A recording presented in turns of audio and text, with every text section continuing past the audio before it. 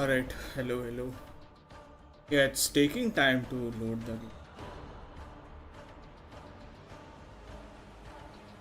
game. I'm still waiting for that.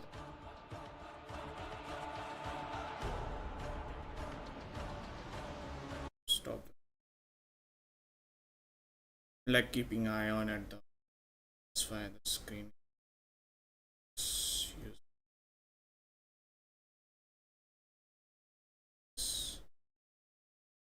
the background. I'll just keep.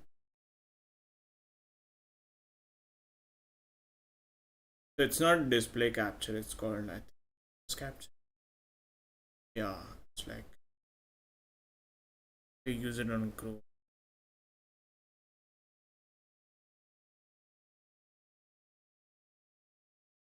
This was figure it out earlier.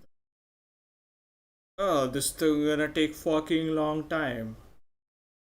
Still optimizing. I don't know why. Taking.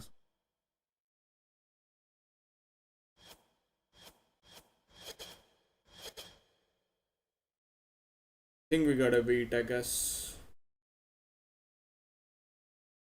I'll be back cause have like keep an eye on it though. It's still low game, it's still loading.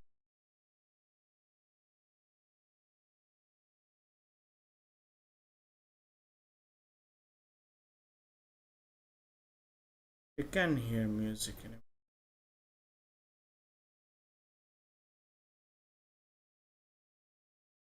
I have to add it all.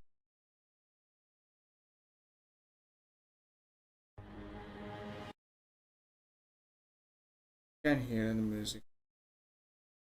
So it's still on optim, so it's gonna take time. I think might take like the 10 20 minutes or maybe an hour. I don't know. I'll be back. Let's get some water because we are here gonna be like. I was thinking of starting earlier. Not gonna happen. Still not there. I think they're gonna be here soon. After 37 minutes. That's what timer is. Here's a detail. Start on.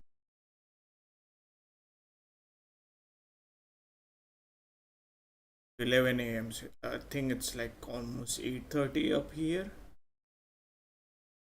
Schedule.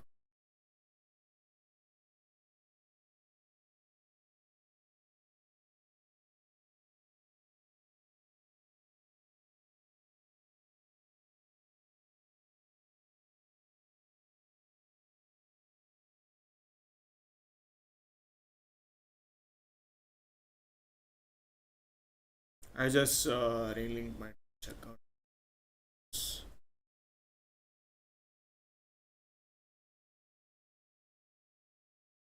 12%. We're gonna hear for.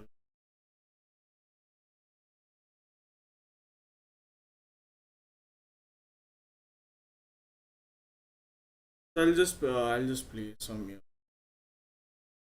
Keep it on back. And go get some more.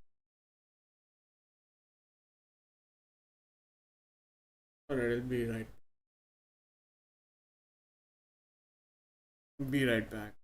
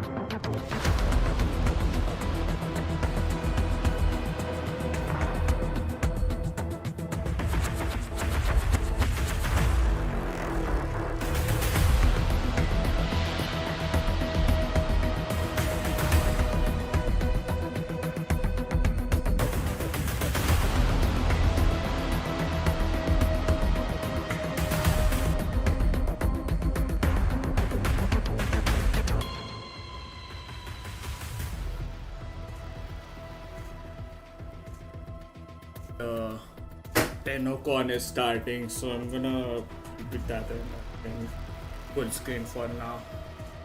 Or I can do this to avoid ads for now.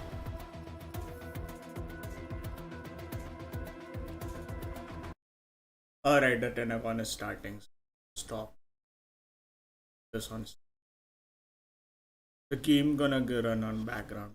Still updating. Still gonna take a while.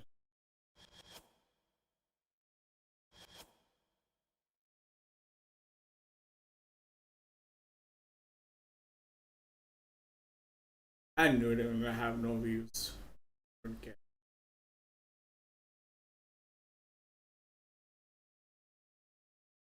I don't care.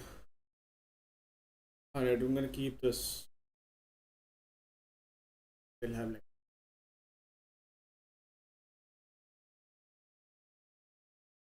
I'll try to turn it off the game, so I'll just move. I don't know. It's on standby.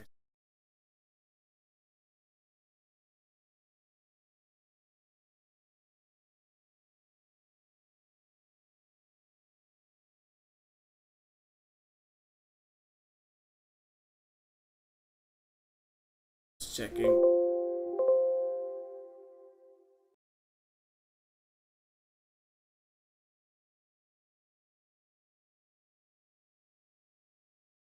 Let me.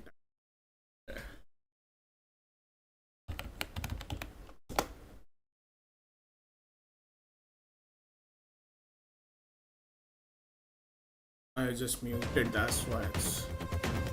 I was wondering what's the.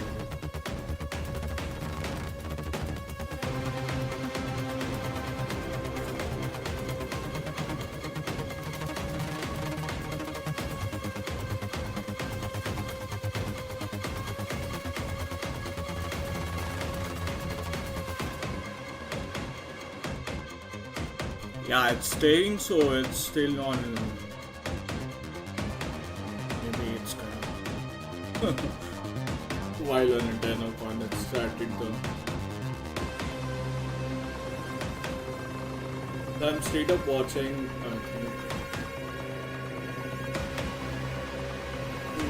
It's gonna start in 11. It's gonna be like 8.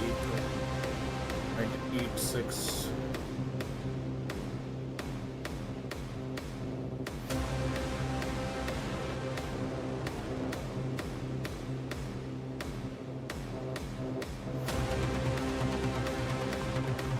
Glad you can. Didn't know about this setting. Windows tab. I used to.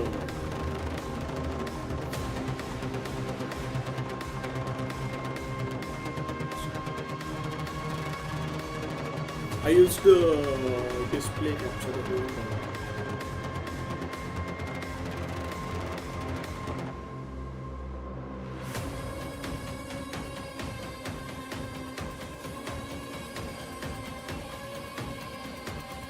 It's still on. Oh my goodness. I'll be back on this.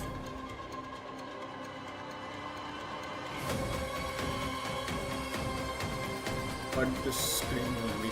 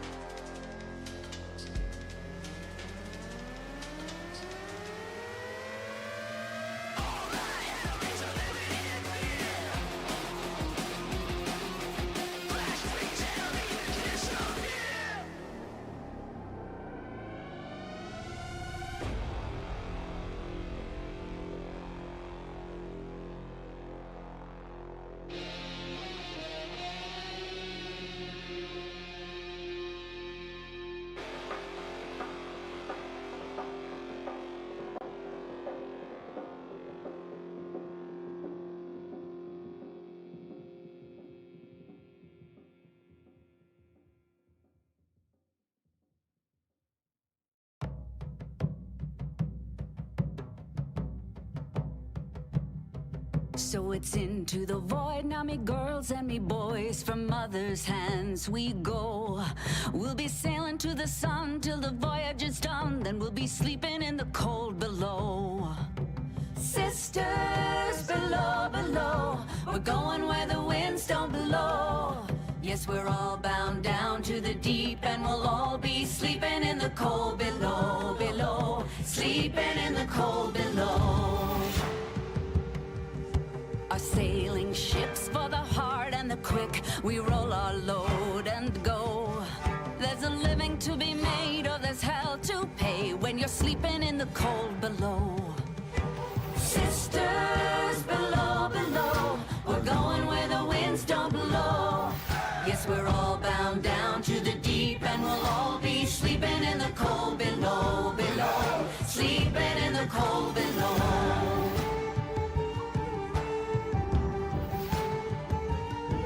There's a man on high with the devil in his eye and a golden hand, I'm told.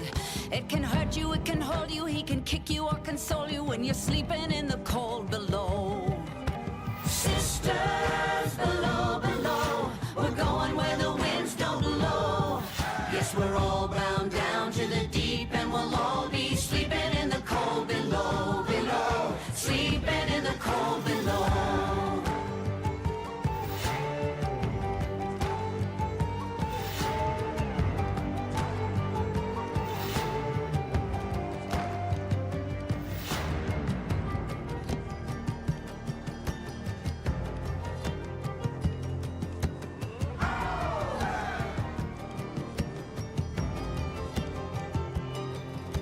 Sisters, you so wise and true, when it's my time to go, won't you lay me down under granum crowns, and I'll be sleeping in the cold below, below, sleeping in the cold below. Sisters below, below, we're going where the winds don't blow. Yes, we're all bound down to the deep, and we'll all be sleeping in the cold. Sisters below, below, we're going where the winds don't blow. Yes, we're all bound down to the deep, and we'll all be sleeping in the cold below, below, sleeping in the cold below, below, sleeping in the cold below. Today we sail on the solar rail, for there's much we just don't know. So farewell with a kiss, then it's fast for the mist, till we're all sleeping in the cold below.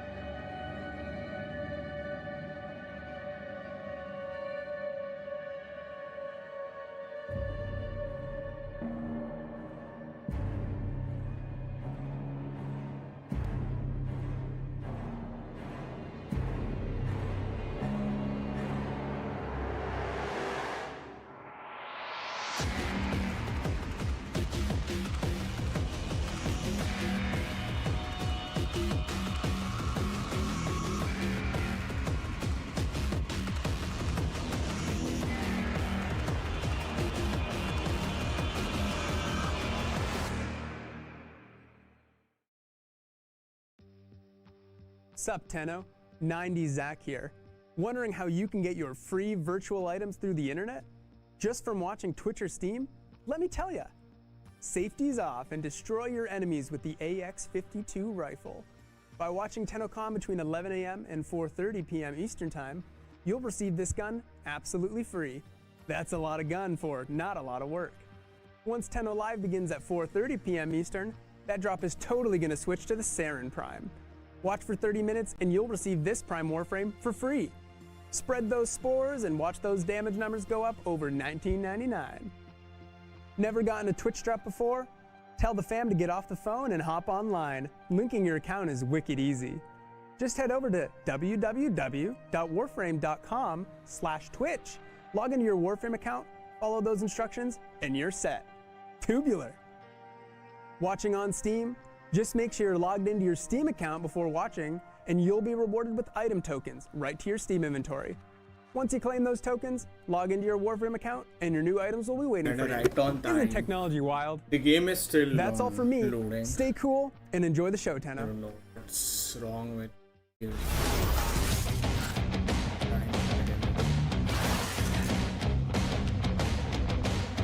At least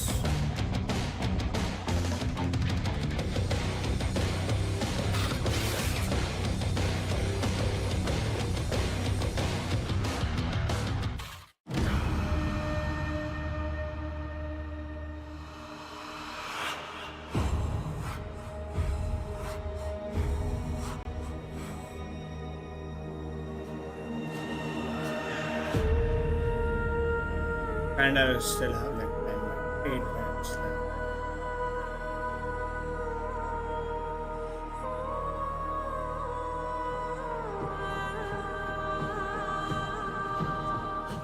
And I'm kind of excited about the from the comfort of your own Souls home? Enter Glow Video. We've got new releases, video games, equipment, Kind of excited about and with the over Souls 2,000 games. titles, you can be sure to take home exactly what you came for. Rent 5 videos, take the 6th one home for free. Only at Glow Video.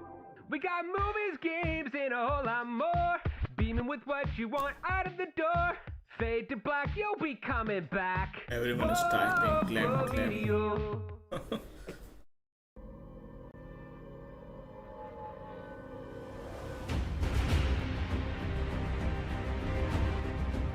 This is so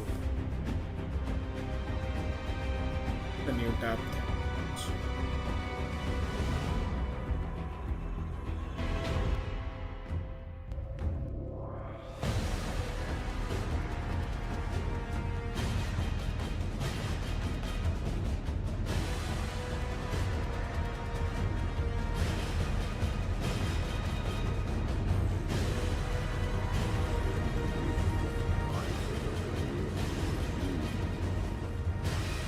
You are late.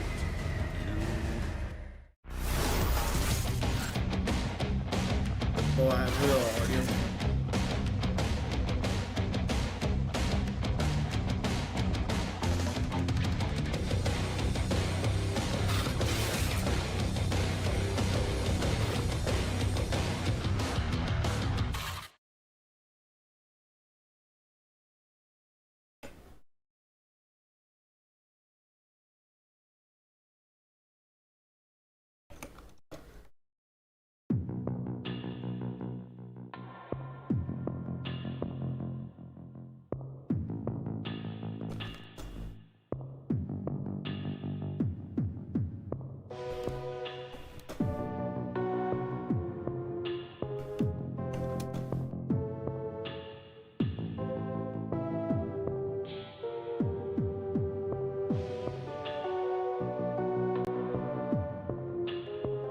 Yeah, it took so long.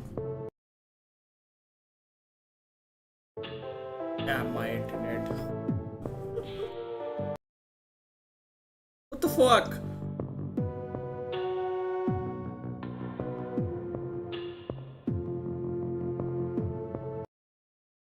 See, it's gonna. Oh my goodness.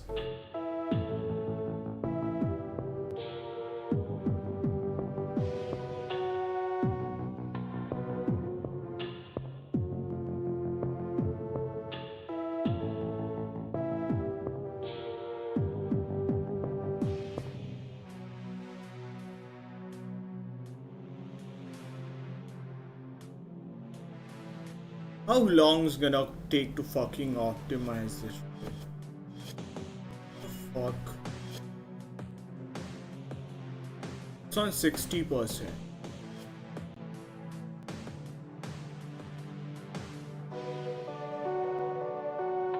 Maybe about the Warframe.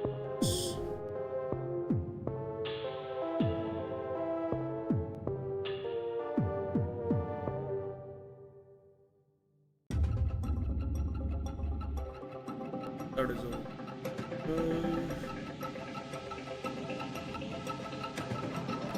That's great, I got.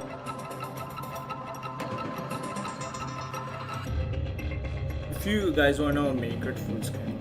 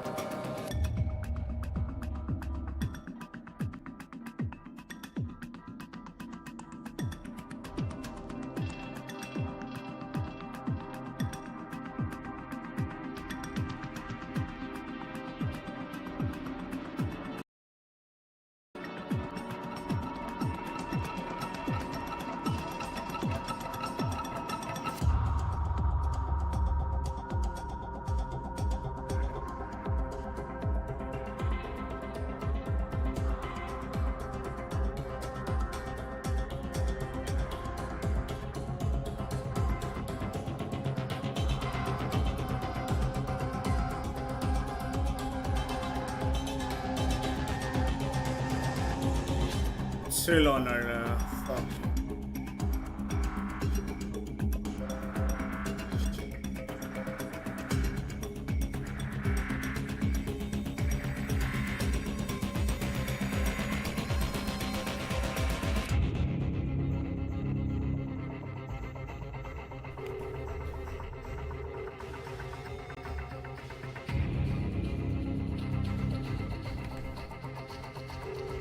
Let's go.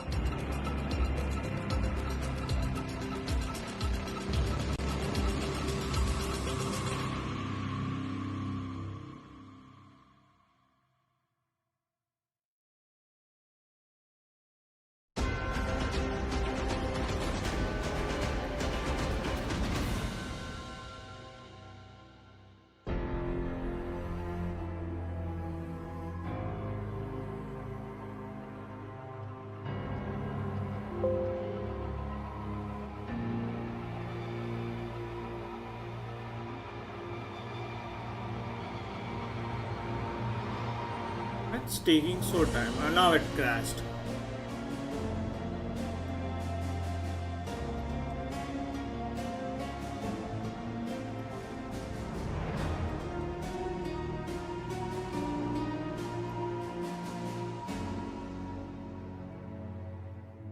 I think it's verifying now.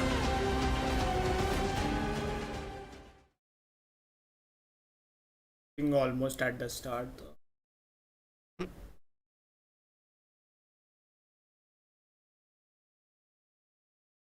I think this one might be a recorded one.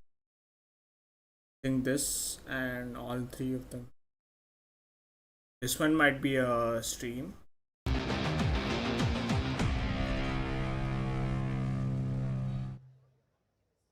Not a lot of people though. Hi! Hi! Hello! Hi everyone. It's hello. kinda right hello, on time, though. bonjour.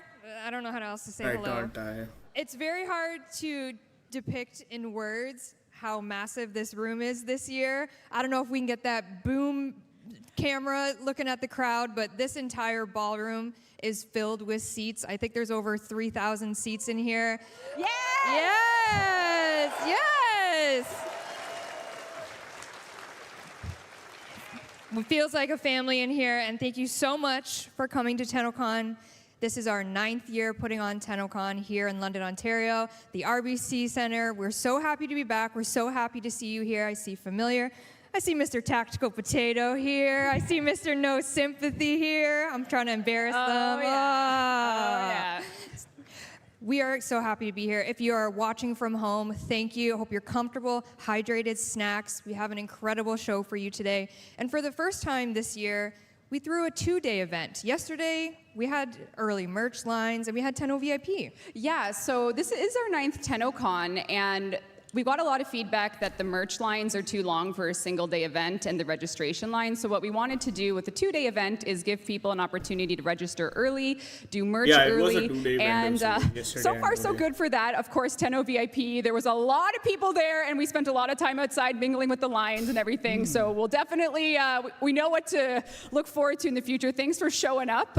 Hopefully you got merch and registration done yesterday, and if you didn't, there will be less of a line today. So that was the goal, less lines today for all of you, and honestly, filling the ballroom entirely with seating, because what we've learned is that people really want to sit and watch the main stage panels, and we used to only do half of the convention center for that. So this year we did the full thing and moved the rest of the convention around everything else. So that's how this year's Tenno Con is going. Yeah, so when Oh, Tenno it Live started, happens, everyone should have a seat in here, be able to see it. There's 3 massive screens in this room, Watch so we it, can't wait to watch show it, that to man. you. But how about we start with a little bit of housekeeping? Wouldn't that be so fun? It's so Oh classic. my God. Yeah. Okay.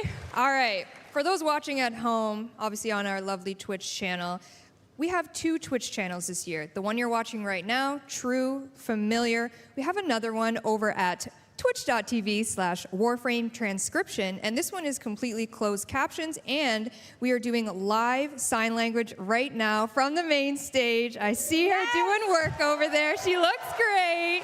Give herself a compliment. Yes. So if you prefer that, you need that for watching Tenno Con, you can absolutely check out that Twitch channel. Twitch drops, of course, do apply over Oh, there. that's the So we thing got this for- channel and then the transcription channel for you for accessibility. Absolutely, and thank you to our wonderful accessibility team Yes. for putting all this together. They're here all day. We appreciate Our you. first ever signed event for Tenno Con, so this is a huge milestone. It is. Can't wait for the reviews to be. And speaking of Twitch drops, our Twitch drops today for Tenno Con. So for this panel, the start of the day until 4:30 when Tenno Live starts, you're going to get yourself the AX-52, which is a brand new rifle. You're going to be able to get it in-game and play it while you're watching Tenno Con, perhaps. Yep, maybe Check like it out. 9 formas by the time Ooh. Tenno Live hits. Yeah, let's see who can get 100 forma by 4. I'm kidding. Oh my Don't do that. God. I'm kidding. I'm totally kidding. Don't do that. Someone's gonna do it. I know. I shouldn't have said that. No Sympathy's here, though, so he can't do it. I'm just saying. I'm just saying. And then, as I mentioned, at 4:30, the Twitch drop changes over to Saren Prime. So you're going to get yourself a Saren Prime, potato and all, slot and all. This also applies to Steam drops. So I if think you're it's gonna be online slot for watching me. on Steam, you can Because I get these already have drops as Saren well. Prime. And same as last year, if you're here with us in the audience, you will have an email waiting for you with a code to these Twitch drops. So you don't have to be sitting on your phone, but you can be. I see people double dipping. I see you. I see my you. God. That's all right. You got to do what you got to do. We appreciate it. Oh, you're welcome. And then Barraketeer Relay for our digital ticket It's holders. live right now. Confirmed on our communications. I have Twitch chat open and our live ops open. We have, let's see, Barrow Con Tenno Relay is live. Seeing people in chat saying they got kicked out of the relay. That wasn't me. Barrow, we can blame Barrow Yep. for that. We'll keep an eye on it, but he is live and he has everything he has ever sold and he is ready for you. He's here until my notes say July 27th, so he's here for a long time. So our friends here in the audience, they can't get in Barrow right now unless you have Warframe on your phone, your iOS devices. I don't know, wink. Oh, there you go. You can check out Barrow and get everything he has ever sold. You can still get digital packs as well if you want to partake in that and be kitted out like Excalibur here. Yeah, and just to repeat, if our servers are starting to feel the force of Tenno Con, Barrow's around for 7 days, so just sit tight. Barrow's here, and he'll be here selling his wares. All right, one very important thing about Tenno Con, every single year that we have been able to do, literally because of all of you here, all of you at home, doing the digital packs, is a charity component to Tenno Con. And this year, we were able to support 2 organizations. We have Sick Kids and Able Gamers. Let's give it a round.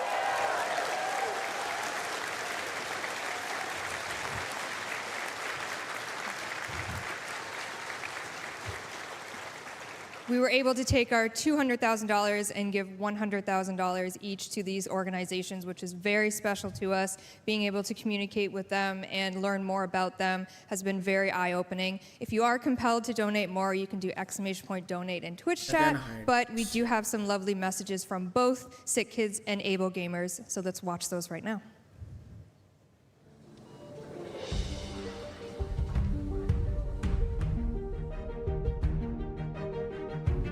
Oh, now I can play that. Now I can fucking get into the game. Precision Child Health is not let's just a go. shift in care, it's a transformative leap. It's the end of one-size-fits-all medicine.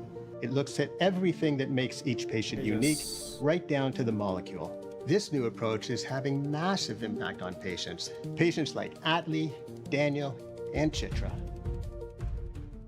Thanks to monthly donors like you, we will be able to diagnose faster, predict better, treat smarter, and one day even stop illness before it starts. And with that, we will be able to save even more lives than ever.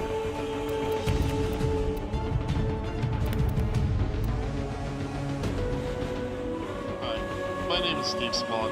I am the Senior Director of Business Development here at Able Gamers.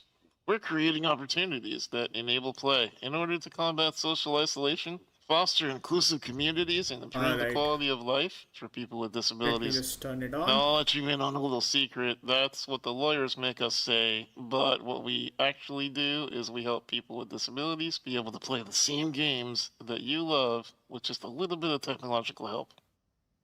Thanks to our friends over at Tenno Con for inviting us here today to participate in the celebration of games, the environments that we all love and that's enjoy. besides it. But you know what makes those environments amazing? People like you and me getting to connect. Who here hasn't had a moment where you got to hang out with your friends and make a lasting relationship thanks to the video game worlds that we all love? Well, sometimes disabled gamers, they're not able to participate in those worlds without a little bit of technological help. So we bring people into our headquarters.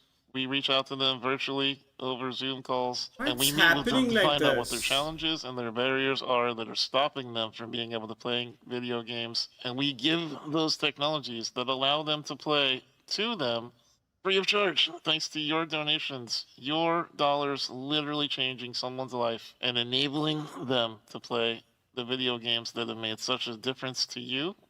Now they can make a big difference to Holy. them too. Thank you so much for inviting us out, Tenno Con. We appreciate you. Every single day, Able Gamers is out there trying to make the world a little bit better place, and it's only thanks to your help that we're able to do that.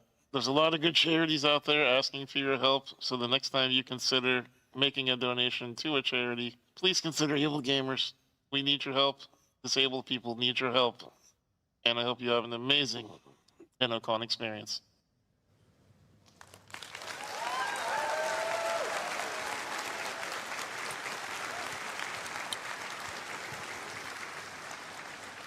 So grateful for those charities and for everyone here for allowing us to continue the 9th year of a charity event for Tenno Con. So deeply appreciated by All us. from you, so thank you.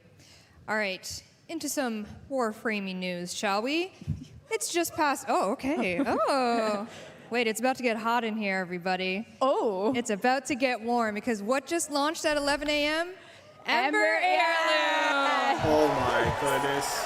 Yes. Yes, finally.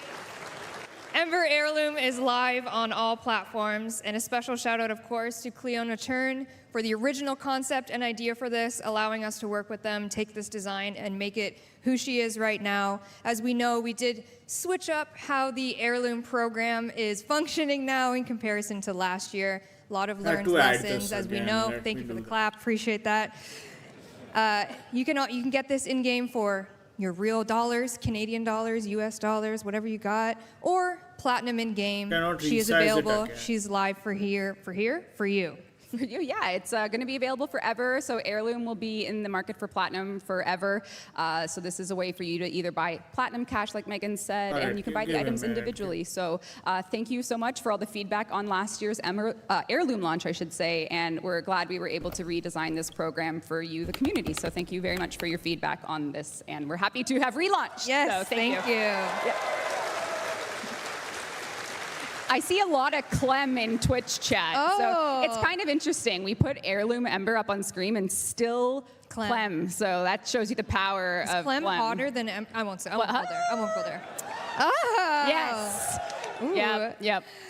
And just a little tidbit. All right. If you tune All right, into the fuck art it. panel on this stage, you might find out the next Heirloom. You Yes. didn't hear from me. You didn't hear from me. You Yeah, didn't hear art from me. panel. Resize it again. So if you're watching at home, that's at 2 p.m., 3 p.m. art panel? The art panel's at 2. 2 p.m. Eastern time. That's when you can find out the next Heirloom. But back to Ember. Also live at 11 a.m. today, I almost said p.m. Warframe Prime Resurgence, Ember Prime, and Rhino Prime are finally back. Sell Glaive Prime stock. Sell Glaive Prime. Never Sell. been cheaper. I don't know. Sell. The stocks are hot. The Glaive market's crashing, everybody. Sell. Ember Prime and Rhino Prime Resurgence. That wasn't me. Sell, Megan. Tell me words. Prime Resurgence is live, so you can get yourself Ember Prime and then maybe Ember Heirloom. It's up to you. I don't tell you what to do. This is all for you. Another piece of Warframe news. On Monday, maybe when you return home from this lovely event, Dog Days will be returning for your summer vibes.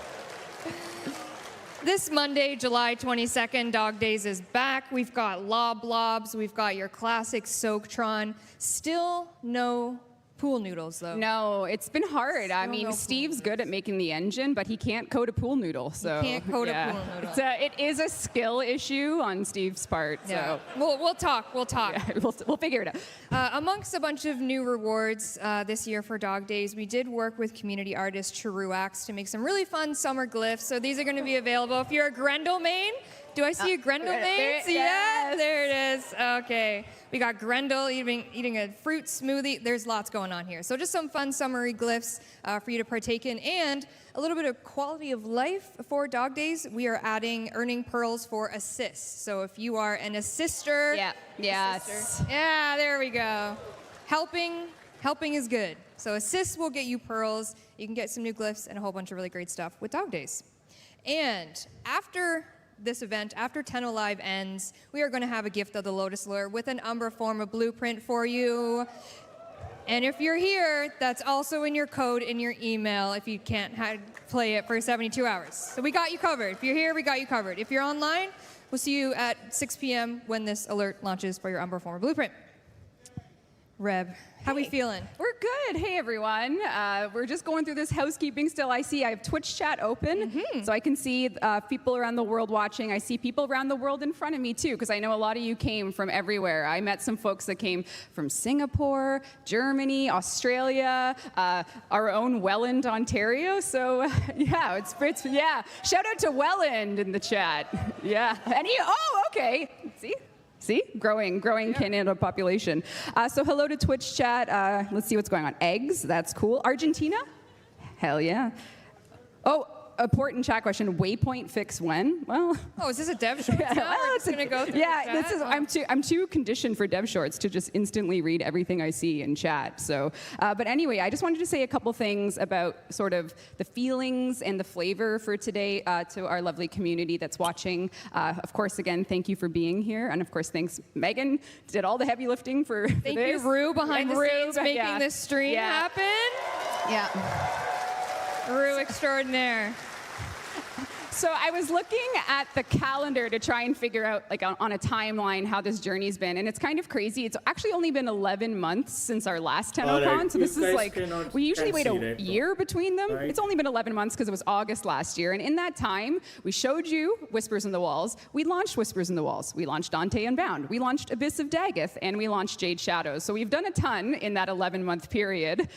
Yeah, so I'm very proud of the team, and I'm grateful that the community has stuck with us for that. And also just, we get to tell you about everything that's coming next. So today is really Yeah, all I've about seen it the proper. world and the places we're going to take Warframe from today on. So thank you for being along for this crazy journey. It means a lot to us as a team, as a community. I really and truly do feel that we are some of the luckiest people in the industry to have a community like the Warframe community. Nothing in my life will ever feel as rewarding as having people to share our journey with as a Alright, development you can team. see it, right? We gotta do some stuff.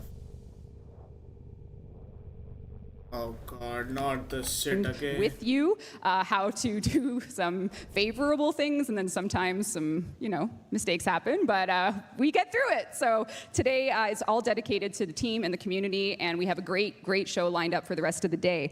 I I'll had open the random stream other thing, notes about facts about Warframe, but I feel like I'm just going to get a little too emotional. But what I will say is, 9 years ago, we had our first TennoCon in 2016, and we only had the budget for this ballroom. So the room you're in now was the only area we had for that TennoCon. And now I think we're about to have our biggest TennoCon ever, and that doesn't happen without hard work with people that are you. So literally, thank you for everything. Thank you for the team for also taking a risk and trying a second game. Making a second game like Soulframe takes a lot of serious commitment to do it all over again, and I want to thank the Warframe team for believing in the new No, I can places we're going, and the practice. Soulframe team for starting over and making a sister project so Warframe isn't an oldie child anymore. It feels good. We got a little brother. We got a little brother, Soulframe. You get to bully them. Oh, there you go. Yeah.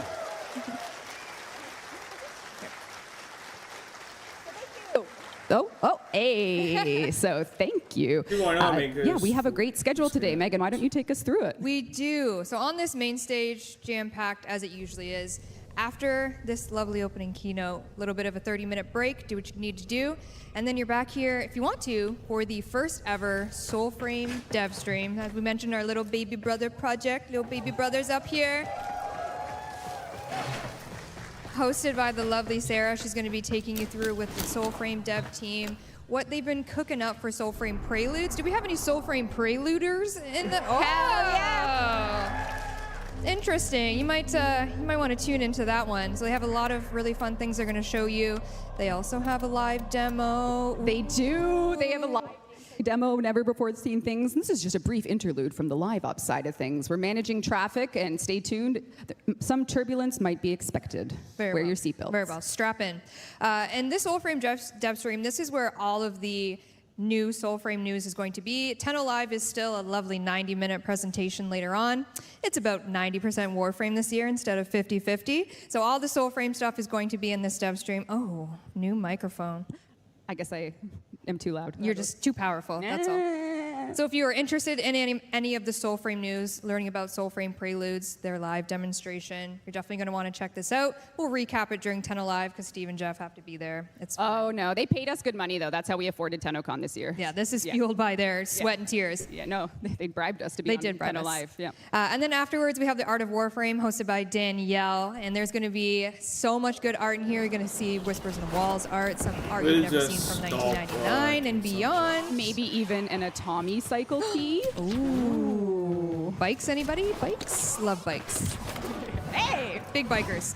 And then after that, we have Sounds of the System hosted by Zach, and he's gonna, yes, give it up for There's Zach McCall. Oh, he's right there. I see him. Honestly, Oh, yeah.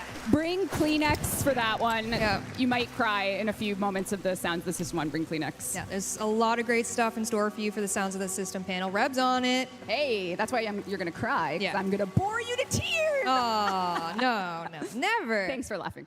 So that's at 2. And then at 3, we have our classic cosplay contest. Very excited for this one. I don't know, has anyone seen any of the cosplay yet walking around? Yeah, Am I right? Yeah. Yeah, it's incredible to see. It'll be all here on the main stage. We have our non-competitive and also our competitive, where someone's going to win $10,000 on this stage. Can I enter cosplaying as a creative director for 2 years? No one's caught on. You could. Sick. You could. You'd win in my heart. Oh. And then at 4:30 is Tenno Live 2024. Like we mentioned, it is a 90-minute presentation. I legitimately think we've been working on this since Tenno Con last year ended. Obviously, we had to get Whispers in the Walls out and everything that came after that, Daggeth, but we knew exactly what this Tenno Con was going to be.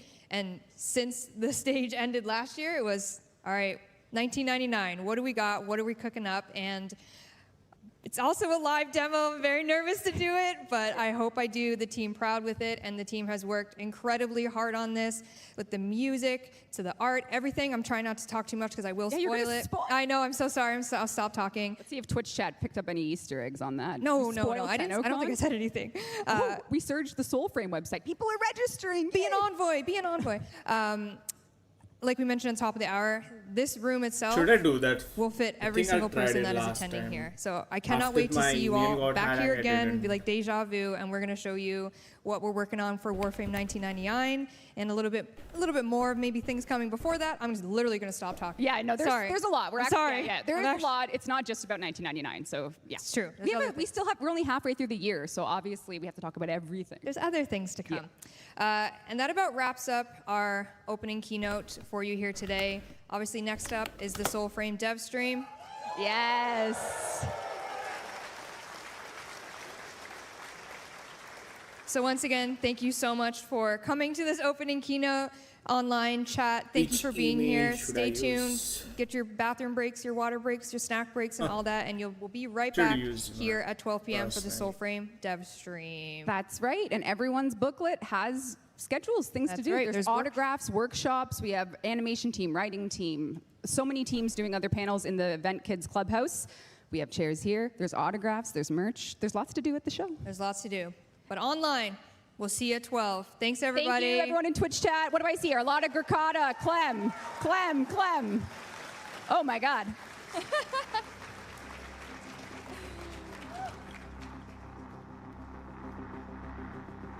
It's huge.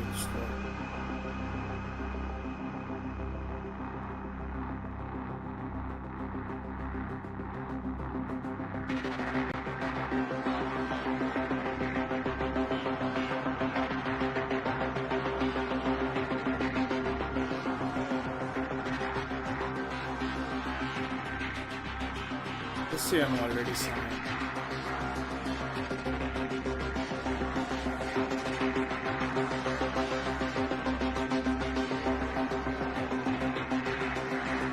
No.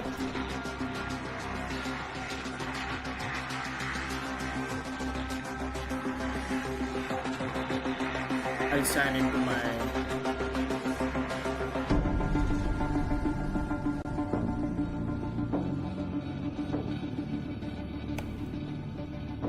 personal email from Sup, Tenno? 90 Zach here. Wondering how you can get your free virtual items through the internet? Just from watching Twitch or Steam? Let me tell ya. Safety's off and destroy your enemies with the AX-52 rifle. By watching Tenno Con between 11 a.m. and It's not 4:30 p.m. working. Eastern Time, you'll receive this gun absolutely free. That's a lot of gun for not a lot of work. Once Tenno Live begins at 4:30 p.m. Eastern, that drop is totally going I to switch to the Saren Prime. different email Watch for address. 30 minutes and you'll receive blank, this so Prime Warframe for I'll free. remember. Spread those spores and watch those damage numbers go up over $19.99. Never gotten a Twitch drop before? Tell the fam to get off the phone and hop online. Linking your account is wicked easy.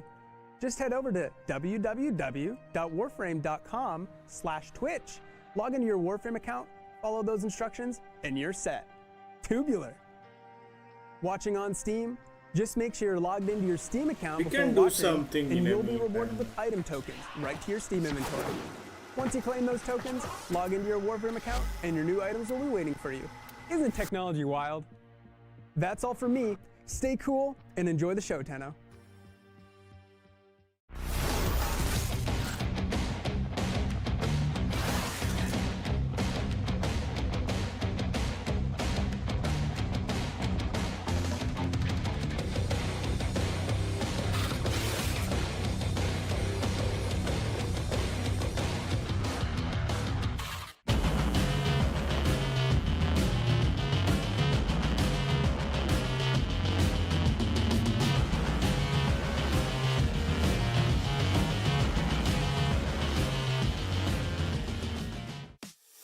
Everybody knows there's nothing like a delicious slice of Big Bites pizza.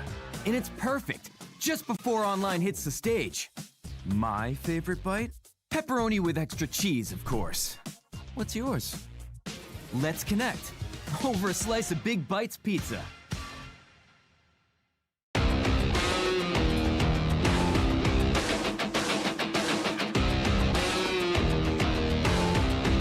It's a nice costume.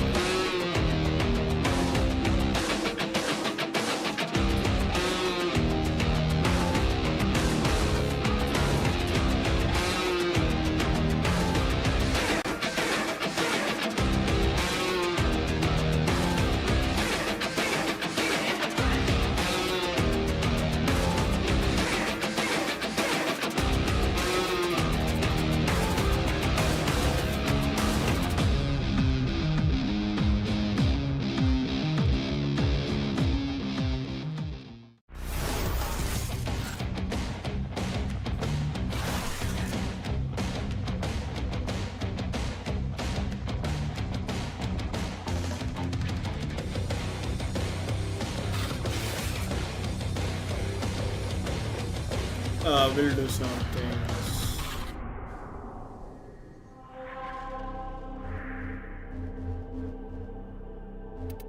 It's like an excavation.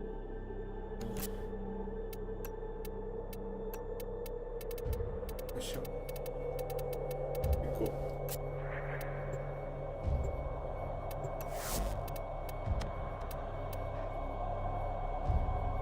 Let's see if anyone is playing right now.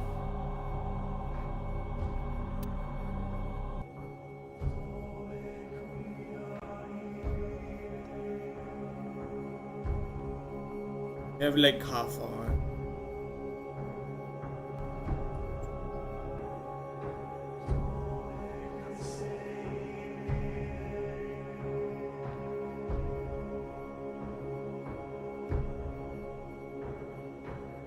I'll just keep it.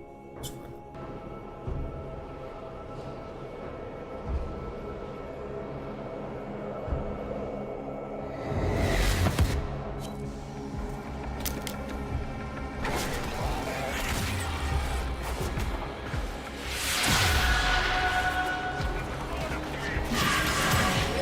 Search of lost artifacts and items buried deep below the surface. The scanner has picked up a target. Go to the dig site.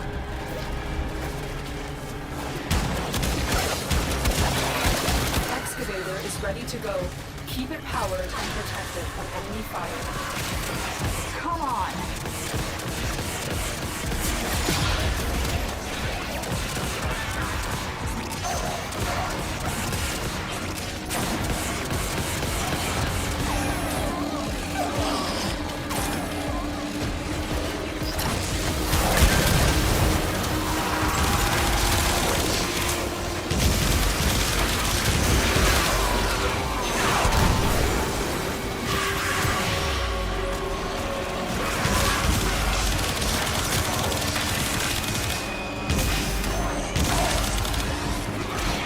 I just made this one.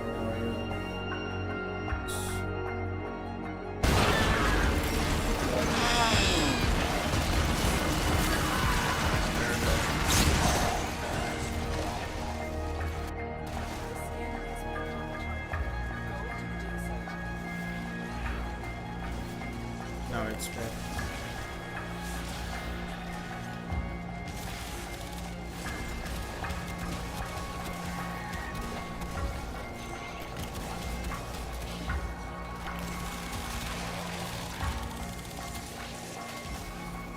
Now you can hear me properly.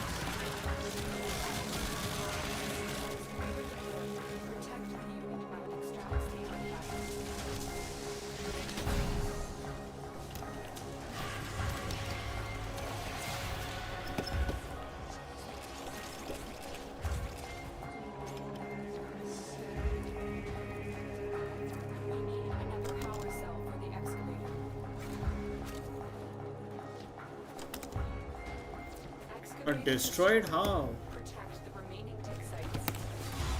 We're here in search of lost artifacts and items buried deep below the surface. The scanner has picked up a target. Go to the dig site.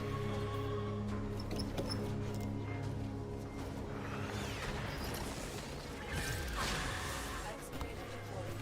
Protect the unit while it extracts the artifact.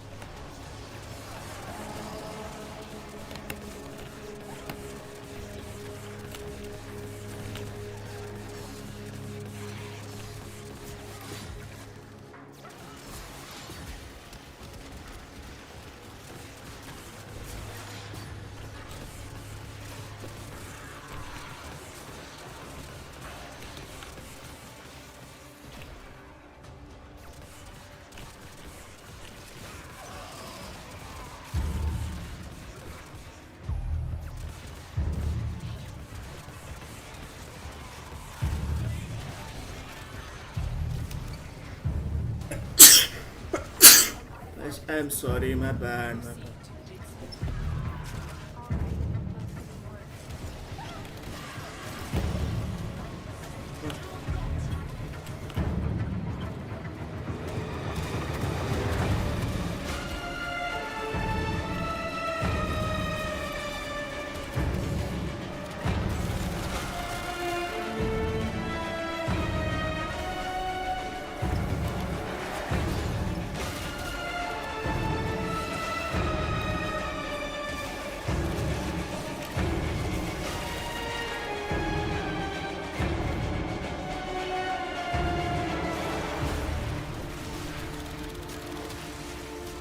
I thought he doesn't attack someone.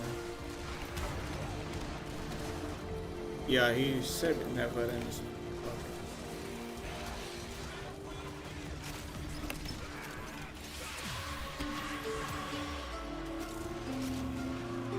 An artifact has been located. Proceed to the dig site. Someone just took it. Is ready to go. Keep it powered and protected from enemy I fire. hope it doesn't like power doesn't go.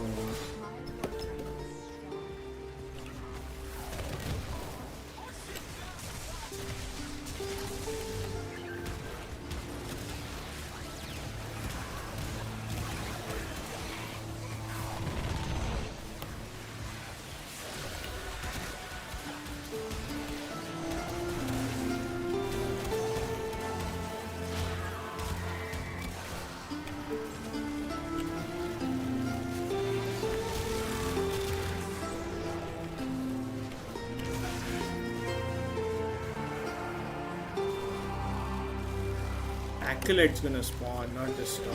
You know the story of this.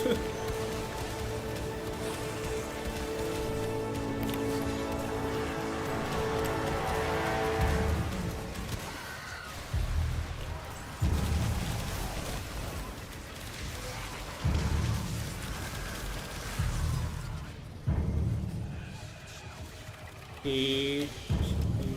Oh my goodness. It's been a so long time I didn't touch this game.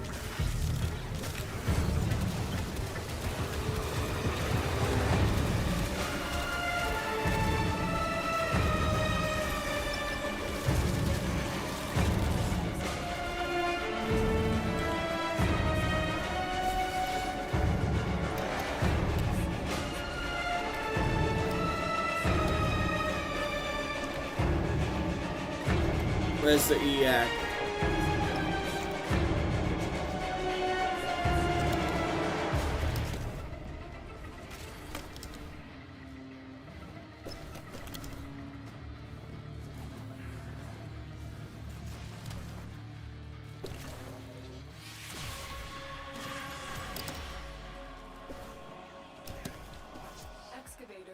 ready to go. Keep it powered and protect it from enemy fire.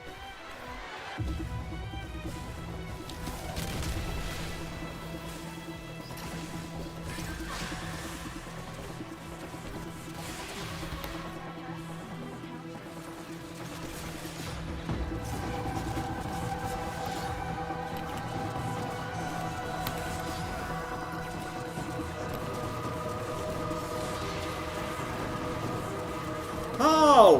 Fucking how it got destroyed so quick.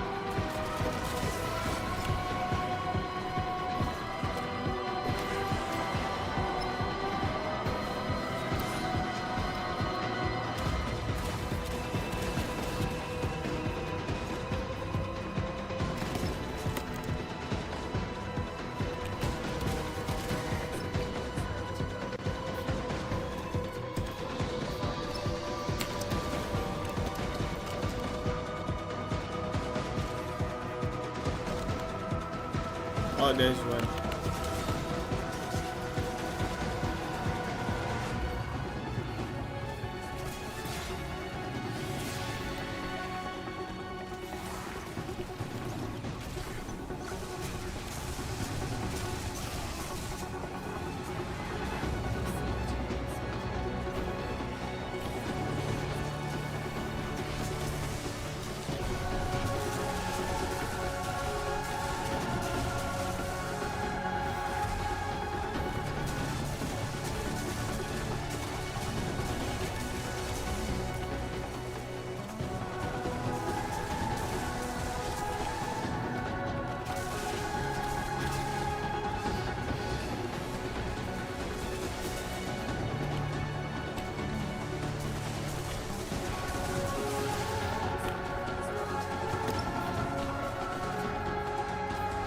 Great.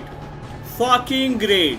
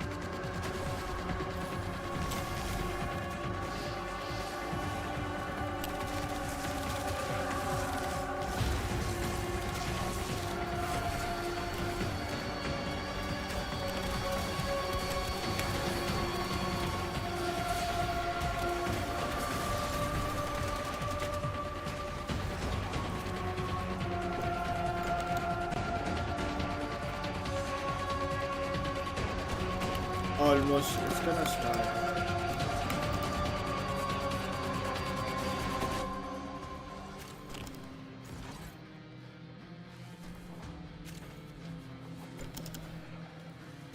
The scanner has picked up a target.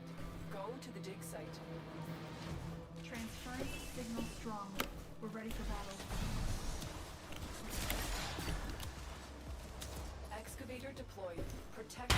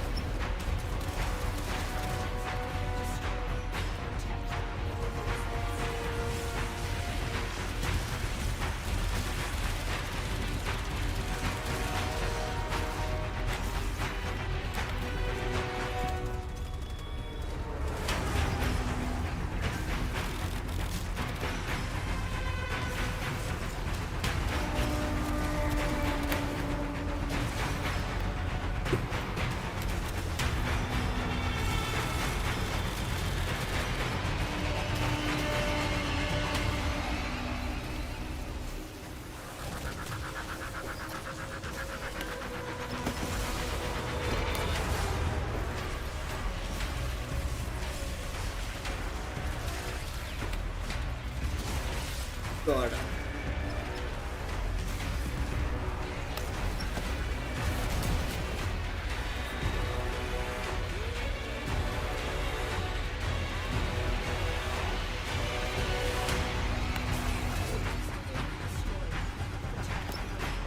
Alright, I think that's good.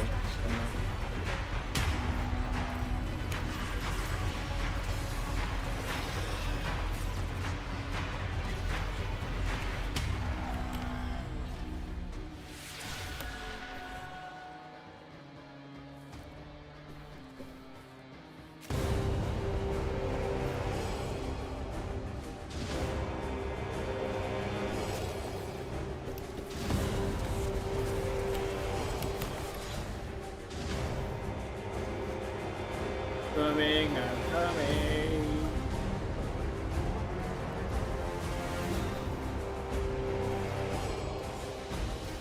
Alright, let's go. Is it going to start?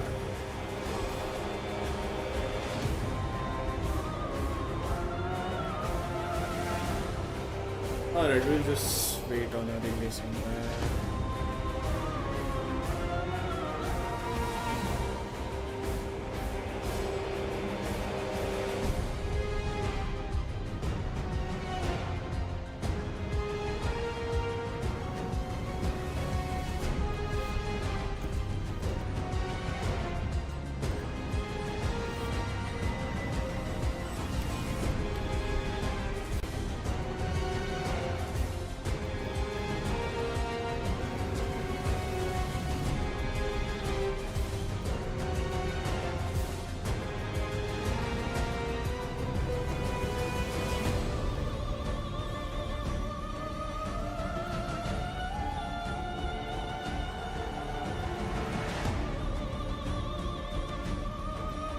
Did I got the gun?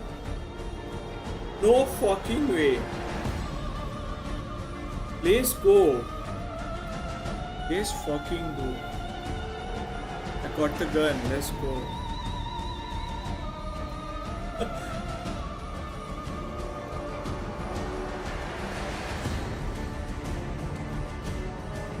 No fucking way I got the new gun. If I go back, I'll get it.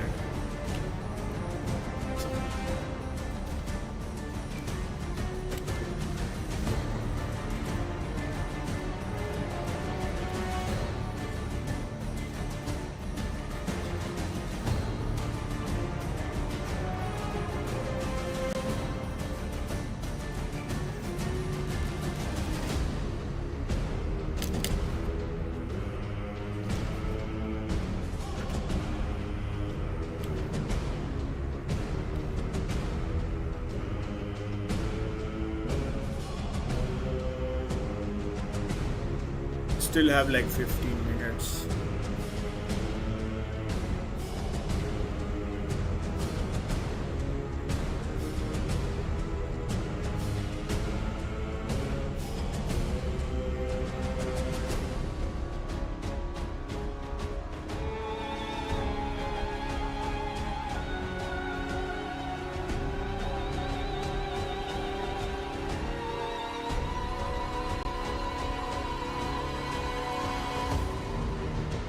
Let's see if we got it.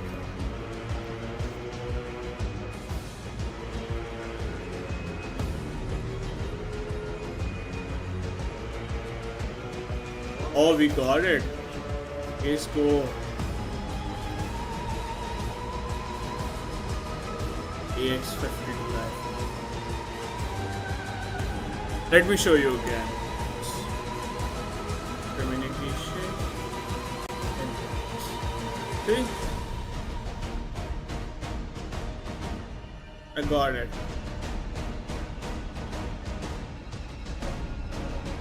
Alright, I'll just adjust the screen. See? Got it.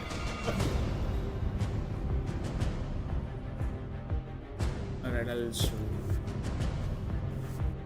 you. Index caliber for this.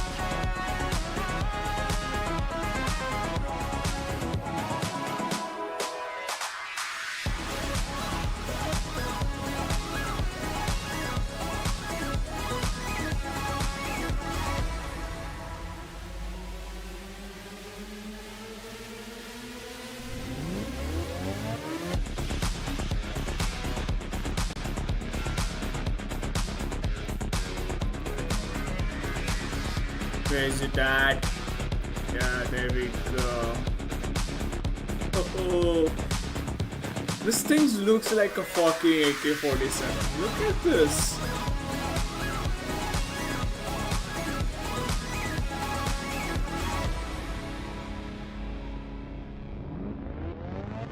Look at this.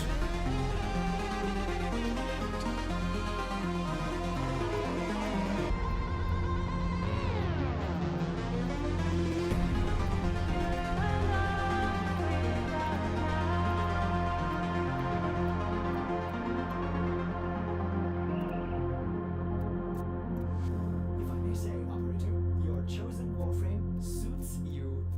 Ha ha.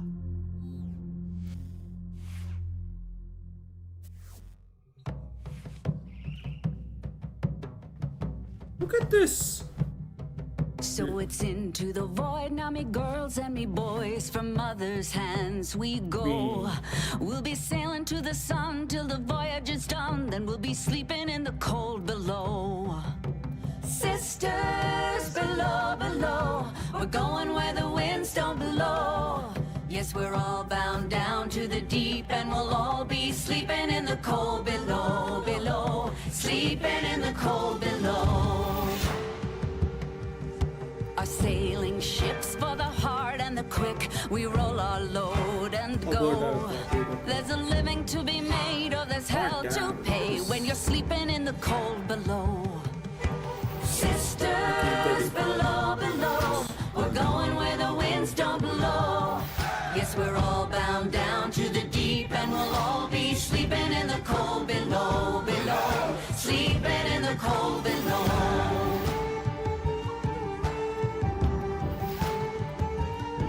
There's a man on high with the devil in his eye and a golden hand, I'm told.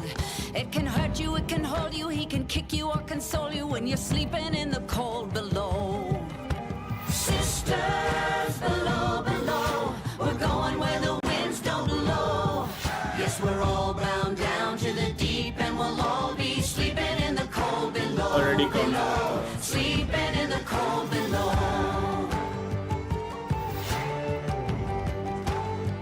All I have to add is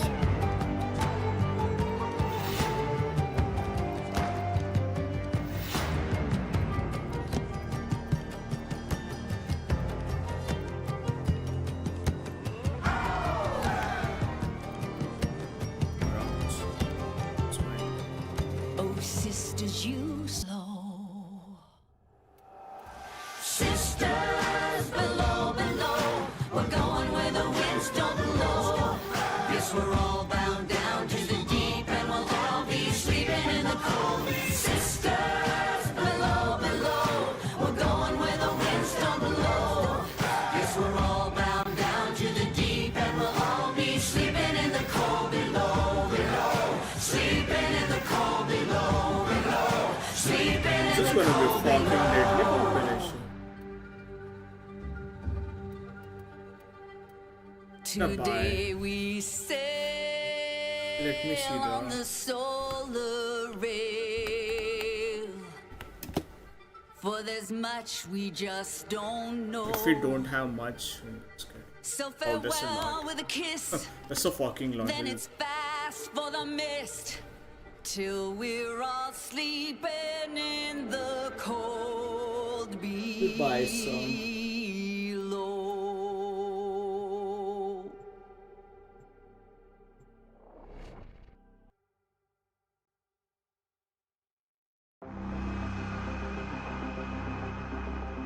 Oh yeah, I remember now. I have like multiple skill on the screen. So,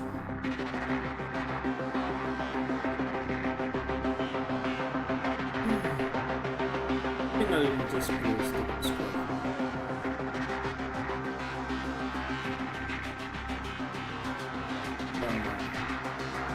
Let's see. I think should I run it on this? Yes, this.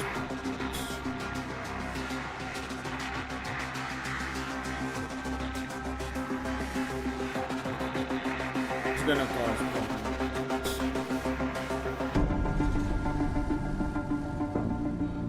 Now we shouldn't have any.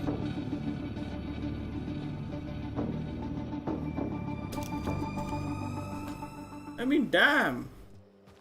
Sup, Tenno? 90 Zach here. Wondering how you can get your free virtual items through the internet? Just from watching Twitch or Steam? Let me tell ya. Safety is Already off got and the destroy your enemies fucking with the her heirloom AX-52 skin rifle. for By Ember. watching Tenno Con between 11 a.m. and 4:30 p.m. Eastern Time, you'll receive this gun absolutely free. Let's check That's a how lot of this gun works. for not a lot of work.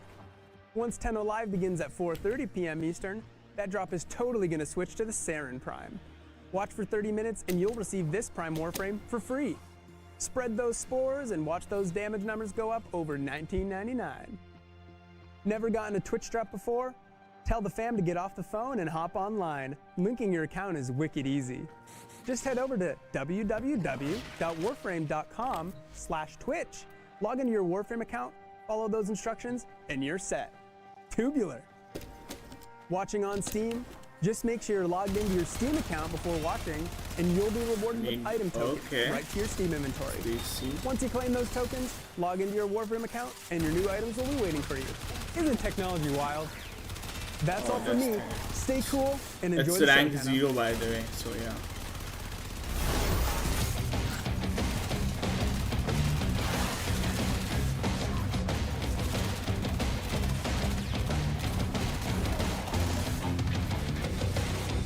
This thing is nuts. The top good recoil on it.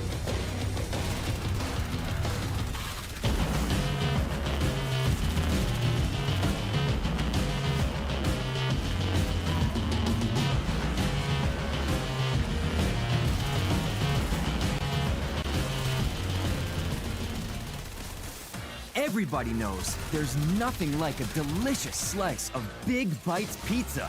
And it's perfect, just before online hits the stage. My favorite bite? Pepperoni with extra cheese, of course. What's the yours? body damage? 800 Let's connect for body and over a slice of Big Bites pizza.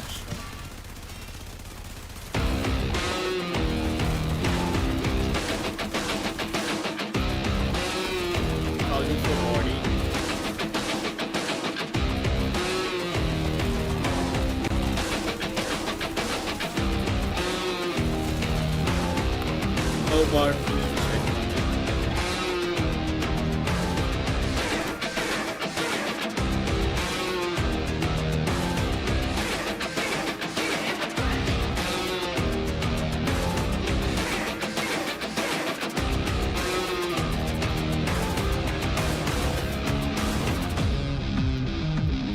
How about I see 40.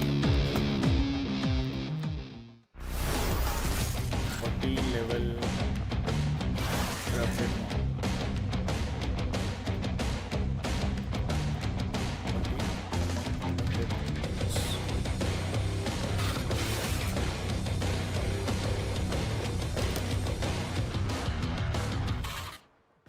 Now let's see. Yeah, this thing's yeah, it's even this is like so good against even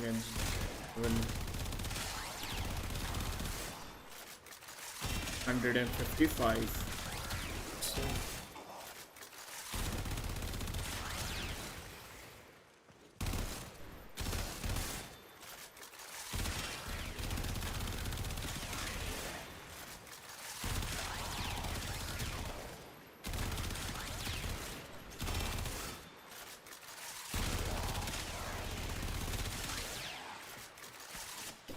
thing is nuts. You know, there's no volume. Like lower down the volume.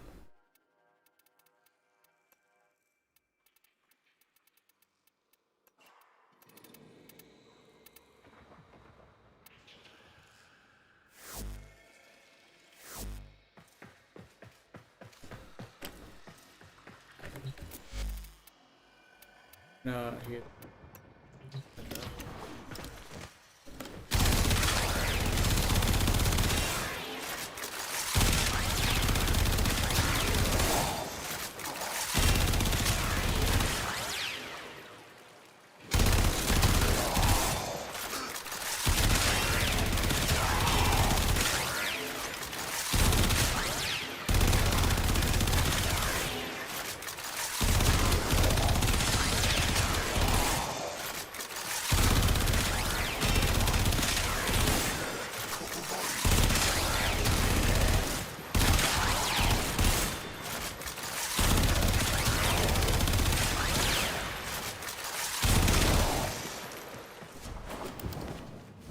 Thing is good though.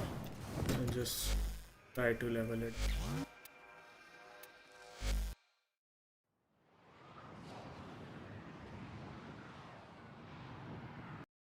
Alright, let's go check. So stream. Almost gonna start.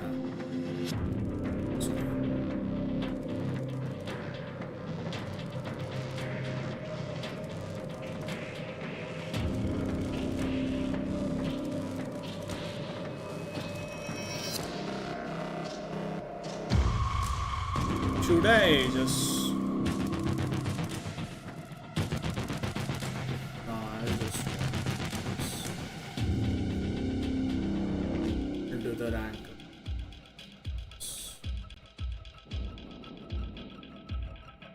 I'll just lower this.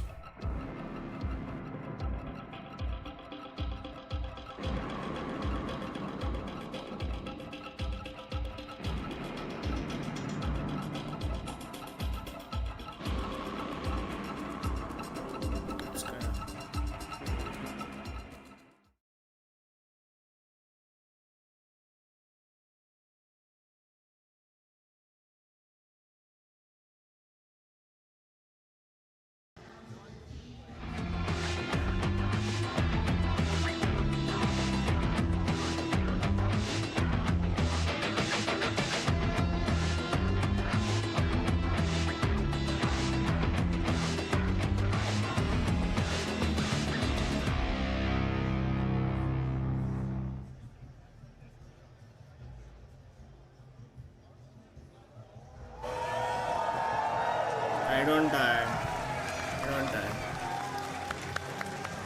I'll just resize it. Are we live? We're live? Yes. Does this work? Hello. Hi, everybody. Hello. Thank you for coming. Rue, are we good on Twitch? Did we see her little Doyen thing already? Oh yeah, that's. Oh yeah, where's our little intro? Got like a cool little hut with like a pink cape thing. All right. Okay. Well, welcome to Tenno Con. Oh wait.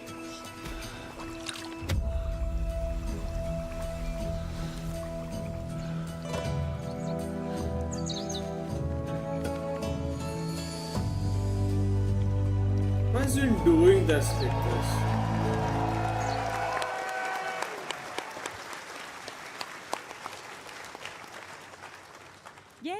Now welcome to Tenno Con.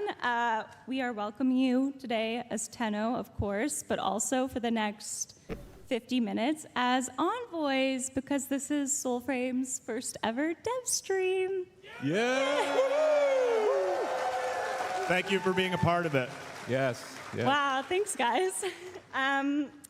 We are going to share what we have been up to thus far in these early days, some of what is to come. But first, as you may see, I brought quite a crew up here. I think this was the max amount they would let me have, but we thought for the first one, let's make it a party. So if you can just go around and say who you are and what you do on Soulframe. Hi, I'm George. I'm the audio director. Thank you. Thank you. A lot of fans. I appreciate it. Thank you. Just yours. Yeah. Hi, I'm Scott, and I the lead designer on Soulframe.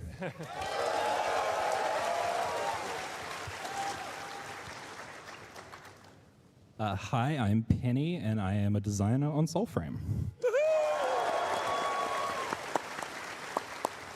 And I'm Sarah, community manager. I may be losing my voice, but nothing was going to stop me from being here. Who are you? Hi, everyone. I'm Jeff. I'm the creative director on Soulframe. He's a creative director. Hi, my name is Rosa, and I'm art director of Soulframe. Hi, I'm Steve. Thank you so much for coming. Thank you for being interested in the game. We love you, appreciate you. And yeah, what are we going to talk about, Sarah? Yeah, so we have a lot to share today. We have some concept art pieces that the lovely Rosa has brought for us to look at. We're going to seek to answer some of our most asked questions, share some development updates, and maybe we're going to have some sneak peeks of what's to come. Actually, not maybe, we are.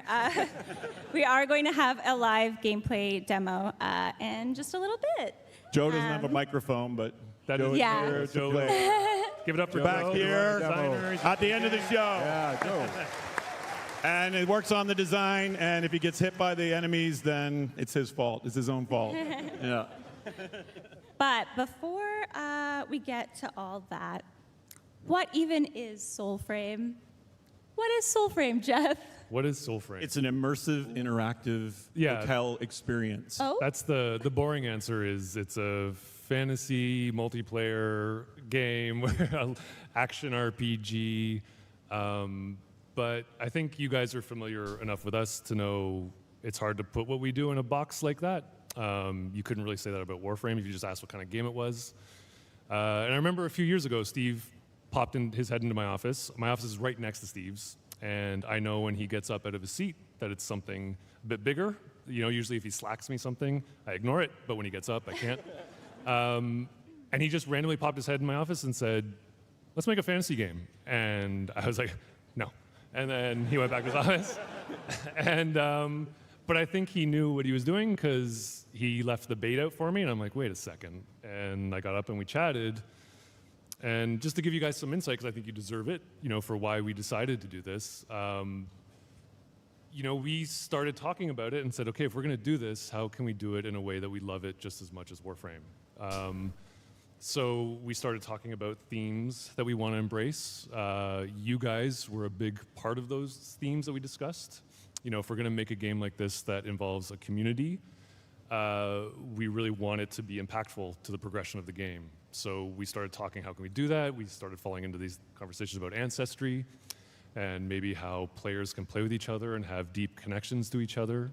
Can we put family trees in the game and maybe how players can, as they progress, can see how they're connected. Maybe that adds perks to their gameplay. And, you know, okay, if this is a fantasy game, there's a lot of tropes in the genre. How can we make it different? Well, let's embrace things we love. So you'll probably see lots of, you know, Ghibli. He said no until I said, we'll make it like Princess Mononoke, It's true, I swear. Yeah. And he's like, oh, yeah, okay, I can do that. And, you know, we decided we really wanted to have you guys, when you play it, be, you know, kind of have a deep role in the progression and change in this world and kind of healing it. So once we said heal it, we're like, oh, okay, let's double down on that. And I think we wanted something optimistic, something that has lots of themes of redemption. And yeah, and I think we kind of fell in love with it. A lot of animals, too.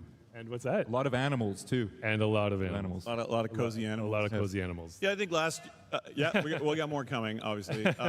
Yeah, I think, I don't know how you guys are all feeling these days, but the world's kind of a cynical place, and you can't really like things without being made fun of, and there's a lot of cynicism around, and I think for me personally, this is kind of like, what if there was a place where like everyone gets a second chance and there's a redemption arc for everyone?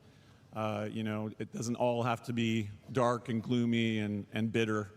And I think that's kind of what really has excited me so far about the preludes that we're doing, which is people are picking up on that tone, that kind of optimistic, really what original fantasy is about, which is this kind of rejection of modernity, rejection of cynicism, and really like believing in magic. So I think that's kind of how we're approaching it, at least from the heart side. Yeah.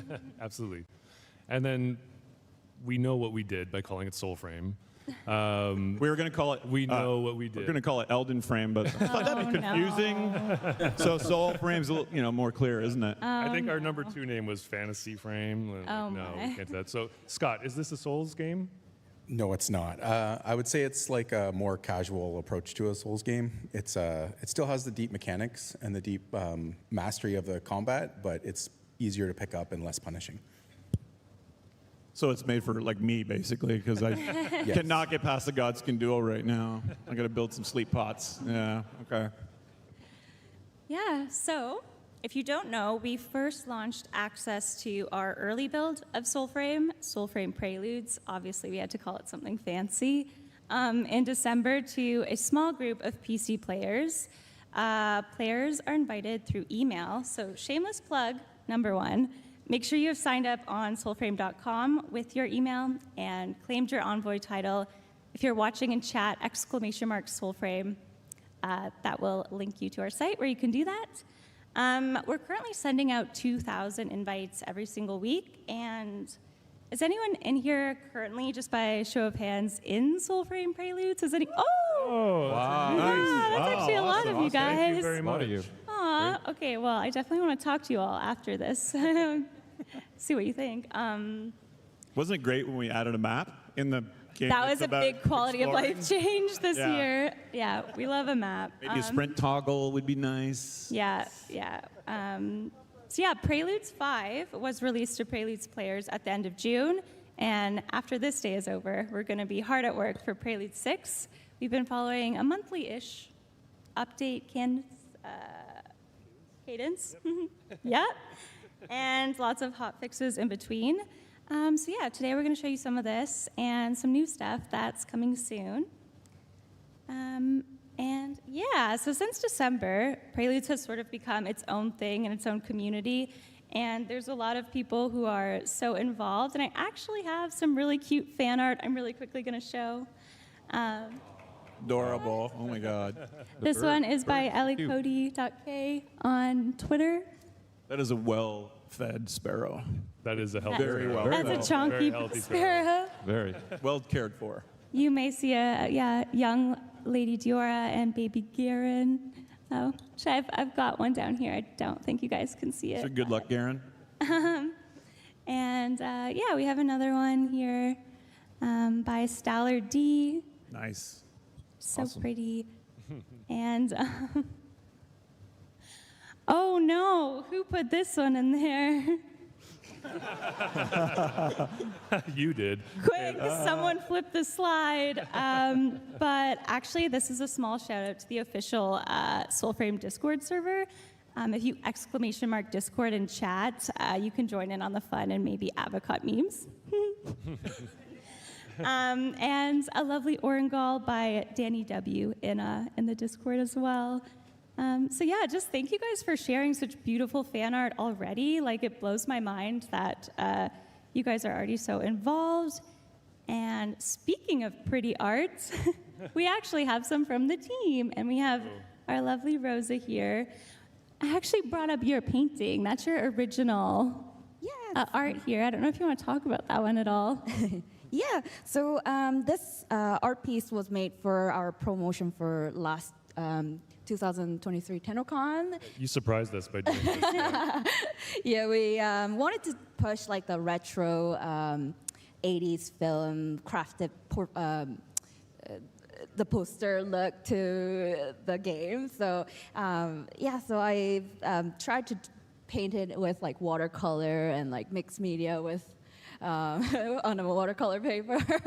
And it took me few days. It's stunning. We finally got it framed. It used to be all like taped up in Jeff's And office, so now beautiful. it has You the stole home it. it deserves. Yep. Yeah. So the Tenno Con last year we introduced Garen Root Fable. So I incorporated the two versions of the Garen and a few ancestors and our star avocado into the painting. So yeah.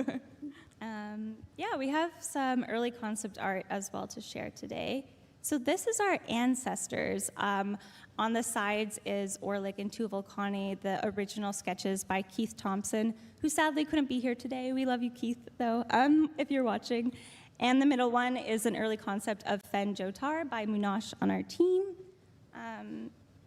Scott, Penny, what are ancestors?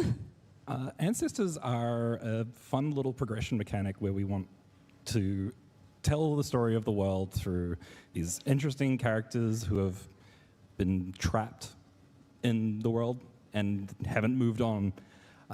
You will meet them throughout the world as you explore. As we said, this is Orlick, Fen Jotar, and Tolbukane. They're all representations of our sort of meta systems like crafting, or modding and stuff like that. So we'll see a little bit more of them later on, but I'm sure if you've played Preludes, you'll have hopefully, fingers crossed, met at least Tolbukane and Orlick. If you haven't, I'm sorry. Yeah. You'll hear us talk about ancestors a lot, but this is just a way for us to kind of hopefully add a bit more thematic progression to the game to reinforce the world. Yeah, and the idea is anytime we add like a cool new meta system to the game, we're going to show one at the end of the show, Verminia, that it would come with an ancestor that's distantly related to you, and they have some kind of problem, why they haven't kind of moved on to this sort of rings of the moon, which represents heaven in the game, and hopefully you help them with that, and that's kind of a key element to stuff like crafting and upgrading your gear and learning the histories of the world. So it's kind of builds out your village in the Nightfold that we'll also show.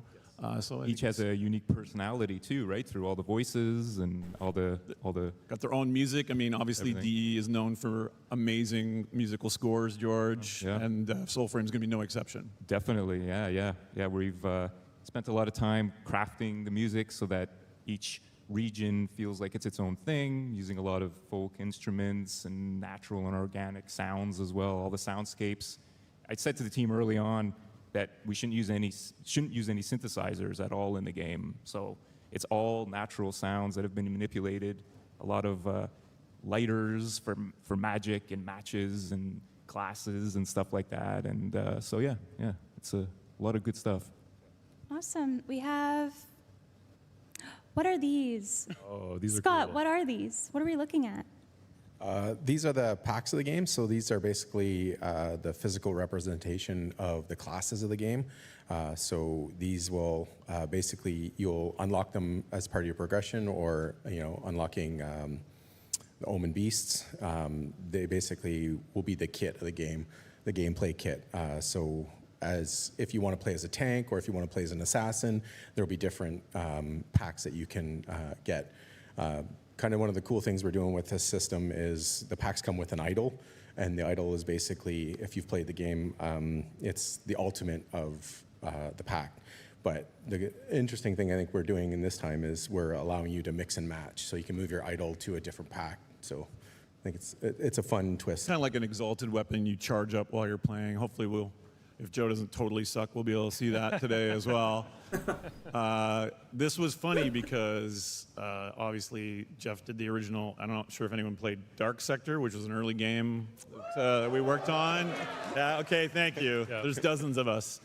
And I had to laugh because Jeff's like, oh yeah, and then your arm is like all cursed and stuff. And it's like, Well, and you that's- can't help I think- yourself. I think again, talking about why we decided to do Soulframe and speaking to the depths of our creativity, we're like, Yeah, we just did the same thing We need a again. magic arm, that's what the game needs. Every game needs a magic arm. a magic arm, and so yeah, the cool thing about these two is it kind of reinforces your role as a healer. The ones that you get from the animals, like the Omen Beasts, we're calling them, which we demoed last year with Garen. This is what you get rewarded with. is the kind of new kit that they give you. But you'll see the armored one and the one that looks a bit cursed. Those represent kind of the antagonist factions of the world. So Yeah, that was one of the questions we got last year. Was like, is there?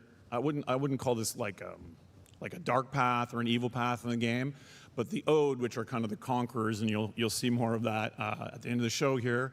There is this kind of progression amongst their kind of corrupted, polluted technology. If you're kind of into that, and you want to get your edgelord on in Soulframe, you can. So there's some really great choices there. Yeah, and we're hoping to make those choices a bit meaningful on the player.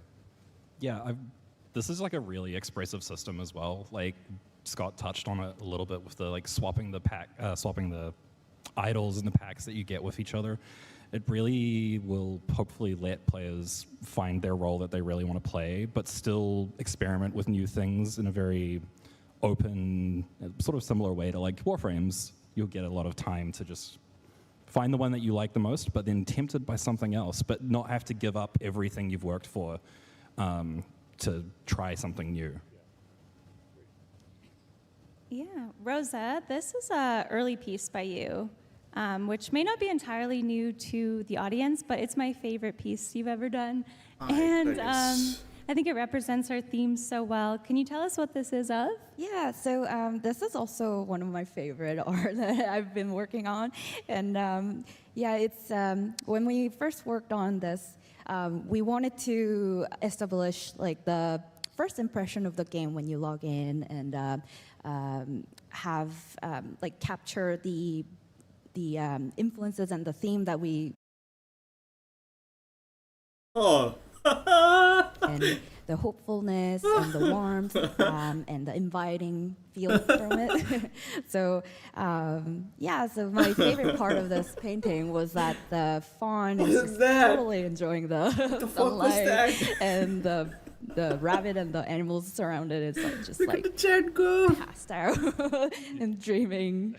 I want to say They almost screwed up it's the so stream, inspiring though. to see these artworks, right? It's just, it creates all these sounds in your mind, and we went out and did a lot of field recording, actually. That's a The game nice is known as save, by the Forest way, City, whoever so did that. You'll hear a lot of the Forest City in Soulframe, a lot of natural environments and streams and forests and It's a all nice that kind of save, by stuff, the which, way, yeah, whoever it's great did for us, that.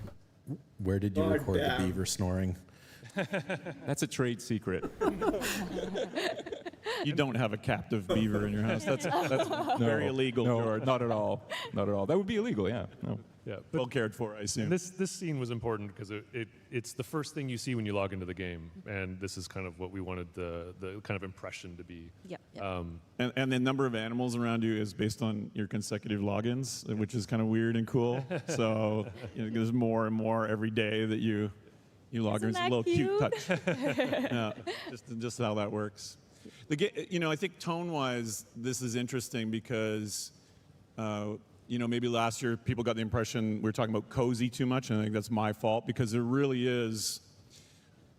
I think what it needs is these cozy elements balanced with the suspense and the danger. So we're not making promises that this is like Stardew Valley, and I think you're going to see stuff in the demo that are like that's actually legitimately scary. But then there's moments of levity, and there's moments of softness. And peace and connection. So it isn't just one note. It's going to be kind of this ebb and flow. So I wanted to warn you that there's kind of a bit of scary stuff in the demo.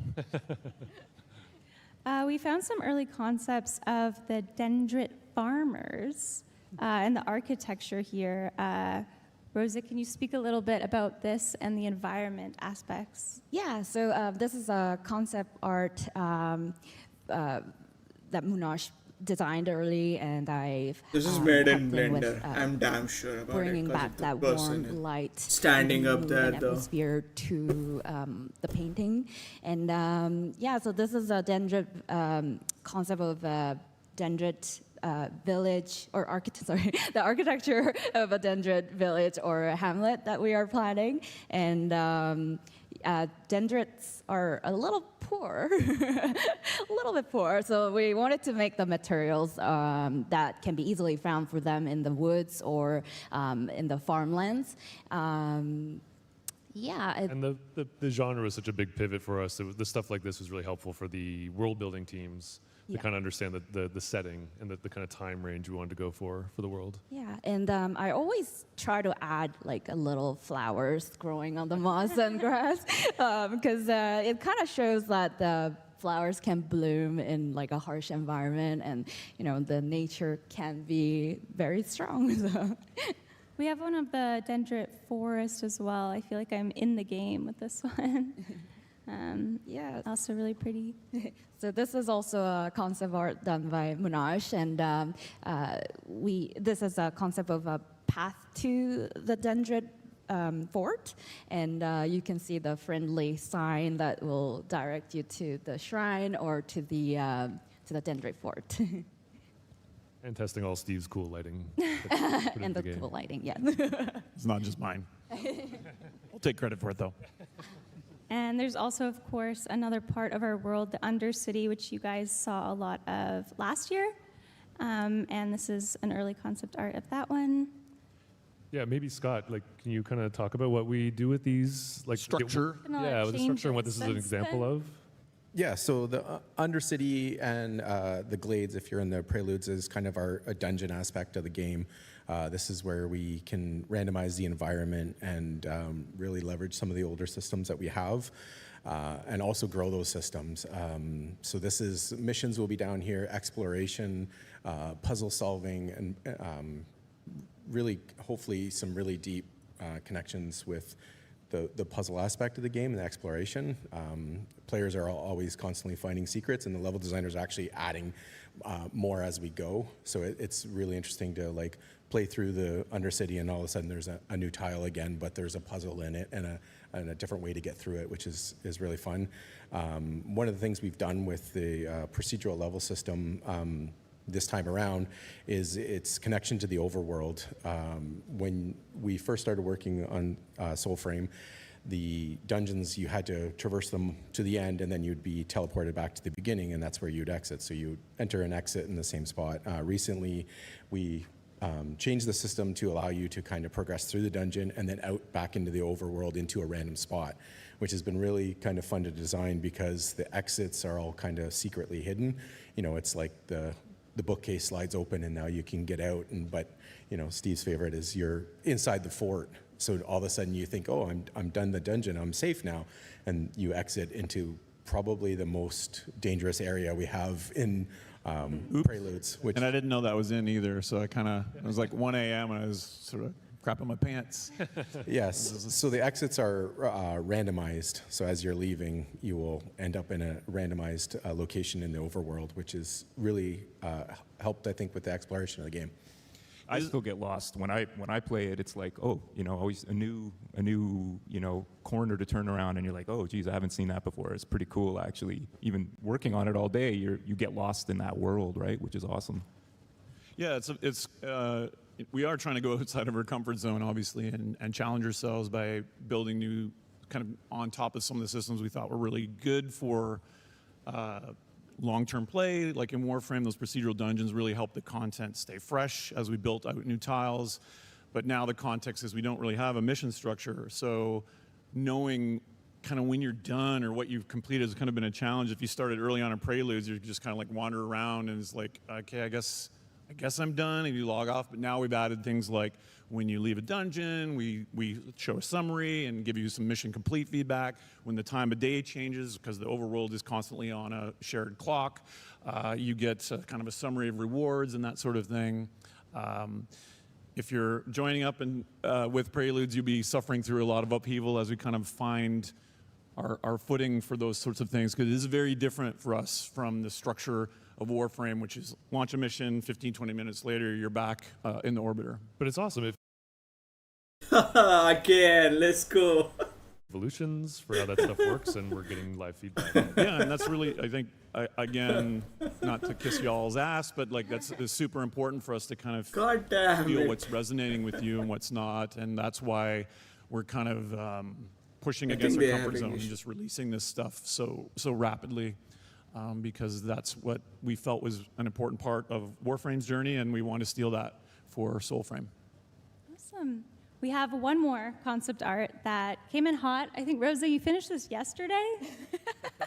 Yes. What is happening in this one, and does it have anything to do with a certain omen beast who may or may not have an affinity for hallucinogenic sap? Yeah. So just like our Garen Rude fable, we will have Bromius version, obviously.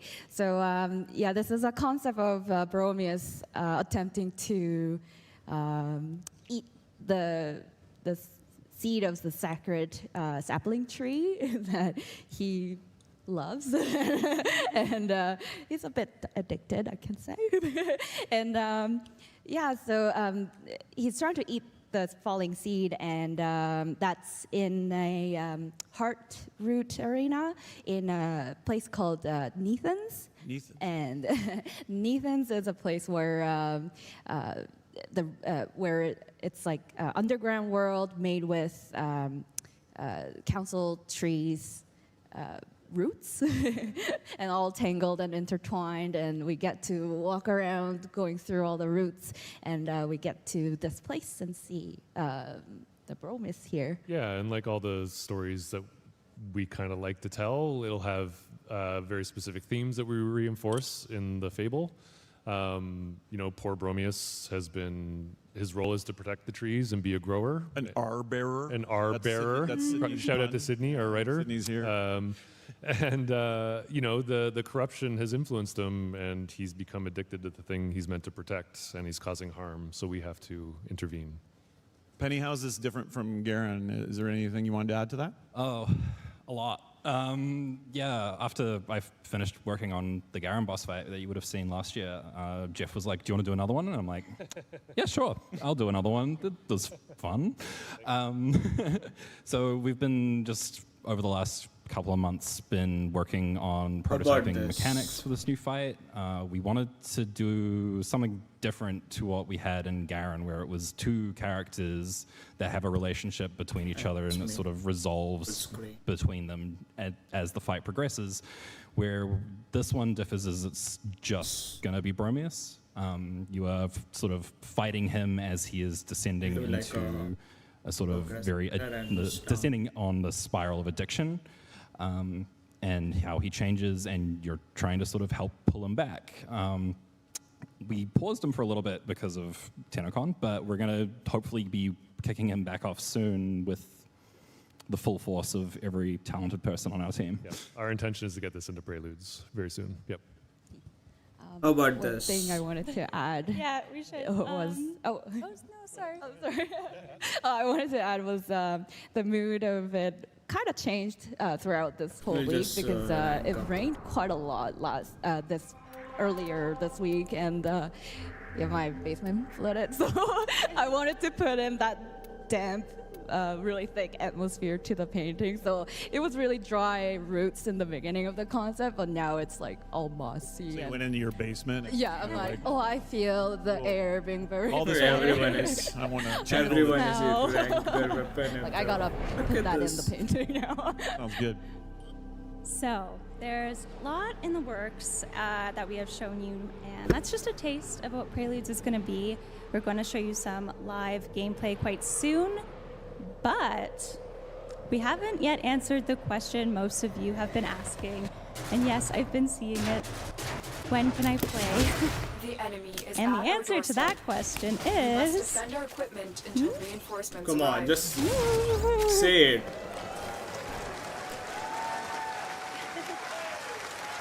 When?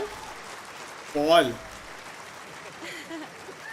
So it's gonna be on Yes, September. we are gradually opening up this Spring Preludes build of our game to the public in the fall. That is our hope and dream. And what does this mean?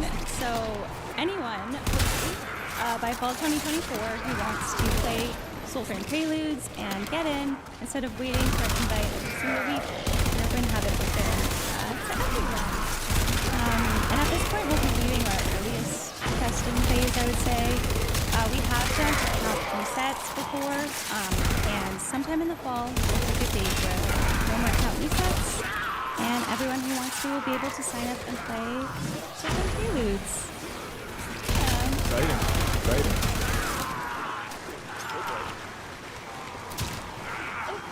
But if you want to reserve your in-game name, your Envoy title, you should do it today. Sending out invites. Because we're still sending out invites, and of course that is a way to reserve. So, yep.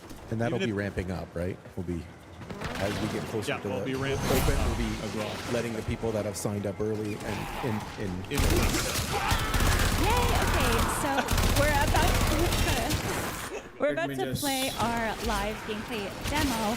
But before we begin, one more time, show of hands. Who is in Preludes in the live audience? Okay, Nice, can you all raise your hands? What? Yeah, because we're inviting everyone here in person. We just wanted to thank you for coming out. Woo!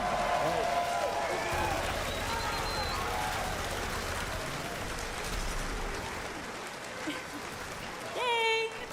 So when you see us around, you don't have to ask us when you can play. We are going to send You're an in. invitation in the following weeks, and you are going to get an email with more details after the show.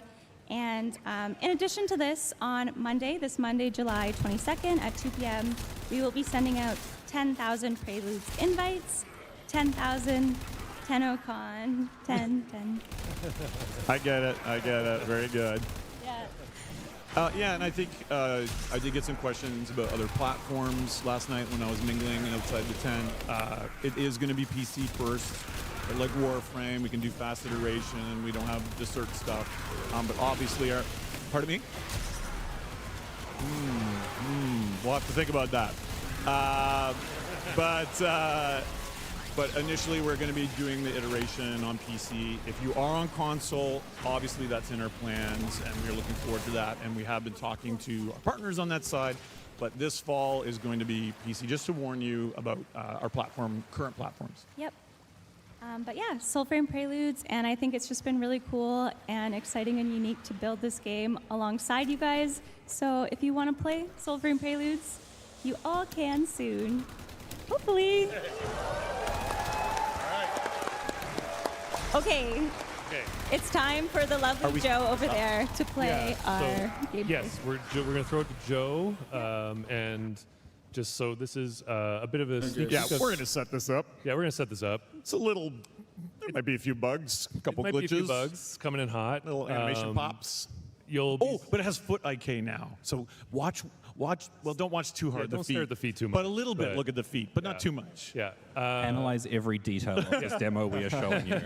So you're going to see kind of what's coming into Preludes very soon, in addition to some bigger things that we're hoping to get in for the end of the year to kind of speak to the players' intro quest. And can I say this? Like, I hate to say this because you cringe when I talk about this, but like I cringe a lot when you talk. But this is.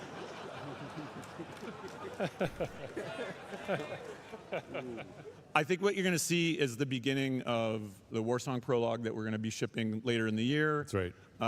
And I think, you're probably going to see a few elements that speak to a genre I love that no one else does, which is, can I say it? It's like the alien fantasy, which is it's not just pure medieval. Yep. There's this kind of little weird left turn in there, like DE always has to do. Always. So there's a little bit of that in there to keep a look at, and it kind of shows this interactive kind of character creation that we want to do with it.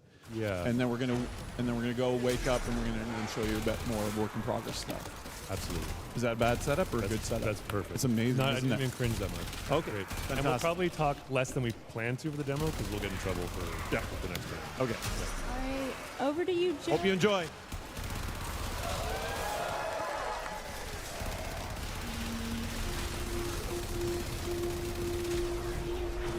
Remember, little minnow.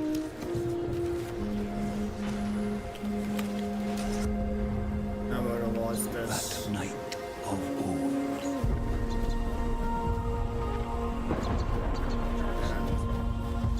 Go watch that. Fuck that.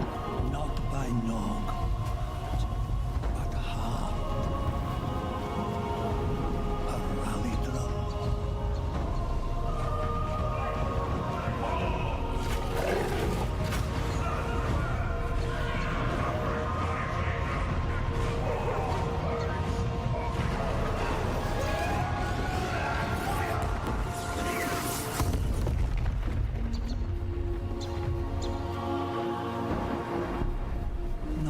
sense,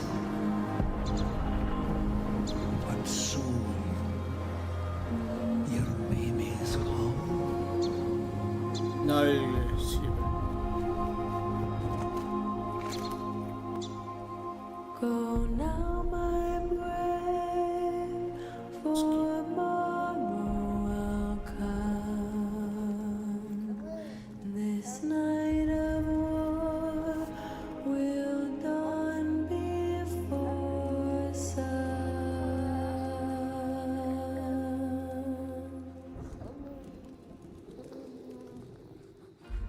Well, I remember her face.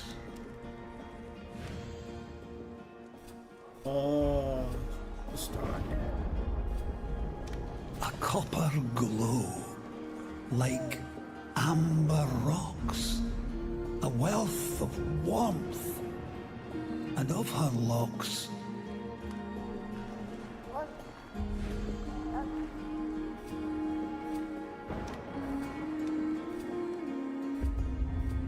A downy cloud blown across the skies.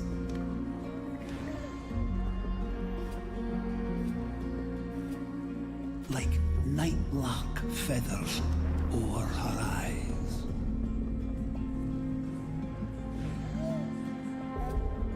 I cannot resize it. I don't know what. Of honey mead, of spotted dough. Last love she saw was you.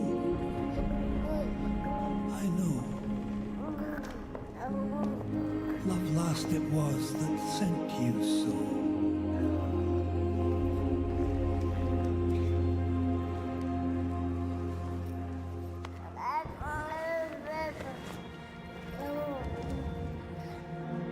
Damn, this looks good though.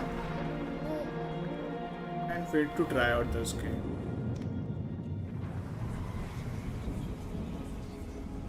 So that was a sneak peek at Warsong Prologue. As I mentioned, it's the intro quest, and what you saw there is how you create the first customization template of your character. There will be more for that to come, so you can customize further. We're jumping a bit now to a bit of a showcase on how you can get the next ancestor. Wow, this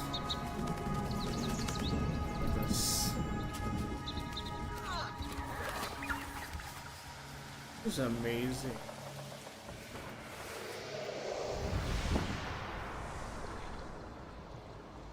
The Nightfold. So what's really cool if you're in Preludes is you can go here anytime. It's kind of like having your orbiter at the snap of a finger.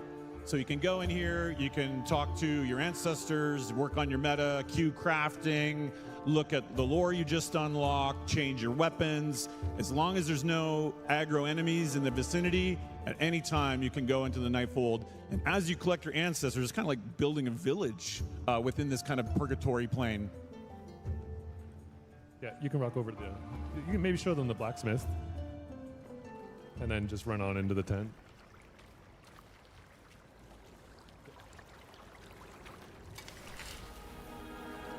You can hear all the different musical cues here that we've been working on as well. Each ancestor has their own, which is pretty cool, I think. A lot of traditional instrumentation used and suits their personalities. Same with the voices, custom voices and all of that.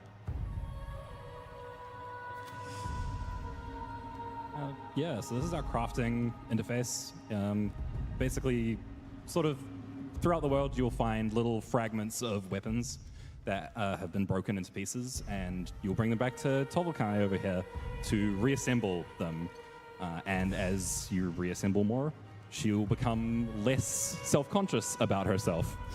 Got imposter syndrome. Yeah, real imposter syndrome hitting hard. I relate. And now I think Joe's gonna go and gear up, but you can't ignore the poor dog on your way. Most important feature.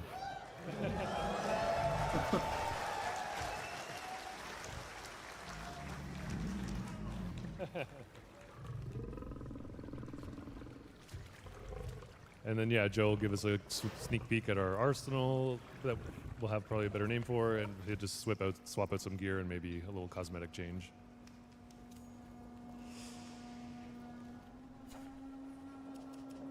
Oh.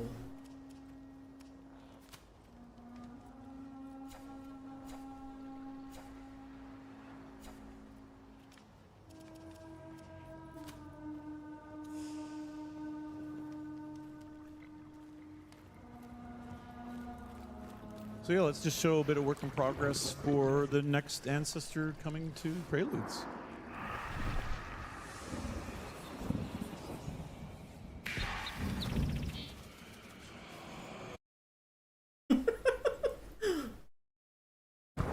Lol.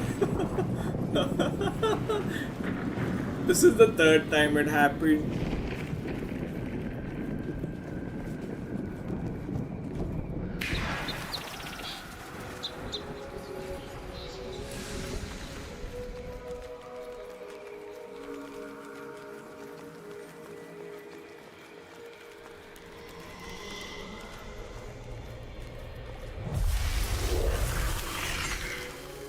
Oh, the invisibility. I mean, damn.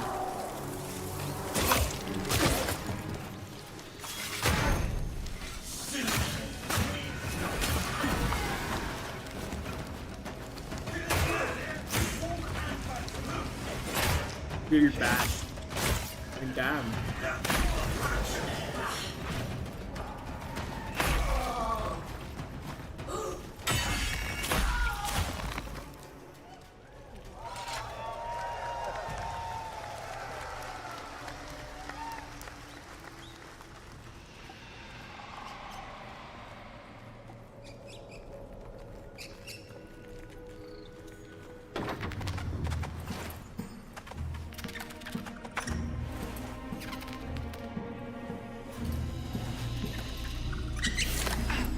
Oh my goodness.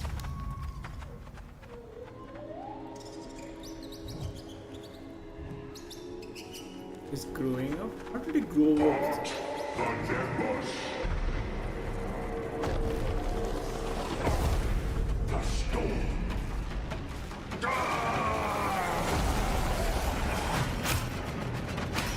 Oh yeah, I remember you can throw stuff.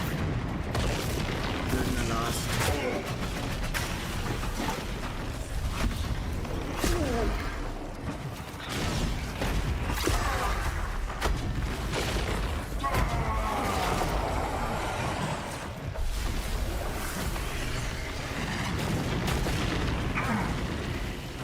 When Nimbus gather, no one watch. The Everstorm.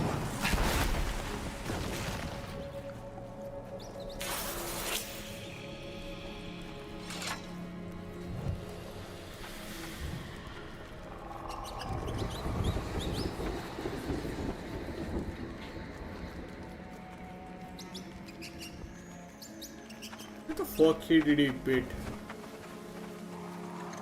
And showing the way.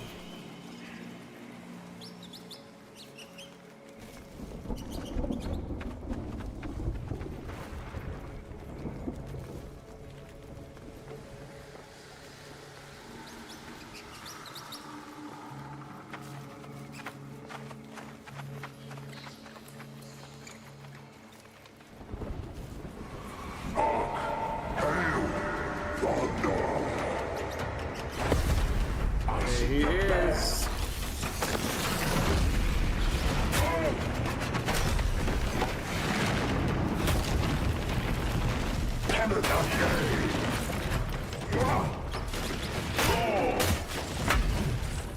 Call me Sufferance.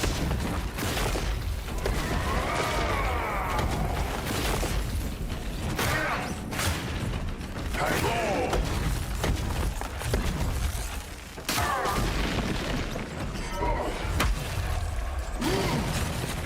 Oh, he died. Checkpoint. Oh, nice. Can control animals as well.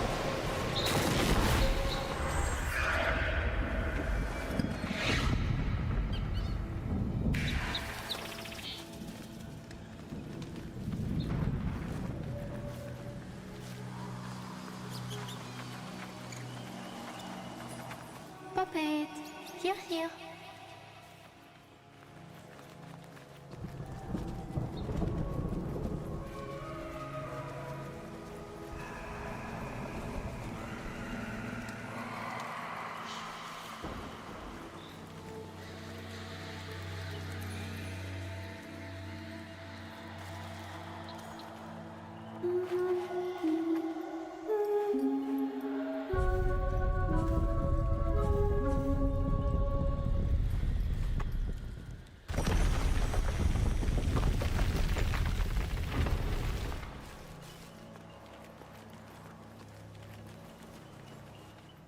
Hey there, puppets.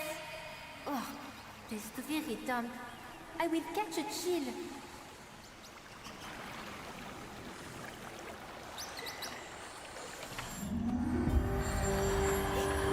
You sneak! I would have smelt your aura from here, were my sight not drowned in brine. I am the witch Verminia. Enchantée. May you grant us some color and learn some taste besides.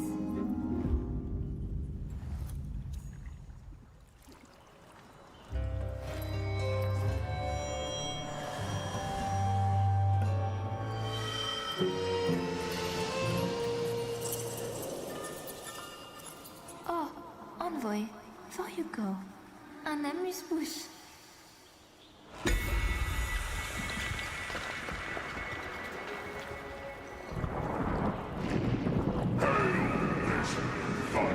Not him again.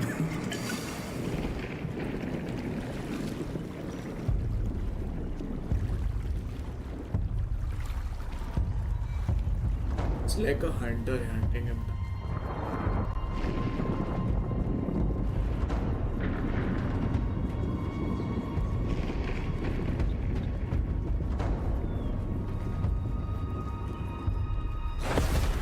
There he is.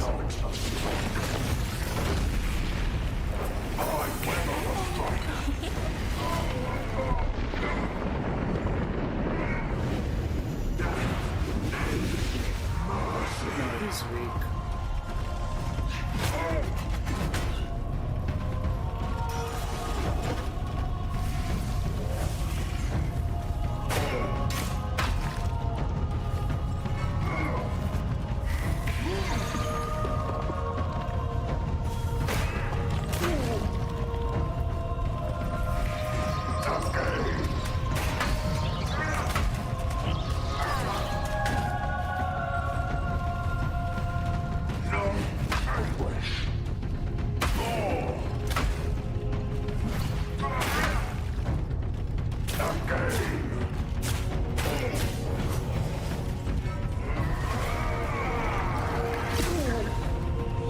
He's almost dead.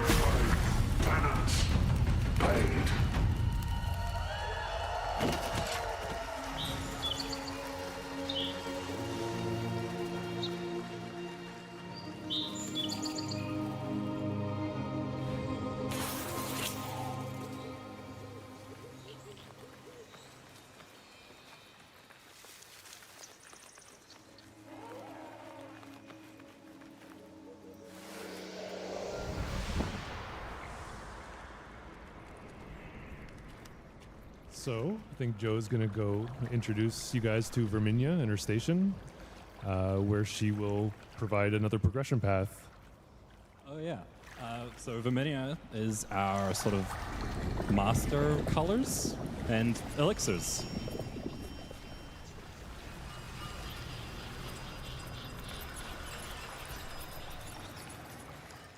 Either puppets. There would be nest enough for all. Hardly better. How am I meant to brew my hues in this washed-out puddle? I know not. Less. The envoy brings us a nibble? So this isn't final implementation, but we just wanted to give you guys an impression of the kind of customization you'll be able to do through her. We could just eat you up. The puppets approve.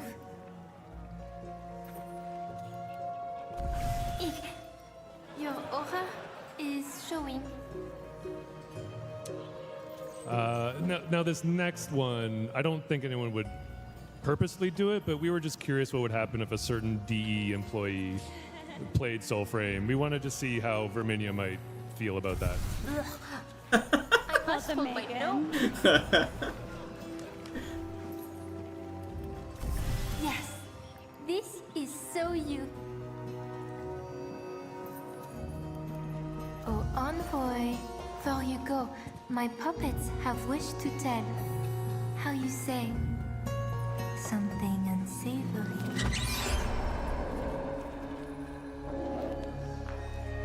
They squeak of red moaning in the coral glen of saccharine odor that waft from his den. His bell tolls. Its echoes taste faintly of black, of torn parts, of claw marks, of drip, drip. Is that a fucking moose? No, it's 3 animals combined. Jesus. Yeah, give it up for Joe.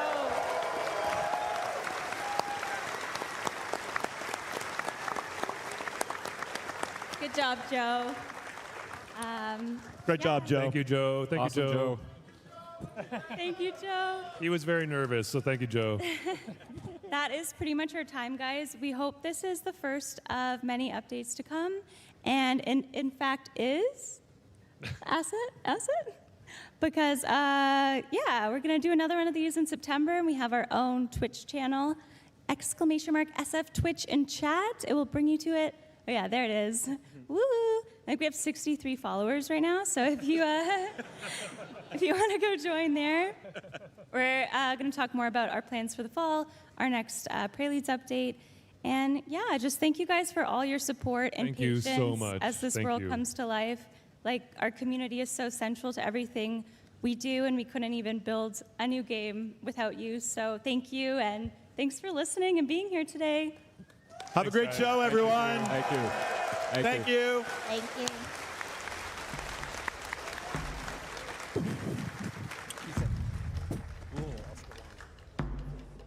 Alright, that's it for the soul. It was good though. That's good. Like it.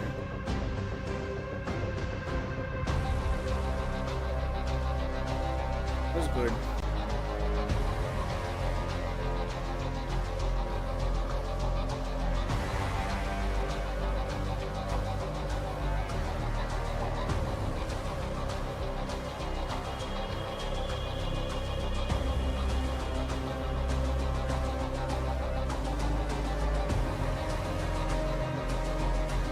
We'll just rank up the weapon anyway.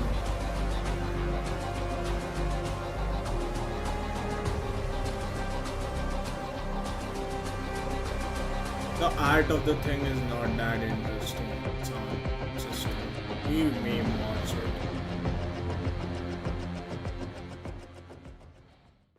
We'll just rank. Sup, Tenno? 90 Zach here. Wondering how you can get your free virtual items through the internet? Just from watching Twitch or Steam? Let me tell ya. Safety's off and destroy your enemies with the AX-52 rifle. By watching Tenno Con between 11 a.m. and 4:30 p.m. Eastern Time, you'll receive this gun absolutely free. That's a lot of gun Already for got it. not a Let's lot of work. Once Tenno Live begins at 4:30 p.m. Eastern, that drop is totally gonna switch to the Saren Prime. Watch for 30 minutes and you'll receive this Prime Warframe for free. Spread those spores and watch those damage numbers go up over $19.99. Never gotten a Twitch drop before? Tell the fam to get off the phone and hop online. Linking your account is wicked easy. Just head over to www.warframe.com/Twitch. Log into your Warframe account, follow those instructions, and you're set. Tubular.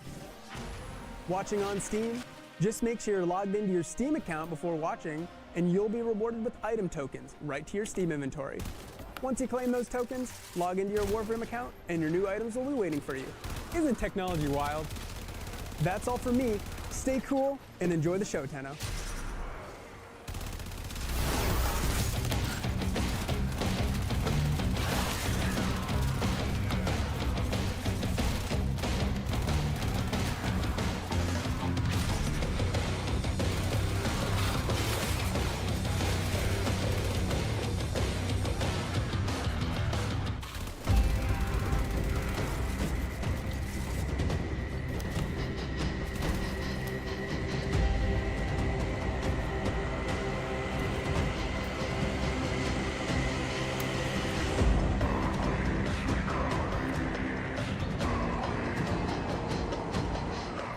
died. I think it was.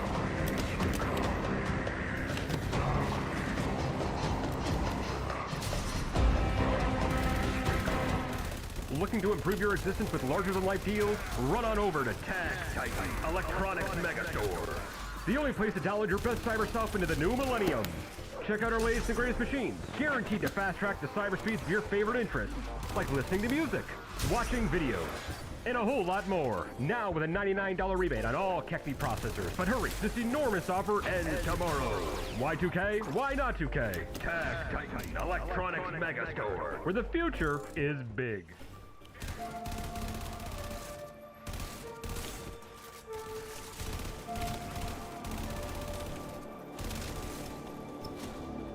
So I think I'm running radiation, viral, and a heat. That's fine. Okay.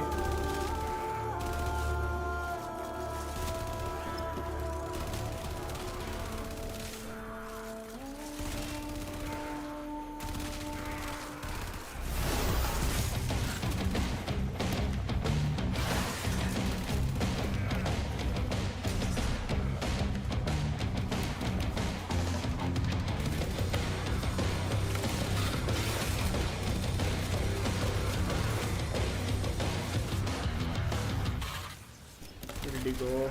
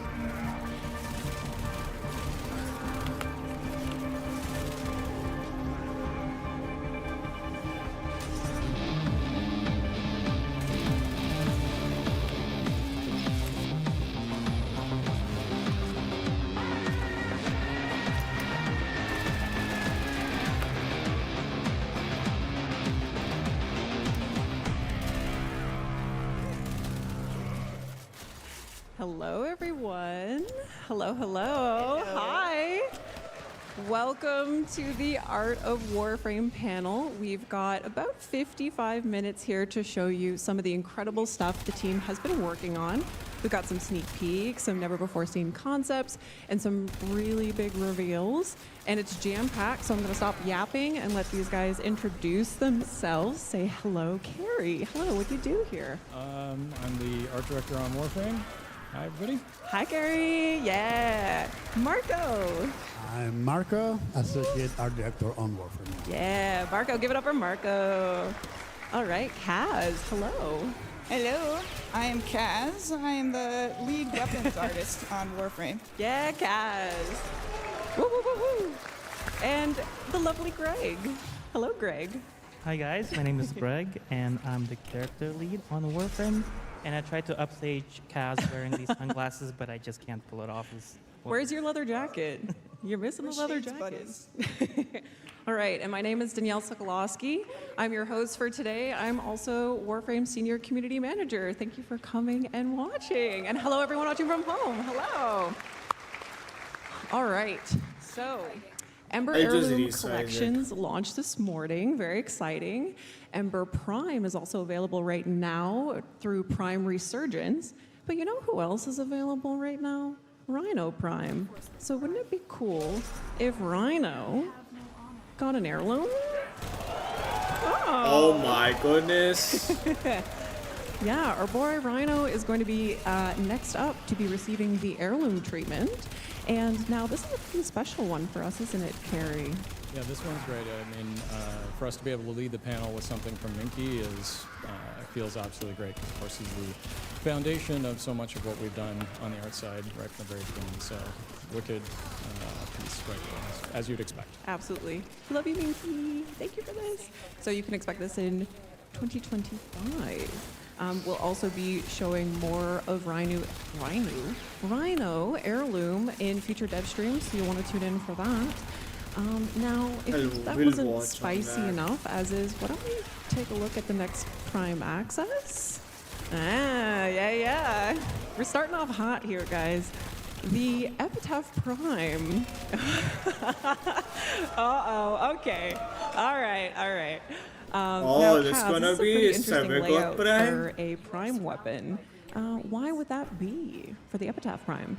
Yeah, so the Epitaph Prime is actually a really complicated weapon if you've ever used it. It's got a lot of moving parts on it. Lots of like little arms that move around and articulate. It's got like a little scope thing on the top, and it shoots those huge square projectiles that kind of come back, like they just disintegrate from space and then come back again. So it's really useful for concept art to be laid out like a blueprint like this, so you can see every single part clearly, and then we can just model it. It's great. Yeah. And Liger was the original concept artist for the Epitaph, the base Epitaph as well. Yep, which is great. Hi, Liger. Is Liger watching? I hope Liger's watching from home. Hello. Also, I apologize to the panelists because I've made this really difficult for you guys to talk about the Epitaph Prime without spoiling what's coming up next, although maybe some of you in the crowd already know what's coming. Maybe. Let's take a look at it fully construct. Yeah, hey, there you go. Kaz, this is your work. What was it like turning the concept into this gorgeous specimen we see here? Well, it's always a treat being able to work from a concept that is that detailed. And and then you always end up embellishing a whole lot on top of that because you can't always draw every single little detail into everything. So I'm playing a mission in the background. I got to be able to kind of add some flourishes and just put my own little touches onto it in addition to Liger's amazing art. The Kaz special. All right, so I know, Kaz, you mentioned that the Epitaph, as we know, is already a pretty complex weapon in terms of movement and what you see in its animation. So why don't we actually take a look at what this weapon looks like in action? We've got a video here. Yeah. Ooh, we love that. Yeah, charge shot. That's a good one. It's also got a custom VFX as well, and I know we kind of had to do a bit of upgrading to the animations as well to fit how the Epitaph functions a little bit. So shout out Tim Sorman. I know I think he apologized to you guys for saying like, sorry we made the Epitaph so complicated, I'll fix it, don't worry. But here we are. Looking bad. The original one, the little arms on the side actually stretch a whole bunch for these animations. So to clean it up for the Prime, I decided that we should probably do like ball joints or something. Right. But Tim went further with it and decided to streamline it even more once you got to the animation phase. So just all together, it just ended up being a very bespoke A lot of experience. Yeah, looking really badass too. All right, so what else do we have in this totally not obvious based off of what you've seen already upcoming Prime Access? How about a new Prime Sentinel? Ooh. More specifically, the Nautilus Prime, yes, our trusted Railjack Sentinel, wink, wink. And as you probably would guess with this little guy, the Nautilus Prime will be coming with its signature weapon, the Vergless Prime.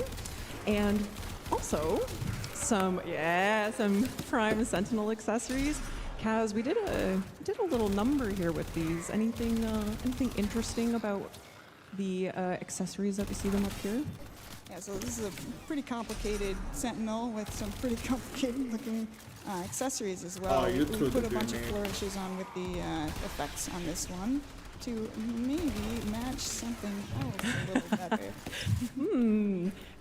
Also, just so that you guys can understand what you're seeing here, we've got the wings, the tail, and we've also got the mask. And it is being modeled on the Nautilus Prime, but it will be equipable on any and all of your Sentinels.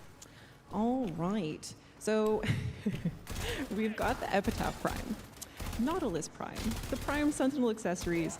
Got some pretty good clues here. Any guesses on who might be the featured Warframe in this Prime Access? Oh my god. No hesitation. Yeah, you got it. My goodness. That was Look at record this. speed. Also, probably some cosmic Twitch messages coming through pretty rapid fire.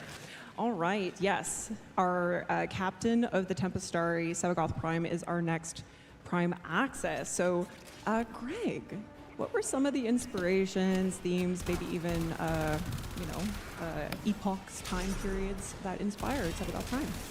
Yeah, I think Sevagoth, obviously, there's a lot of allusions to the naval and seafaring sort of theme. So for this one, Liger's concept was more like 18th century. Then you see the tricorn hat motifs, maybe a little powdered wig, a little braid, the tassels and Could have used fucking grinder for this. and so obviously knocked that out of the park. Sevagoth is a very complex character, in normal form, and I think the Prime only cascades the complexity even higher. So, 100%. yeah. And now another Liger original here. Liger, also the original concept artist of Sevagoth. Now, Harry, what's it like for an artist to come back to their previous work and get a chance to make something Prime out of it? Well, it is a bit of a different thing for us because, often an artist does a piece and then it goes out. But with live surface, things sort of come back to you. So I guess, for other industries, you'd be doing your sequels and stuff like that if you're lucky enough to. And in our case, you get to come back to something like this and suddenly you're doing a powdered wig in Warframe. Yeah, super special for a concept artist. I know we've got kind of like a don't talk to me or my son or my grandson situation happening in the concept. For those of you who are familiar with Sevagoth, you'll recognize the little dude, or maybe not, on the end there. We'll get back to him in a bit. But of course, an essential to Sevagoth's characteristic is his shadow. Yeah. And this is crazy. The Exalted Shadow. Yeah, Kaz. Kaz has got the... I'm a fan. got the claws on lock there. This is obviously very, very cool. What was the direction of the shadow in comparison to Sevagoth? Was there some kind of like additional resources or references that were used? Yeah, you can tell in the concept, excuse me, some of the quilted tufted leathers and fabrics, obviously some, deep sea creatures, some fins, and, the shawl, well, it's kind of almost like a shawl on top of the Sevagoth Prime, so it really kind of exaggerates the profile and makes it much more regal and, blending both the creature and almost like a parade uniform. And, so really bringing up the feeling of kind of a regal, royal, and parade uniform. So. Oh, we love that. On the left there, we also see kind of like a rough sketched outline of what I believe is base shadow. So how does the team create such extravagant designs that can still fit on the base mesh that is already need to consider, this is a playable character. It has abilities, it has its own set of abilities. You still need to be able to see, nothing needs to obfuscate players' view. So how do you guys go in achieving that and getting something like this? Something like this is probably something you do after you've been doing it for a long time. That does help. But, the premise is still like if you were sculpting with clay, you'd have like the wire armature at the bottom, and that's how your arms and your shoulders and everything move. And that's still, the major points. But then beyond that, it can get more and more complicated as time. And I think, Greg, you've had to do these things for years and years. So, is there 3 top tips for that? There's really no secret. I think there's a lot of trial and error. And, we use a software like Basecamp that tracks the entire progress of a task. And we were just talking about it earlier. We were. In backstage. And, kind of when you review a particular asset and the steps it goes through back and forth, sometimes it's a little bit of just hard work and a lot of perseverance, and we can kind of get it there, and really comes together in the last 25%. Yeah, and come together it did, because this is a crazy. We're gonna maybe get a little bit of a closer look at it later, but why don't we get into an accessory coming with Sevagoth Prime Access, which is a our first Prime Signa to ever come in a Prime Access. And I also believe this is the first Signa style where we kind of divert away from the Halo stylings that we've been doing thus far. So why did we want to take a new direction with it with Sevagoth? Because we were trying to take some stylings from the character himself, and we thought it would be just cool if you could put this plume on any character. Because why not? It's cool. Yeah. Everyone can essentially become a cool, really regal pirate, I guess, at the end of the day. We've also got, we're going to transition into some in-game shots here. We've got, of course, the model here. And I think, as you had mentioned, that there was some pretty interesting things going on with that like golden sheen that we also see on there. Yeah, so we noticed this on the character. The character artist was doing something really interesting. Usually with emissive, that tail is emissive, by the way, we just put black as the background so that the emissive color comes out more boldly, but the character artist actually put just the gold underneath it and let it shine through a little bit, so you get this beautiful, like, ephemeral look of just this gold gleam over everything. It's honestly stunning. I was running around with it in the dev build the other day, and the feathers bounce around with you, and you get that beautiful sheen coming through. So good job, guys. Good job, team. All right. Character team. Character team. Shout out. All right. Do you guys want to see Sevagoth Prime? Yeah. All right. There's our boy. Yeah. Beautiful, beautiful boy. All right, Antonio is a wizard because taking this from concept to what you're seeing here is absolutely also, you can now actually see the back of him, which was something that you guys didn't see in the concept, so you can see even more of that extravagant kind of design coming through there. As you mentioned, Greg, Sevagoth's base model is fairly complex as is, so how did you guys make it possible to kind of push the limits of how Sevagoth could look? Yeah, I think each prime is its own unique challenge. We obviously want to preserve from the original for pretty pragmatic Tenno Gen reasons, right? So some people want to mix and match the outfits. Shout out Tenno Gen. Prime parts. But in the case of Sevagoth Prime, the rework was quite extensive. There's a significant amount of the vanilla body underneath, so you'd be able to swap stuff. But, in order to kind of serve the design and, it's not such a significant departure in terms of the themes, but I think this prime in particular is very, very special. Again, Sevagoth, the original Sevagoth, is a complex one. Yes. And this one just kind of up to notch a little bit. So yeah, it's again, I think with my previous answer, there's no real secret sauce. It's just kind of judging what we can keep and what we can rework. And Sevagoth Prime is an example where we put a lot of effort into really jazzing him up significantly. Yeah, and he's stunning. Now, remember how I mentioned the little guy in the concept? Well, if you're a Sevagoth player, you know about his passive when you're down. So he's got a really crazy tombstone. I don't feel like it's correct to call this a tombstone. It's too nice. And Sevagoth is going to have to open up his own personal museum of himself with all the tombstones he's racking up at this point. But we got kind of like a little bit of like a Grecian styling here. Were there any other kind of like references used? It does look like a museum piece.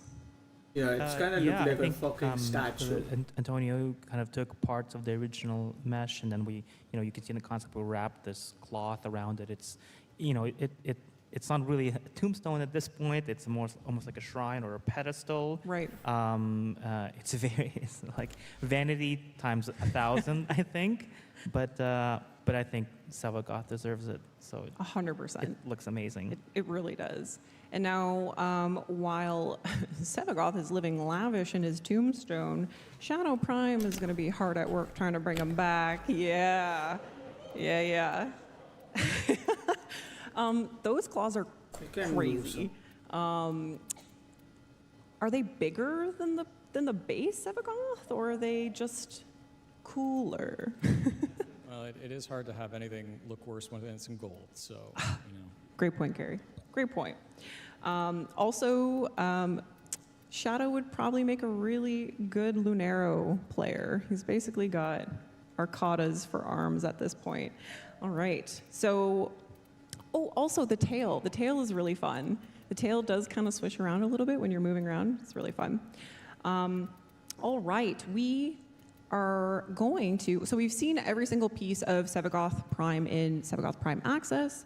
Now, why don't we get a 360 look at Sevagoth Prime and his Exalted Prime Shadow. There he is. I need to get we'll give him a spin. All right. So, to recap, we have Sevagoth Prime, his Exalted Shadow Prime, the Epitaph Prime, the Prime Signa, Nautilus Prime Sentinel, the Sentinel Prime accessories, and those are all coming in our next Prime Access. All right, we're going to let him When is the next complete Prime his spin Access? there, but it wouldn't be an art panel without, what's that? The Tempestari Prime? Did I just hear you want a Tempestari Prime? I guess a Prime Captain does need a Prime ship. Carrie. I don't know. That's a big ordeal. Well, it's an idea. It's an idea. It's an idea. All right, I'll keep that in the back of our minds. It wouldn't be an art panel without showing you guys the next deluxe. 130. All right, we're gonna introduce you now Jesus. to Caliban Deluxe. Let's see our boy. Yeah. Yes. What an upgrade. Oh my God. Okay, so there are some very cool themes here. What were the main source materials for Caliban Deluxe? Yeah, I think the original Caliban is sort of a character out of Shakespearean play, and kind of portrayed as a half human, half creature. So those are the themes we were exploring at the very beginning when we were concepting this. So something was settled on, that kind of the duality, and that is what Caliban, the original Caliban, is as well in Warframe. So here it's sort of a medieval armored soldier, and maybe a bit of like a sea creature from the deep, from the swamp. Kind of blending those two elements together. Right. And now, Carrie, how does the team go about choosing deluxe skin themes for Warframes while still kind of honoring and maintaining the core visual elements of the Warframe, and obviously more specifically Caliban Deluxe here?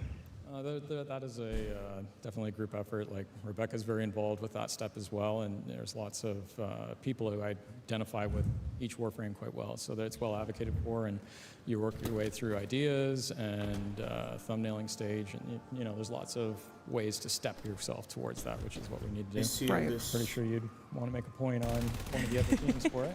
Oh yeah, well, we try to settle down on a main theme, and over what Greg mentioned early on, we decided to do more of a Death Knight kind of vibe on this one. Still trying to keep some characteristics from Caliban itself. So you have the middle section still open. We went a bit more overboard with the VFX there. And all his accessories are going to be also inheriting some of this. Marco, you're spoiling things for people. So yes, a core element of Caliban's kit, as you may know, and kind of lends to his sentient nature, is of course his lethal progeny Conculus, which, as you can see here, have also been deluxified. If we come back over to these, yeah, so from their heads to their toes to their baton, they don't have toes, to their baton arms, they got a completely new look. And you guys really went the extra mile with this deluxe, because I think originally the Conculus maybe weren't going to get deluxified, and then some of you guys are like, nah, we got to make it, we got to pull it all the way through. So how did you go about creating such a complementary companion to Caliban Deluxe? Well, you still try to keep some of the characteristics from the original character. In this case, the armored look. We still have some of the cloth in the back. Of course, you have to still go over with the rig of the original asset, which in this case was the Conculus. But we gave them baton arms or back scratchers. Yeah, back scratchers. All right, so Obviously, we need a equally deadly weapon skin to complete the look. So this brings us to this insanely cool Scythe Deluxe skin. Kaz, tell us a little bit more about this. Yeah, so on the character, there's a lot of like fleshy areas and stuff. We kind of want to change those areas into something that's not flesh, because you don't have a weapon that's made of like your arm or something. That'd be weird. So we kind of leaned more into the hard materials and stuff with this one, but we still wanted to retain some of that ephemeral kind of, or ethereal kind of look to it. So we've got the top section is actually floating on the effects there. And this folds up just like the original, the Venado. Yeah. But it is a scythe skin for all of the scythes. So styled after the Venado, but skin for all. Yes. All right, so a deluxe collection obviously wouldn't be complete without some kind of cosmetic accessory as well. So why don't we transfer the haunting aura of Caliban Deluxe into an ephemera? Yeah. What? Well, you follow the same theme of this summoning that night, and in this case, maybe the souls he's picking from right there available to him. Oh, we love it. Look at those guys go. Oh my goodness. All right, so that's not all for Caliban, Tenno. You'll want to tune into Tenno Live to learn more about Caliban's future.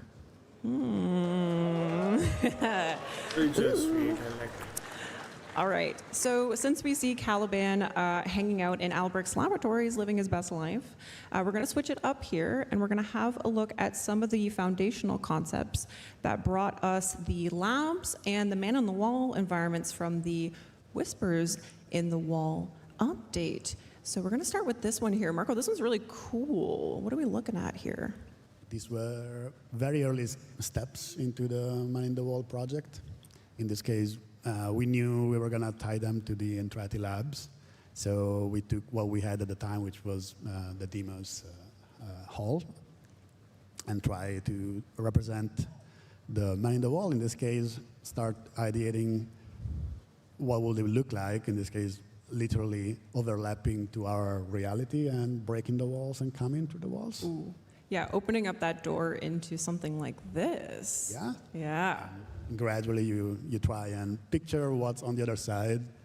And in this case, you have this weird kind of labyrinth skybox on top, some of this floating weird architecture. Right. Initially, we went very generic, like floating piece and bits.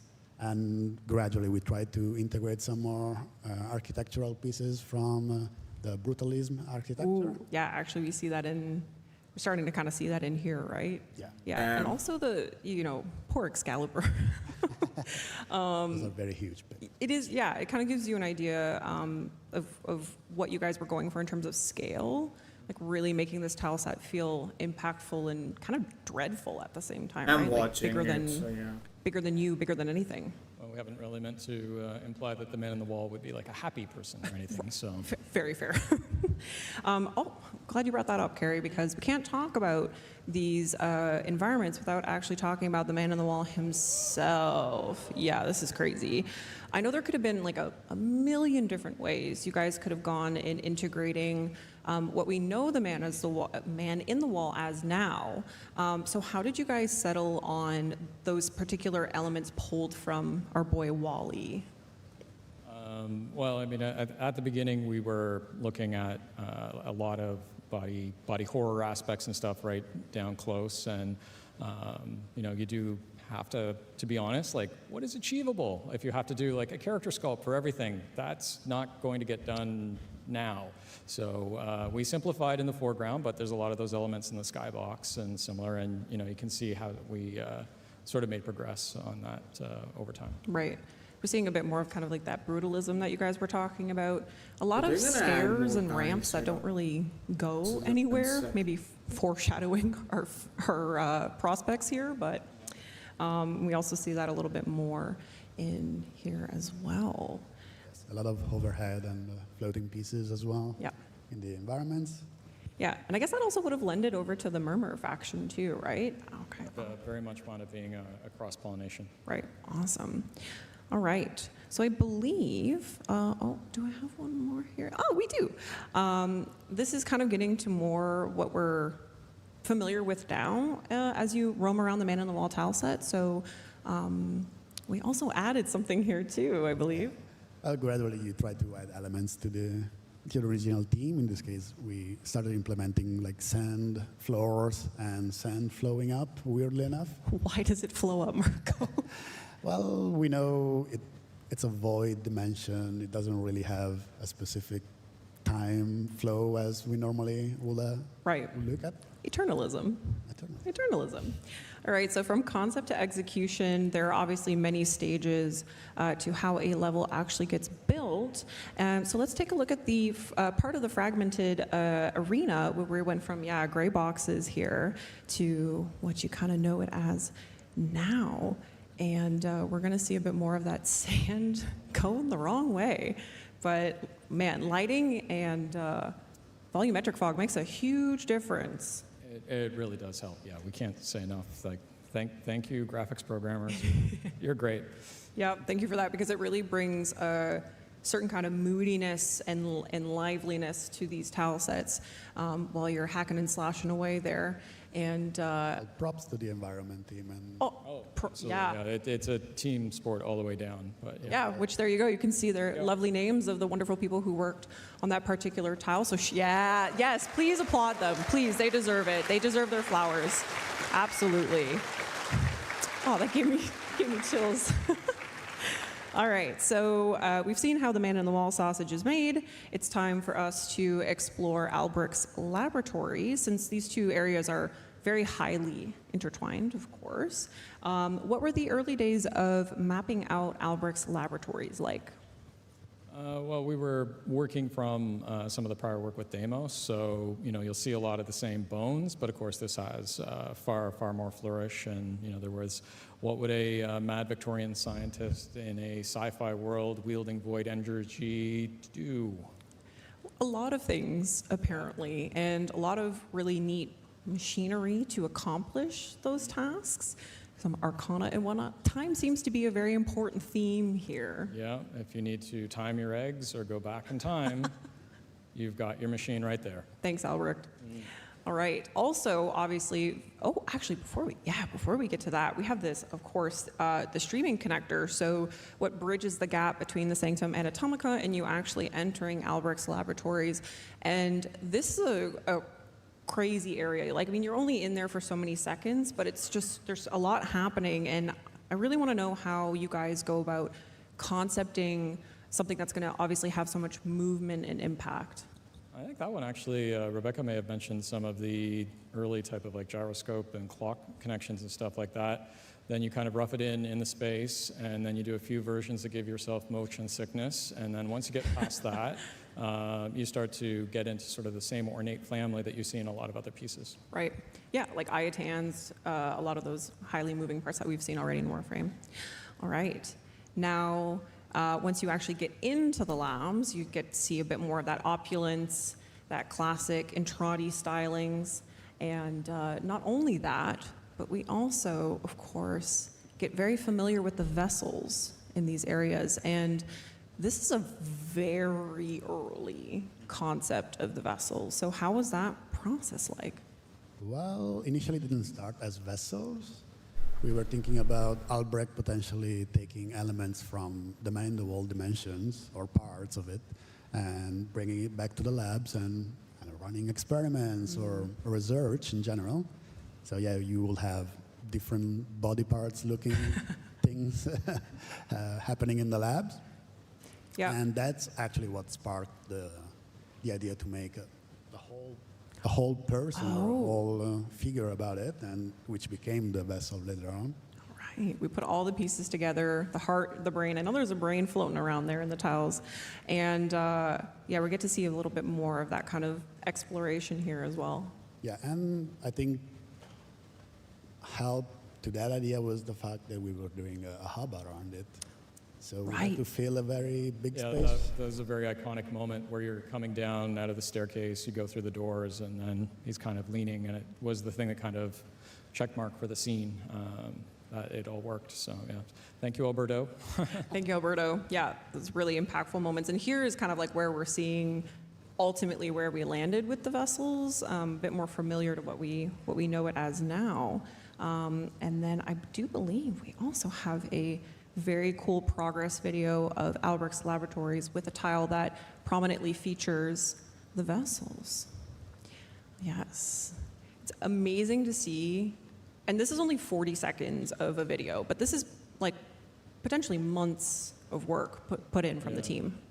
At this step, a lot of like the Lego pieces, so to speak, so like your walls and things like that are pretty well established. So parts of it click in pretty quick, but yeah, the work to get to the point where these things can go quickly it's a huge pile. So Absolutely.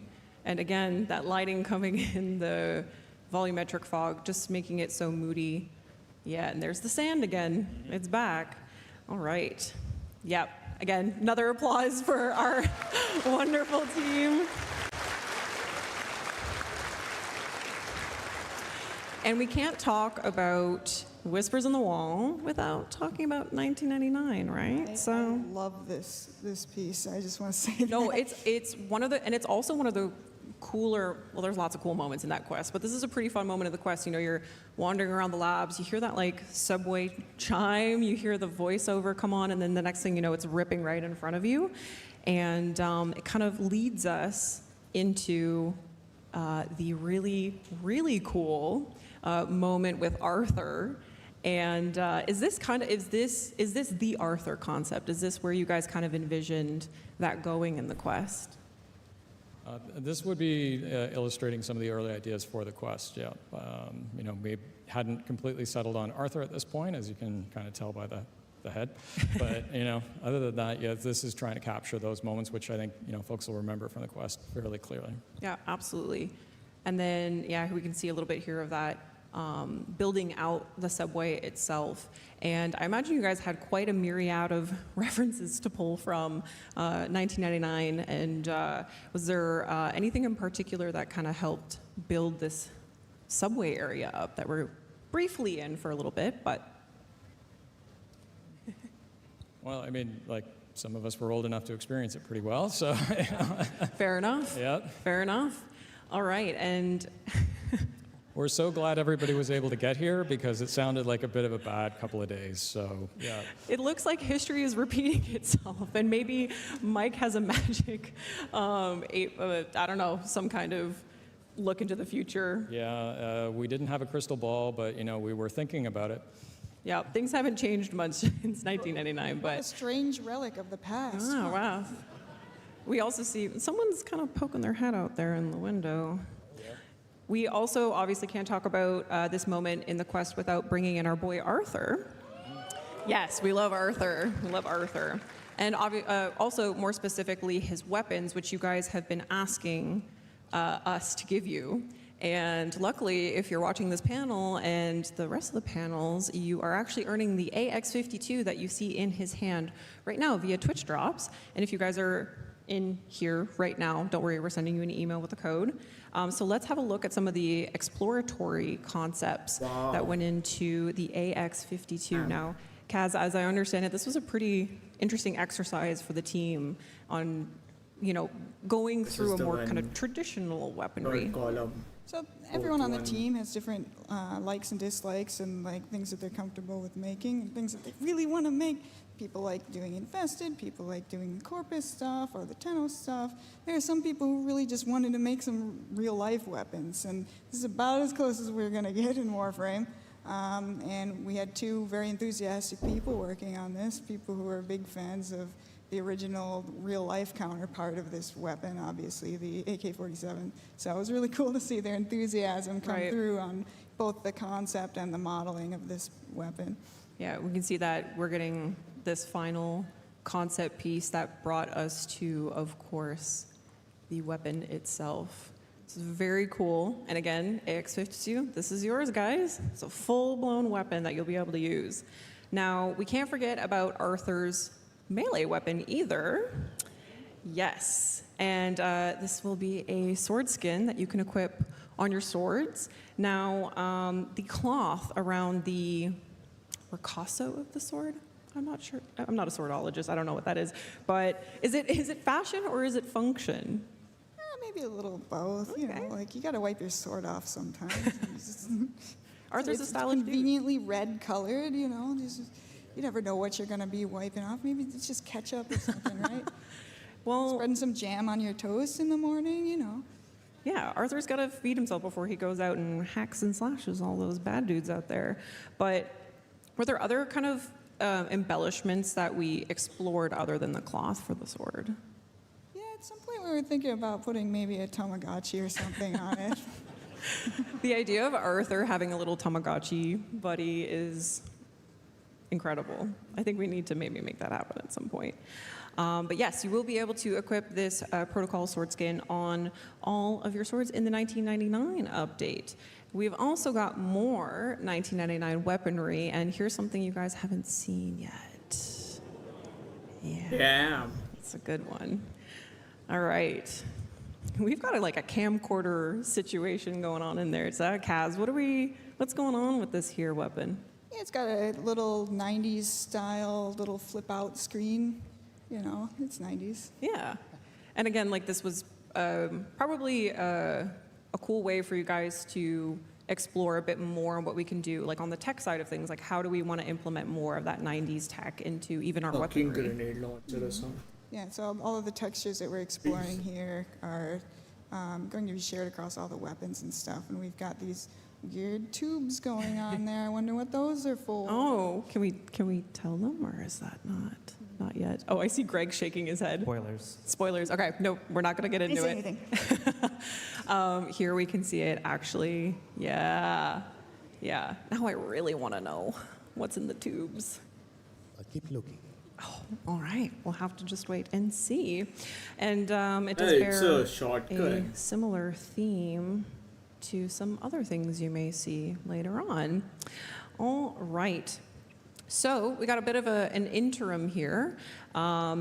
We're going to look at a little bit more of the 1999 content to come, but before, let's take a moment to announce that there will be a limited time opportunity for players to submit their 1999 themed drifter accessories. So if you are a Tenno Gen artist, or if you are a aspiring Tenno Gen artist, I know we actually have a Tenno Gen workshop. Kaz, you're going to be on that for those of you attending here. I think it's at 3? Yeah. How many Tenno Gen people are out here in the crowd? There's a few. No. I heard a clap. But if you'd like to, check out the Tenno Gen appreciate workshop. you. Yeah.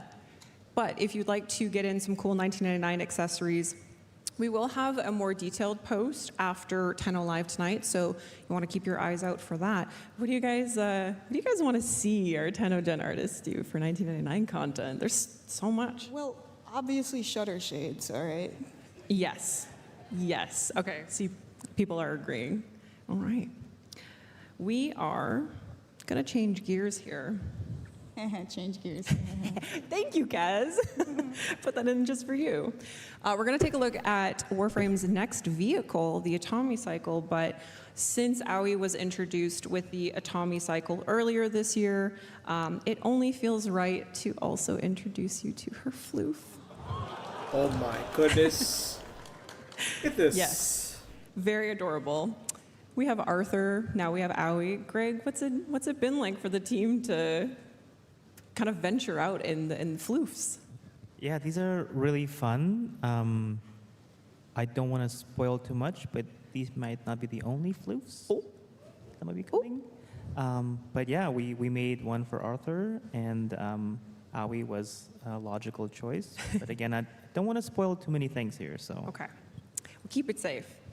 All right, so we're going to take a closer look at the Atomicycle that Aoi was leaning on. We've got a really cool video to show them off. Let's see the Atomicycle. Yeah. Oh yes. my god. Yes, DE has a lot of motorcycle enthusiasts, and actually a lot of the animators actually ride bikes, which came in handy. And I know, Kaz, you're a fan of motorcycles, and you're also maybe a really good friend of the Stug, so... Oh, I'm hearing oohs and ahs. Yes, did the skin change? Yes, there will be skins. We got a few skins coming. Yes, we do have a few skins coming. These aren't all of them, by the way. Oh, I didn't know that. Oh, Kaz, keeping secrets.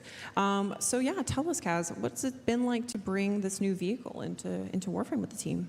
So when I got word that we needed the Atomocycle ready for the PAX trailer pretty quickly, I decided that I needed to become a motorcycle expert very quickly so that I could lead my artists to create the motorcycle. There's no way I was making it that fast. So I recruited 3 of my guys. It was Andrew, Fyodor, and Vladimir, and we worked together to bring this to life. And then I did the final textures on it, and then we started making skins, and that's the really fun part. Yes, that's the fun part. And I, as I understand it, there'll also be color customizable to a certain degree. Yep. Yeah, and we love that. Yeah. Oh, a clap. We got. Yeah. We love fashion. We love fashion in Warframe. We love colors. All right. So, with such a cool bike, you're going to need an equally cool set of keys. And I don't know if the camera is able to get like a cool shot of Kaz, but Kaz, you always come with the props, and Kaz made a real Atomocycle. Well, real. Atomocycles don't exist, but yeah, I don't know if you guys can see that, but looking fresh. Now, obviously, I think we can tell which of the keys is the Atomocycle key. Do the other keys do anything? Are they anything special? House keys? Something scratched out there on one of them. I wonder what that one says. Okay, take your screenshots, y'all, and try and see if you can decipher that. All right. Now, we also have a video here from our animation team, and I don't believe this is the first time you guys are actually seeing some of the, oh man, yeah, okay, this is the first time you guys are seeing some of this. So let's see a little bit of it. See, wee, yeah. This is very, orthopedic surgeons look away. Yeah, incredible. So that's just some of the animations. Just a little. There's a lot. There's a lot. Yeah, shout out Jay too, who is also rides a motorcycle as well. So there you go. All right. Now, we've got the cool fast bikes. We've got the cool keys. Where are you going to go? How about the mall? What?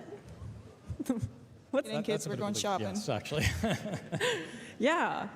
A mall in Warframe. This looks very familiar to me because this was my old stomping grounds as a mall rat myself, but this is not what I would expect to see in Warframe. So it's going to be kind of hard for us to talk about some things without spoiling anything, but can we say anything about this hallway? Or not? It might be very familiar at some point for players. Okay. Oh, it does get more familiar. Yes, it does. With a little hint of something new, though. This isn't exactly the Infested we're entirely familiar with. We went from something like really pristine and polished here to kind of a mess. And I'm just curious, what's going on here? What we're looking at? Well, we know that the Infested are a part of the 1999 experience. So in this case, we were trying to see how we could make them a bit more spicy for this section. The Infested get spicier than what they are right now? Oh my God, I'm terrified. Apparently they do. Oh my God. Corey actually let me know as well. I'm gonna just read a quote here. You wanted to create anglerfish-like lures to kind of pull out any potential victims. You pulled a lot from arcade games and other electronics to kind of merge in with that Infested style, appropriate era TVs and stuff like that, and referenced a lot of jungles and abandoned malls. Maybe one that we are familiar with, but we also have got to have a furniture store. Perhaps you're looking for a mattress. Hopefully not the ones you get at Cetus, because they're kind of nasty. Yeah, we've got, again, not sure how much we can really spill the beans here on, but No, there'd be some very upset people who will be showing up later that would kill us. Yep. well, let's take a look and see what else is going to be there. Oh, the mall's watering hole. We've got pizza, burgers, and a high chance of food poisoning, I'm guessing, as well. Yep, the graphics are very fun for this. Actually, this might look familiar to you guys.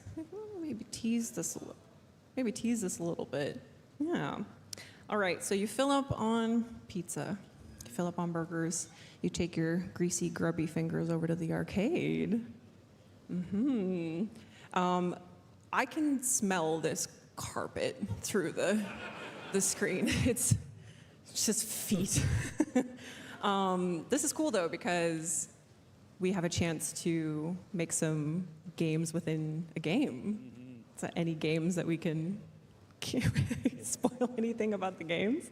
Well, yeah, I mean, this is some folks' childhood right there as well, so it's an interesting location for us to see, and I think you'll get a kick out of it later today. Yes. Yes, yes. Thank you. Yeah, you will be visiting this later today. Don't be late. I think everybody expected that. Yeah, okay. Yes, this is true. This is true. All right. We're getting up to our final area here. What's the time looking like? All right. So now who might you meet in 1999? What characters will you come across? Maybe even in a place like this. How about a new Warframe? Oh my. This is a Keith Thompson original. Keith, hello Keith. Is Keith here? It's an old one. Yeah, this is an old one. What can we say about Site 09's design here? Yeah, so this is one of the more original Keith Thompson's interpretations for Site 09.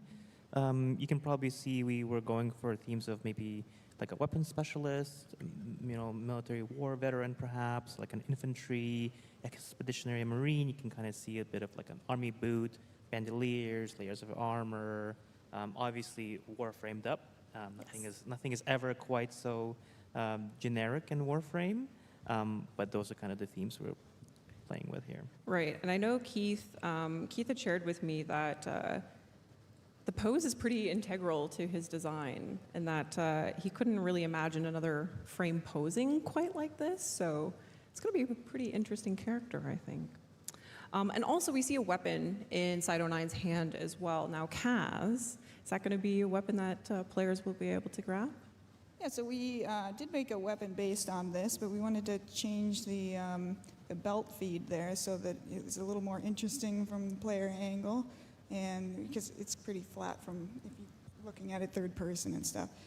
We also wanted to bring some more very Tenno things into this to give it some contrast with the rest of the 1999 world. So we added a wooden stock and some of our old, like more classic kind of nods for Warframe into this weapon. Right.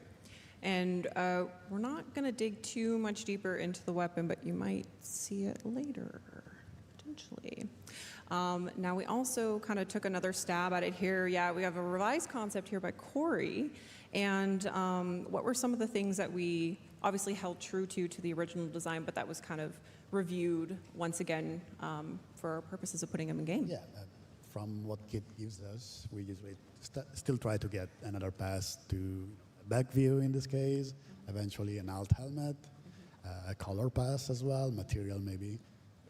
So that's the extra step to get it closer to the finish line. Yes, the bells and whistles. You can really see the fabulous details here as well. And do you guys want to see him in game? Yeah? All right. Oh, it's Here's ready. our boy, Site 09. I've noticed that the color scheme has shifted away from the revised concept. What was some of the thinking there? Not really. Nothing No special, thought. just stepping away maybe from more brownish colors into You what call we- it like a Third Reich Something a bit outfit. more neutral. Yeah. Anything else we can say about potentially what players could expect from him in He almost terms looked of like a maybe fucking- abilities or? No, No. that's people later today. Sorry, I'm trying trying to learn things, trying to get things out of you guys. Get cancelled if All I right. say it.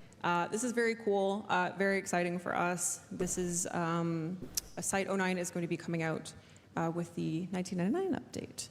Yes, and you might again learn more about him later. Right, we're about to wrap up here.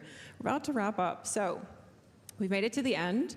We're about to close the panel off, but while we do that, we've got a 360 look at Site 09 here, so you can really get a feel for him. Yeah, yes, yes, yes. Yeah, fabulous. There is also, I believe, hopefully, hi editorial team, if you can hear me out there, there is an article up at warframe.com that features some of the artists' work and kind of a blurb in their own words on working on some of the things that they saw here. So if you would like to learn more from the artists themselves, you can, if you go on over to that article, and shout out to our artists who wanted to share that with you guys. And yeah, yes, you can clap, yes.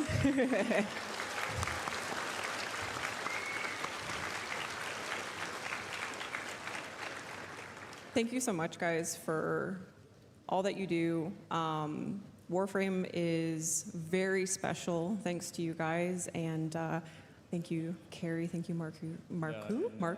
Thank you to the whole art team. You guys and gals are amazing to Let me check the everybody event. involved. So thank you, and thank you, Danielle, for putting together the presentation. She does so much work to make this look smooth, because I would not be smooth. So. They made my life easy because they get to make this cool stuff here, and I just get to show it off to you guys.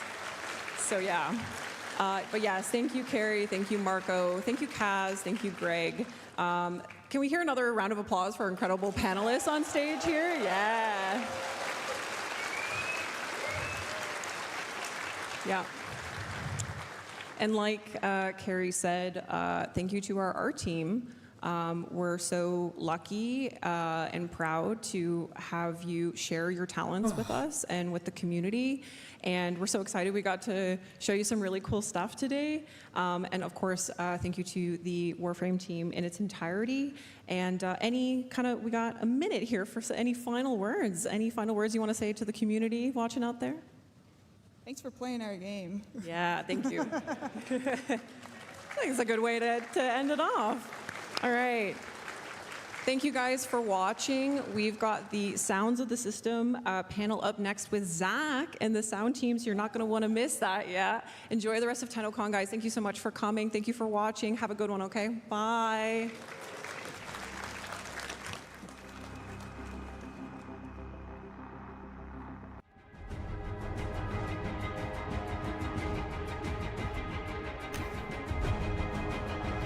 Cosplay is gonna be.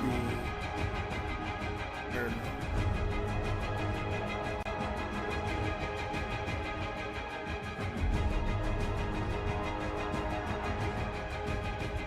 You can play it on e-park in the meantime.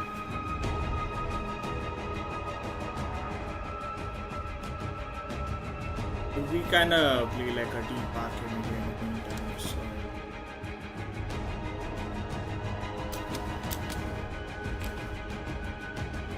I don't know play it. It's been so long that I didn't play that.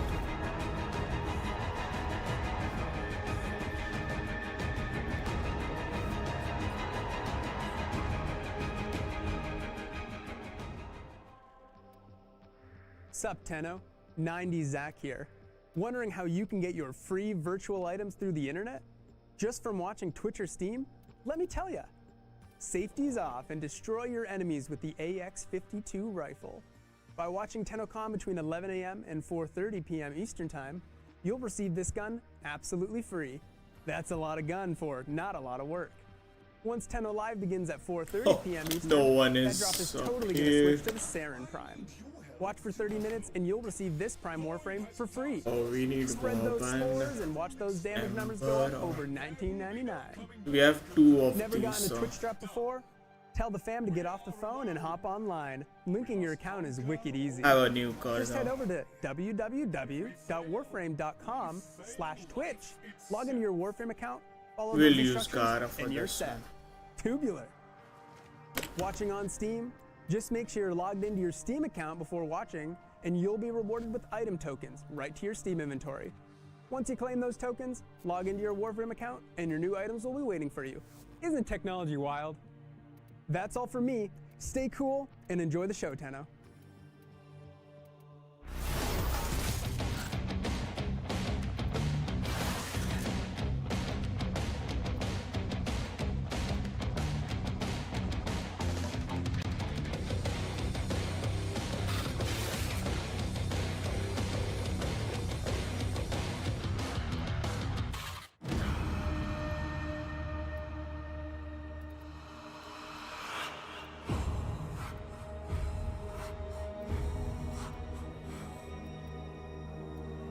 You can use hand. Select go.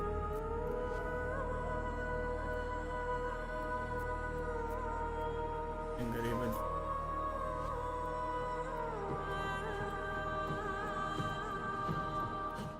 KOL just made it easier than ever to get connected and stay connected. With only 4 compact discs, you can get all of internet at your fingertips. Create your very own Stuff Space page, a space to put your stuff. Virtual message for you. Feeling overwhelmed? Don't worry. Here to help you is our virtual assistant Drippy for all of your KOL needs. No need for waterworks. Drippy is here to help. KOL. Get connected. Stay connected.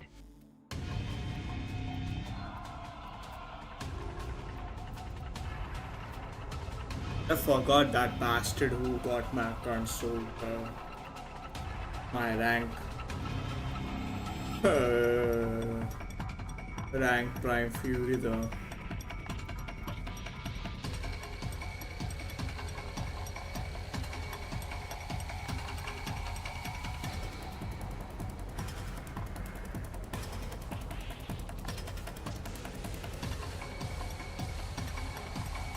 I will try to do this.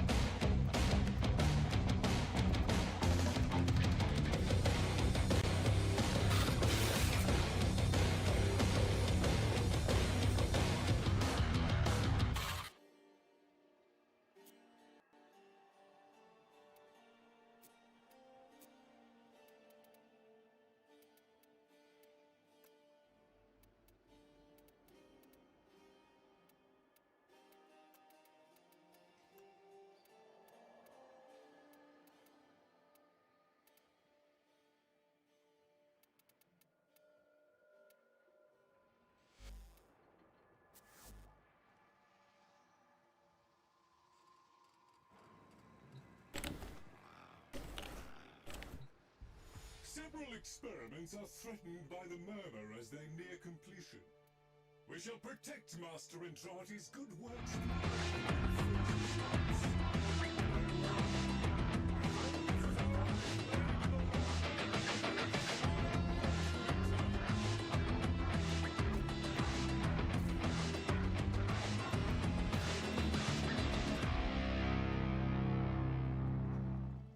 Hi everybody, my name's Sean Slater.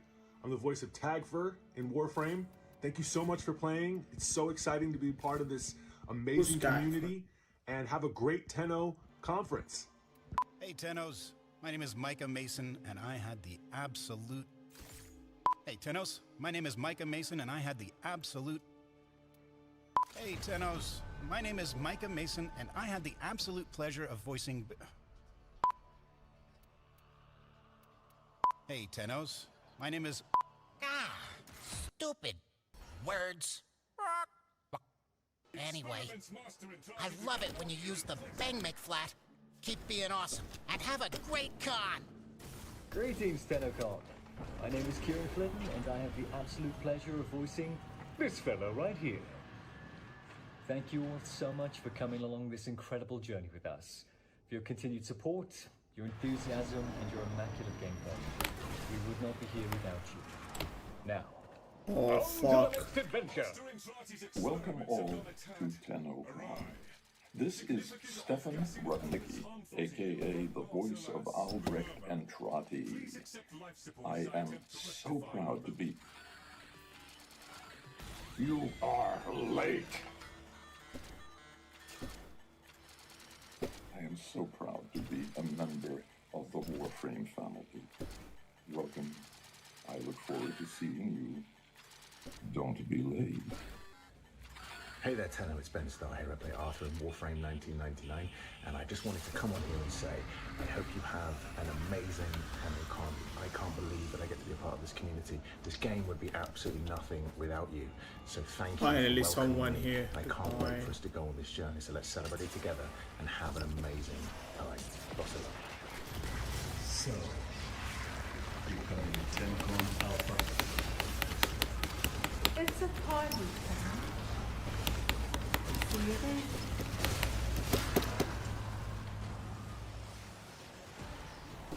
there. Amazing. Hello, everyone. Woo! Big round of applause for our amazing voice actors who wanted to say hello. And welcome to the Tenno Con 2024 Sounds of the System panel. My name is Zach, and we have a fantastic hour of auditory experiences for you all. But before we dive right in, it's my honor to introduce our panelists for today. To my right, you'd recognize that voice anywhere. It's Rebecca Ford. Hey, everyone!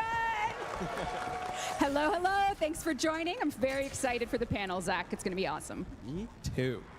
Next up, a man who loves walks in the park, but mainly just to record the sound of snapping twigs. It's Eric Preston. Hey everybody, thanks for being here. Hello. On his right, a newcomer to the Tenno Con stage, but a master of sound design. Please welcome Mark Perkwin. Hi everybody, thanks for coming out. Next up, a familiar face who makes music for space. It's George Spanos. Hey everybody, great to see you. Last but not least, a special guest who you have most definitely heard before. It's Matt Chalmers. Hey everybody, thank you. All right. That's the guy Shall who we made get like started? a lot of music. Let's do it. Our first topic of today is music and effects for quests. Let's jump back to December.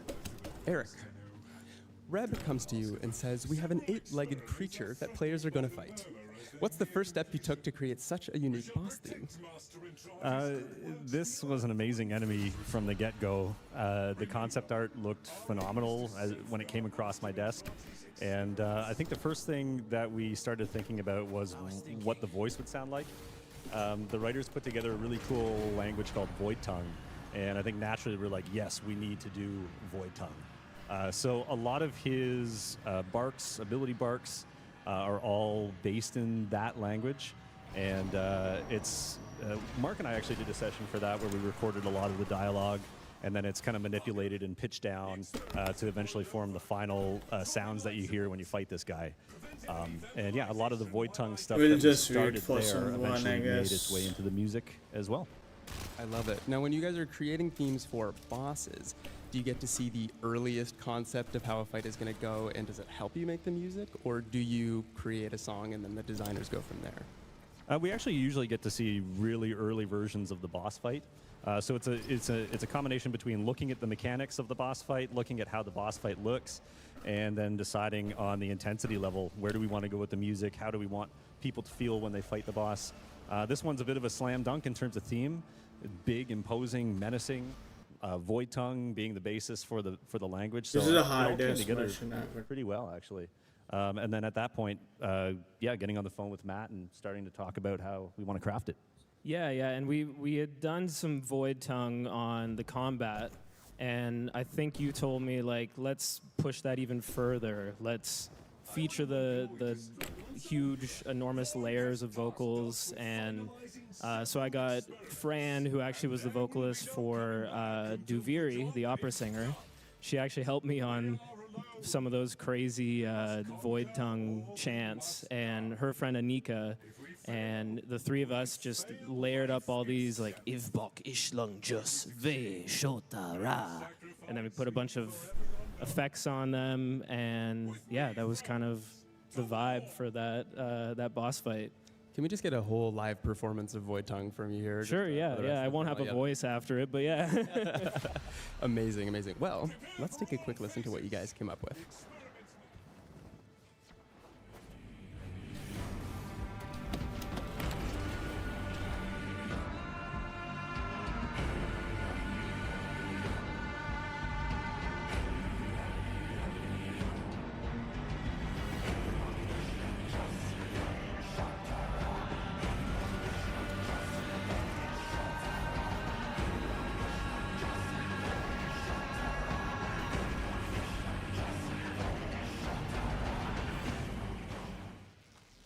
Awesome. Love that.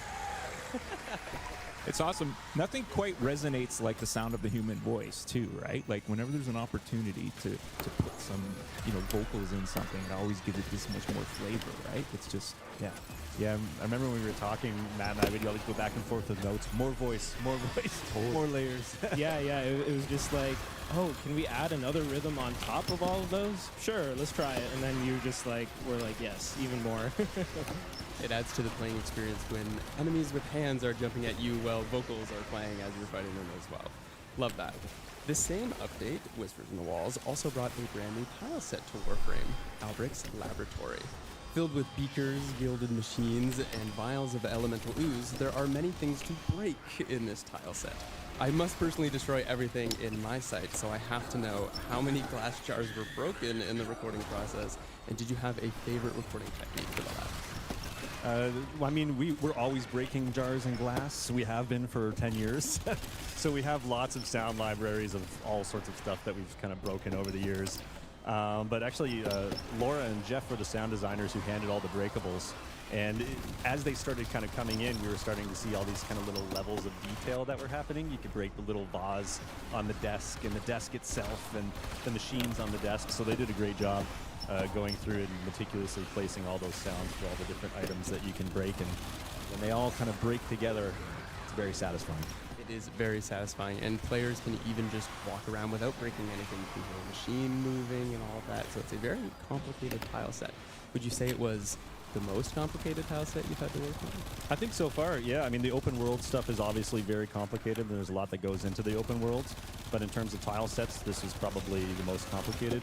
But I knew immediately that the breakable stuff was working when I couldn't stop breaking things. It's like every time I'm running around testing, it's just constant breakables. I love that. We also met some new faces in the labs. Let's talk about the Katia. Reb, how did this cast of characters come to be? Right. Well, when we originally came up with the idea that we would find Albrecht and Trotti's laboratory, we were trying to think of how we could make a syndicate out of kind of nothing, because we didn't know what the laboratory would host. And I think that there was a moment when I remembered how the Russians sent Laika to space as the first animal in space, and I was like, oh, Albrecht would have sent animals into the void at some point, and they would have come back speaking in Void Tongue, and that seems like a really compelling way to start a character arc for Albrecht in some of his lesser-known science, especially because we knew he had a bond with animals because of Kalimos from his entries. So the first one that came together was the Norg, and I was like, oh, sending a fish to the void and it coming back smart just makes sense.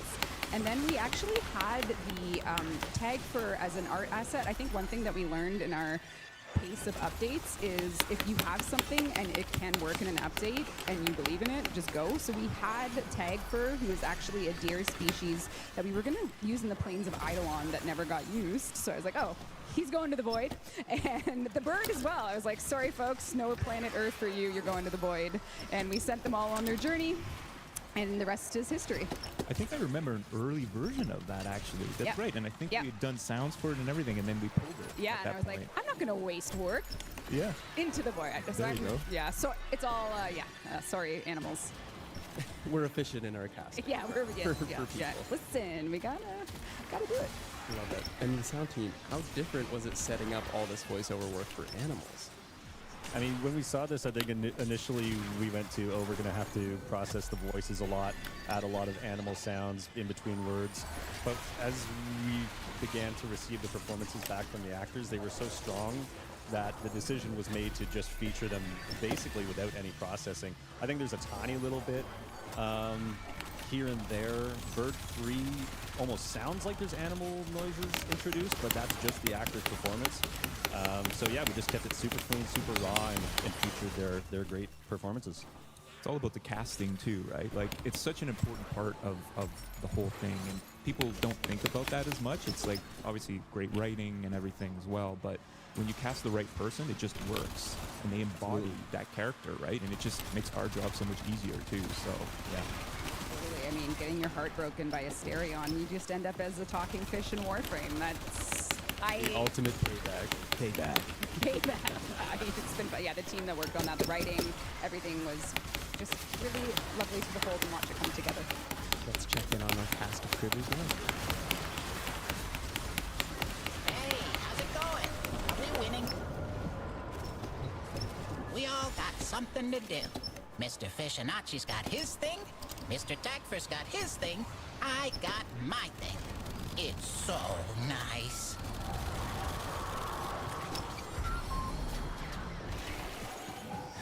Another day, another Letracell, another poke in the eye for the mother hugger that consigned us to this mess. Come on, let's roll. Are we heading out then? Yep. A new day dawns. Let us to work. Oh, let me get my mech. Good. A good day to you. I love you.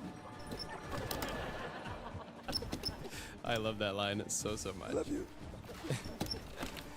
As you know, we had a follow-up update to Whispers in the Wall, Dante Unbound. Now, the team had a chance to cook up some unique vocals for this update theme, and it was such a great tone to the update. Matt, tell us a bit about how the process of setting the stage for Page Master Dante went. Yeah, well, we had a piece that I think we actually showed this at last Tenno Con. A friend of mine, Alex Samaras, sang on it. And it was a section of an ambient track that I did. And I think it was actually word from Reb that was like your favorite section. And so we were like, how about we make a combat section or a combat track out of that section? So I got Alex back over. I wrote a new piece and featured the same melody, but like the combat version of it. And Alex just nailed it. He had done a bunch of throat singing and stuff for me as well. So he has like the ability to do the really straight, beautiful melodic singing, but then he can also do the really intense, like low throat singing. So we kind of just found a happy medium, and yeah, his performance was amazing. I love it. And as you mentioned, the vocalist Alex Samaras does make a return, and we have a behind-the-scenes video of him recording some of the vocals. Fucking great. Update theme.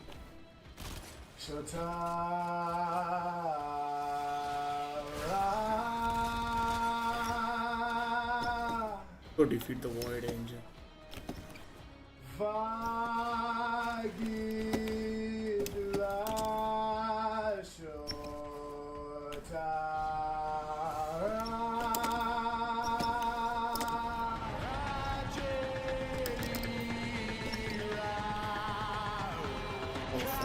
Stuck.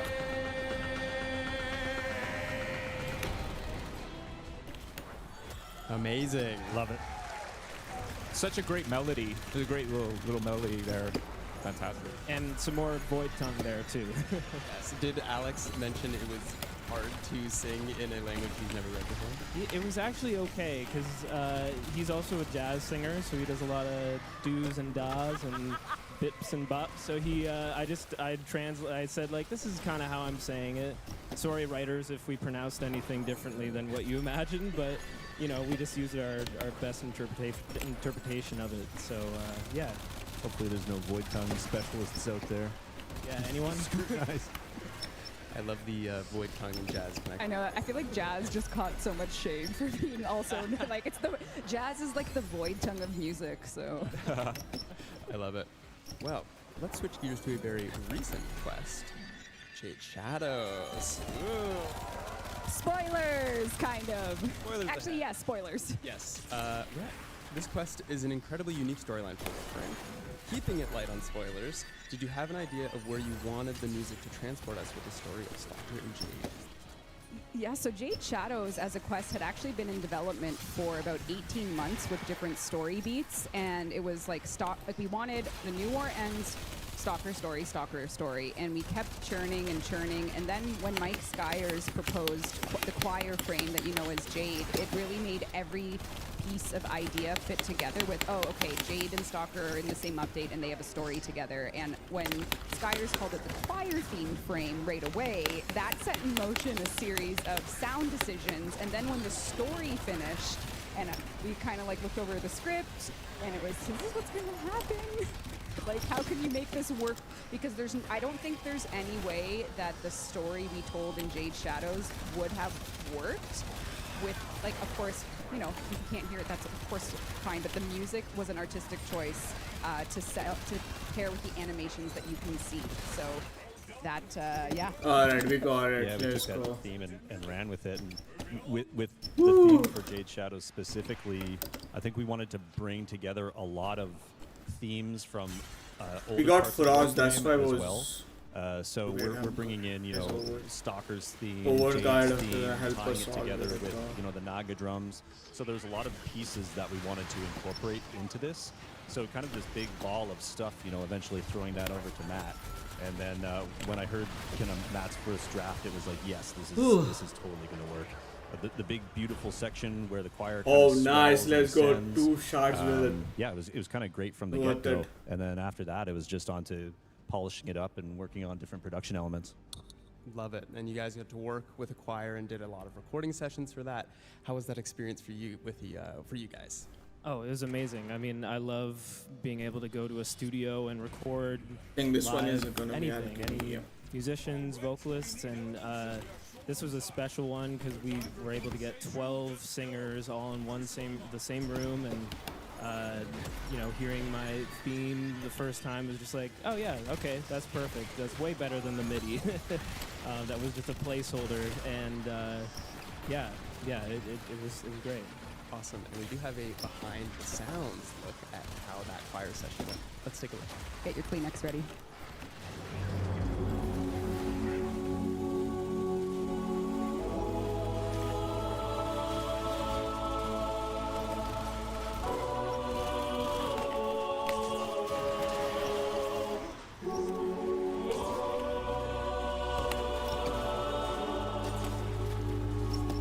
Jade Shadow had a good music, by the way.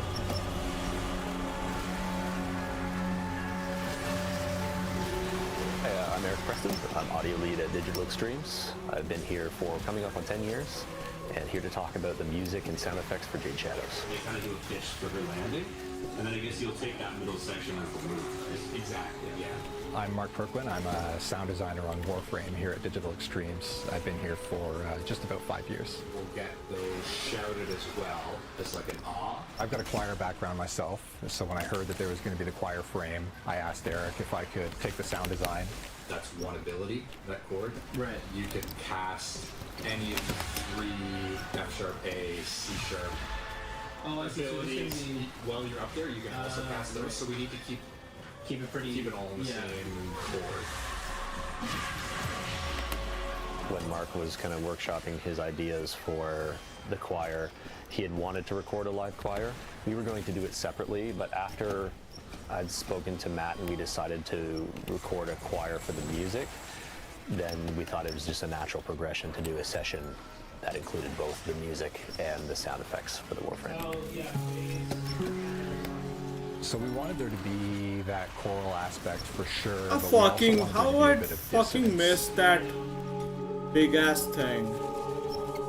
And add a little bit of that strange tone that you hear in the Warframe. So there's lots of off-key singing, lots of whisper shouting from the choir. So we kind of played with all sorts of different vocal effects, chords, notes. We wanted to tap into the strange I need sounds to that get they my were able to Mac produce. because it's gonna be good with the Mac. The choir is so talented that whenever we would suggest ideas or want to try different ideas, they could reproduce that very quickly on the fly. it felt like sort of having your own live synthesizer, except they're human beings and they're amazing. Cool. Was the tuning of those chords okay? All good? Eric definitely had some great direction as to how he wanted the frame overall to sound. I had some specific ideas for the 4 abilities that I wanted to hear, and then Matt was able to pull that all together in a very musical way and in a way that fits with the music that we'd also recorded for Jade. All of the notes that you hear in the frame's abilities are all in the same key and in one chord actually that fit really well with the music that we'd already recorded.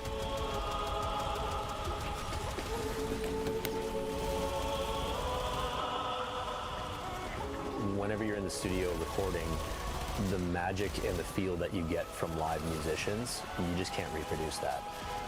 So that's something that we'll definitely be looking to do for score again in the future.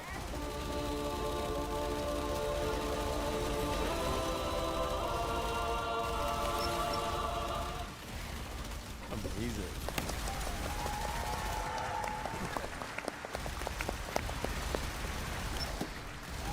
Now, Mark, a choir background. Oh. Tell us a bit more about that. Yes. Shout out to Amabile Choirs of Canada. Local, very renowned local choir here. I grew up singing, so I've got a cool background. Yeah, I was very excited when I heard about Jade. I absolutely wanted to grab the sound design for her. How come I'm only finding out about this now, Mark? Yeah. Where have you been hiding this?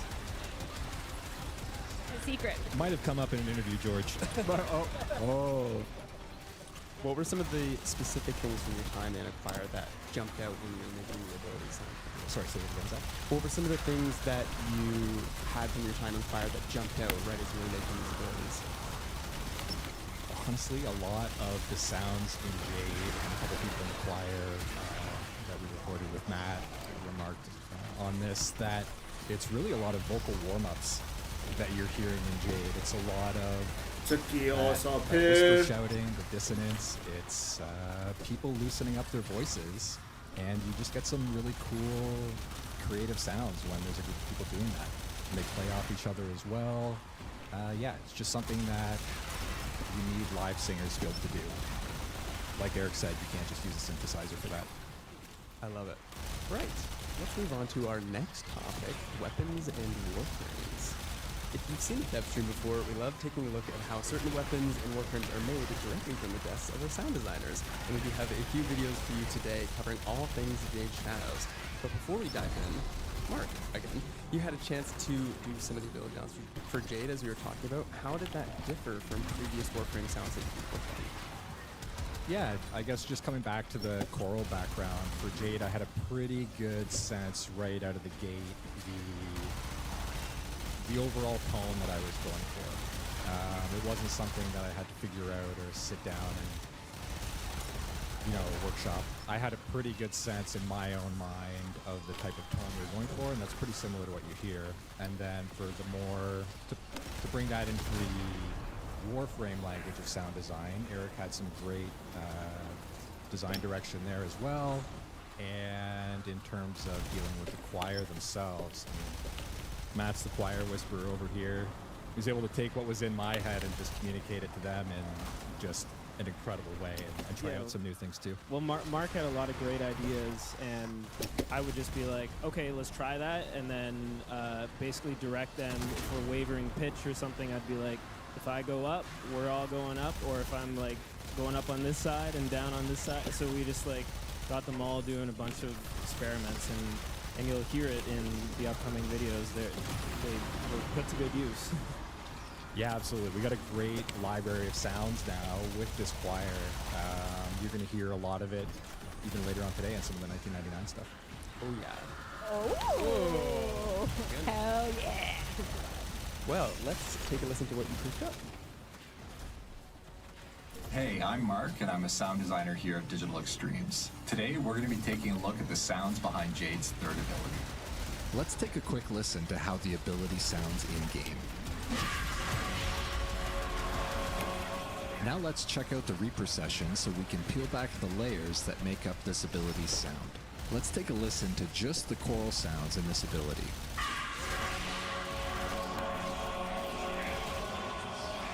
Now let's mute the choir to hear everything else. That's good, but what really makes Jade special is all that choir. And so here's how that fits in.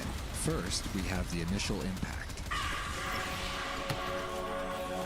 This is made up of a shout, some harsh whispers, and the I choir knew singing it's a gonna go chord. down like that. We also have this sustained section, which represents the eyes that surround Jade during this ability. And making up this section, we have another more dissonant choir chord, and some more sustained choir whispers. And now let's listen to these without any effects to get a better sense of how the choir sounds on their own. That's incredible, but we still want to add a bit of movement. There are a handful of plugins on each of these tracks, but this spin tracer is really doing some heavy lifting. It's kind of like a granular synth meets Doppler, and it has some pretty good visuals to show how we're throwing the whispers all around to add some movement. Now that we have Jade's voice nailed down, let's take a quick listen to the other layers that make up a lot of the impact and sci-fi elements of Jade's sound. We have our LF layer, truly a must for any Warframe. Some glass impacts with delay added for fantastical vibes, and some mid-frequency synth to round it all out. With an ear for these elements on their own, let's take one last listen to the ability in-game.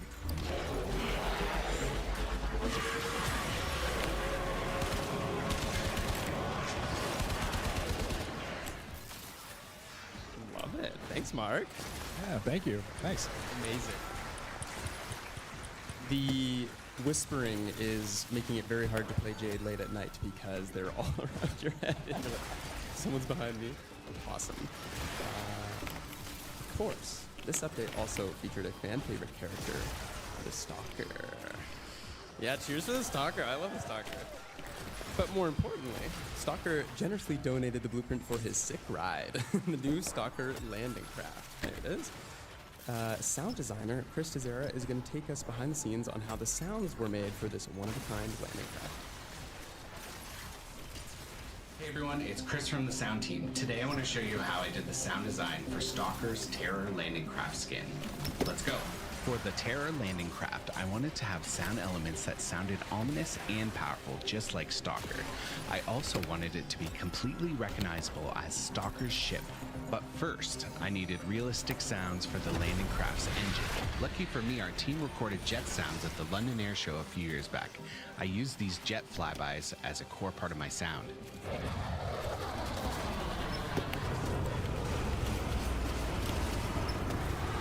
Thanks, guys. First, here's the jet sounds on their own.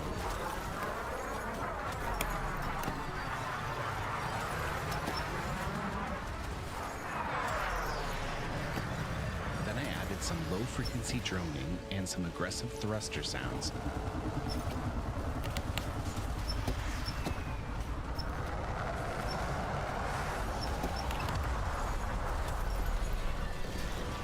Now let's stalkerize it. Your sentence is death. I started with the Stalker bowfire sound.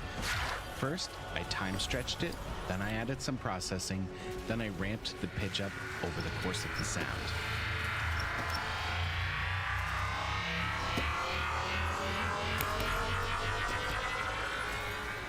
Next, I took samples of Stalker's breathing, I pitched it down, and I added some processing.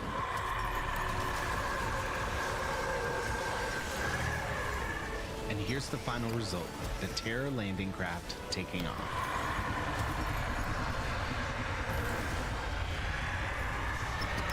Alright, let's go. Ooh. And there you have it. Thanks for watching and enjoy the rest of Tenno Con. That overguard helped Love us it. a lot, Thanks, and that's Chris. why I was saving him. Chris is here right now somewhere. Is Chris here? So shout out Kill to yourself. Saving the Thank fallen you. though. Now we did have a taste of some Stalker gameplay with the Devere Paradox last year, but his abilities got a fresh coat of paint for Jade Shadows. Sound designer Giovanni Agapito is going to show us how those ability sounds for Stalker were made. Hey Tenno, my name is Giovanni and I'm a sound designer at D. Today I'm going to show you how I created the sounds of one of the Stalker's abilities. First, let's listen to the sound in-game.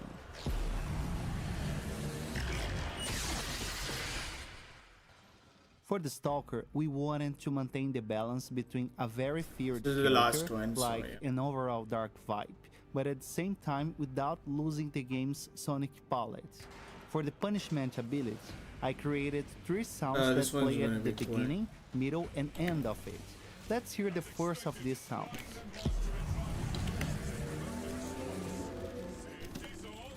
This one has some really cool layers. For example, this energy layer that has a pitch automation and becomes more acute over time, creating a sonic tension until the Stalker releases the projectiles at the end. For the build-up sound, there are more tonal and sci-fi elements, as you can notice.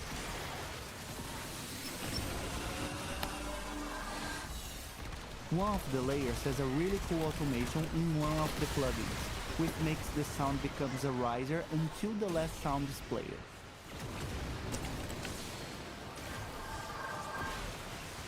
Let's hear the sound of projectiles being released at enemies. For that, I created several wishes using my own mouth and made them very high-pitched, distorting each layer a little to contribute to a more sci-fi vibe. After putting all together, this is what the punishment ability sounds like in-game.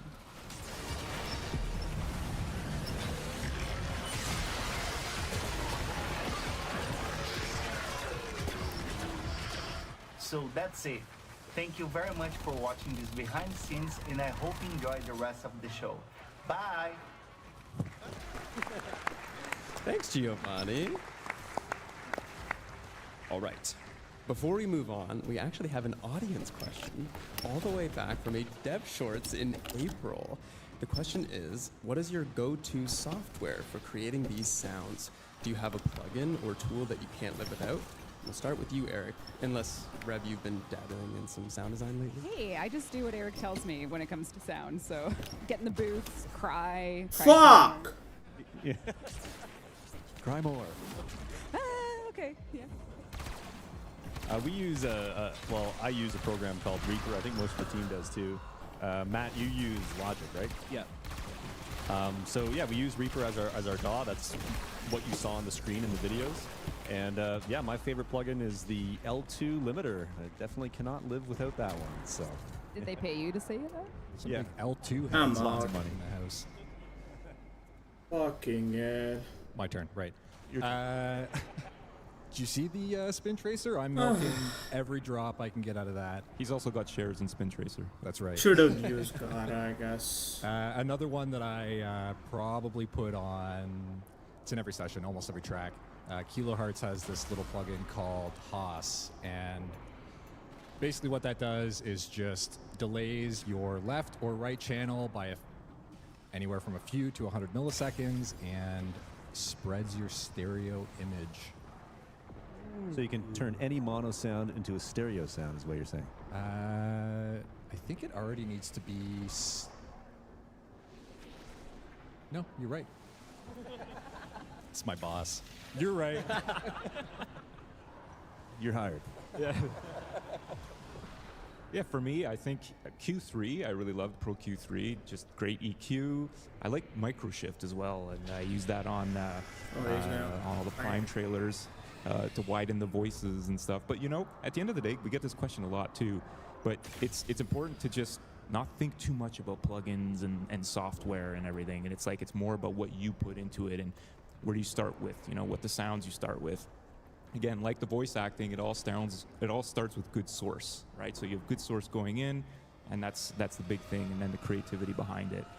Yeah, don't let that limit you in your creativity if you don't have a certain plugin, for sure. So, I think the analogy that probably a lot of people here is easy to digest is if you've ever played the vocal patch on an electric keyboard, and you can hear the ahs. doesn't sound like a real choir. But going back to the real choir that we were able to record and that source, that's what we're talking about when we talk about There's having good another guy sources. who's talking. It's always unique, right? It's always a unique performer. It's in a unique space. It's a unique delivery. It's always going to feel different, and it's the magic there, right? The magic of the performance and of the sonic fingerprint, really. Yeah, it's so important for sure. Yeah, I'll give a shout out to a little plugin called Little Altar Boy. It was used a ton on anytime I need to have really low vocals and I'm doing it myself and I can't sing a certain low note. You can pitch it down, but you can also change the formant so you can adjust. You can make yourself sound like a chipmunk and you get really high and nasally, or you can have sort of this dark sort of sound. And so for He's all alone, I don't think. That I think I pitched that down an octave, and you can adjust it to make it kind of sound natural. But I think it worked really well with the void tongue and stuff because it just sounds kind of otherworldly. That's a great plugin. Back that one up for sure. Void Tongue brought to you by Little Altar Boy. Exactly. Just wait till you hear Big Altar Boy. Oh my God! Hey, I love the hey yeah. I sang it in my head for yeah. That's awesome. Well, if you asked that question back in April, there you go. My next question for the Coust is focused on our weapons. Many of our weapons can be identified just from their shot, reload, or swing. At How least do we you got craft a something weapon's out of it. identity through sound? Yeah, weapons are a really Yeah. fun process. We all take turns doing weapons, I would say. Error again. But the core experience of doing a weapon is an iterative one. Because it's a sound that you hear so often, there's often a lot of time At least we got put into something just out of playing it, with though. it. So after we've done our first draft, getting the character right, getting the punch right, and getting the power right, then it's just a matter of hearing it over and over and over and kind of sanding off all the rough edges. Yeah, it's a super fun process, and each one is unique because we all work on them. It's funny too because it's like you have to kind of be happy with what goes in, because if you try to change it later, you'll hear about it in the forum. No bueno. And but it's great though. It's like the fact that people get so attached to the sound of a weapon. It's just, yeah, it's so awesome to see that the sonic identity is just so, it resonates with people so much. Sometimes in bad ways, but most of the time in good ways. Seems like you're still traumatized from the Brat and Vandal sound change. And a little trauma there. The heck too, I think. Oh, from the back heck. in the Oh, day. yeah. It was what the heck, because we changed it. But we changed it back too, so that's okay. It's okay. Now, there is such a thing as writer's block. Do you guys have sound block? Have you ever just been struggling to find that perfect identity for a weapon through the sound? Oh yeah, for sure, all the time. It's a totally normal part of the process, I think. I think with any kind of creative discipline, you're always going to run into a block or where the ideas aren't coming as easily. And usually, like you said at the very beginning of the panel, a good long walk in the park does the trick for me, at least. Sometimes for me too, like when that happens, I'll just go into the sound library and instead of using search terms, I'll just randomly click on things and listen to them. And sometimes you come up with the most unique sounds that way, because something you wouldn't expect, you'd be like, oh, that'll actually work really well for this weapon. And that's what gives you the unique kind of weird sounds, right? The unexpected. I find I do that a lot, actually. Yeah. Exploring old libraries that you've recorded that you just like, when am I going to use this? But you recorded anyways. I've got stuff that I recorded a long time ago and come across it and I'm like, oh man, I forgot about this sound. This is just perfect here. So yeah, it's always fun. It's like Christmas every day when you do that. So. Love that. Well, a similar topic, but something more new / old. Let's talk about some 1999 stuff today. As we saw on the art panel, things are a lot more real. How was the sound design process for things that have a real-life counterpart? Was it easier or was it harder? Mark, I'll let you handle that one, man, if you want. You designed a lot of the 1999 stuff. We're talking about, we'll leave the thing for later? We'll leave the thing. Okay, so working on 1999 stuff, I'd say it's more of a technical challenge, if anything, to get some of these real-world sounds into the game in ways that new systems that you're able to interact with things that you haven't really been able to interact with before, and figuring out how are we going to ground that in reality while also giving it that signature sci-fi sound that, you know, that we love to put into Warframe. Yeah, a lot of it comes down to subtlety as You well. guys seeing the I both mean, screens, in some of weapons, traditional I Warframe wish I had a weapons, dual we screen can or go as something. crazy as we want, especially with kind of the corpus stuff. There's really no limit to how Would have wild you been can get. easier to- For these, we're definitely taking it Oh, a more realistic, grounded approach, but we still love to put our spin on things. You know, it's kind of subtle, interesting layers here and there that maybe are from a synthesizer or from just a weird library that we recorded a long time ago. So there is still a little bit of that Warframeization that goes into all the sounds we've been making. Awesome. Of course, we have two familiar faces by now from 1999, Arthur and Ali. You may have seen them walking around the convention, but the amazing Ben Starr and Alpha Takahashi lend their voice to these new faces. George, once there was a time where we were recording our own staff for Warframe characters. What's changed over the years now that we have these epic cinematic quests?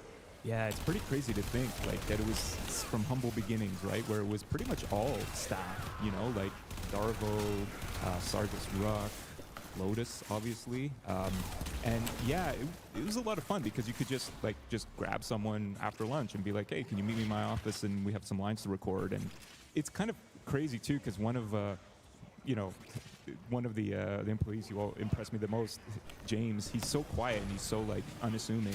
He's like, oh, hey, how's it going? And then he gets in the booth and he's like, "Rah!" And you're just like, where did that come from? And so that was always cool. But, you know, obviously, as we've grown the universe and we've developed the characters, it's important to, you know, seek outside talent as well. But we still use people from in the office. But yeah, it's always great, again, like the sounds, to have a mixture of different flavors in there, right? So, yeah. I love that.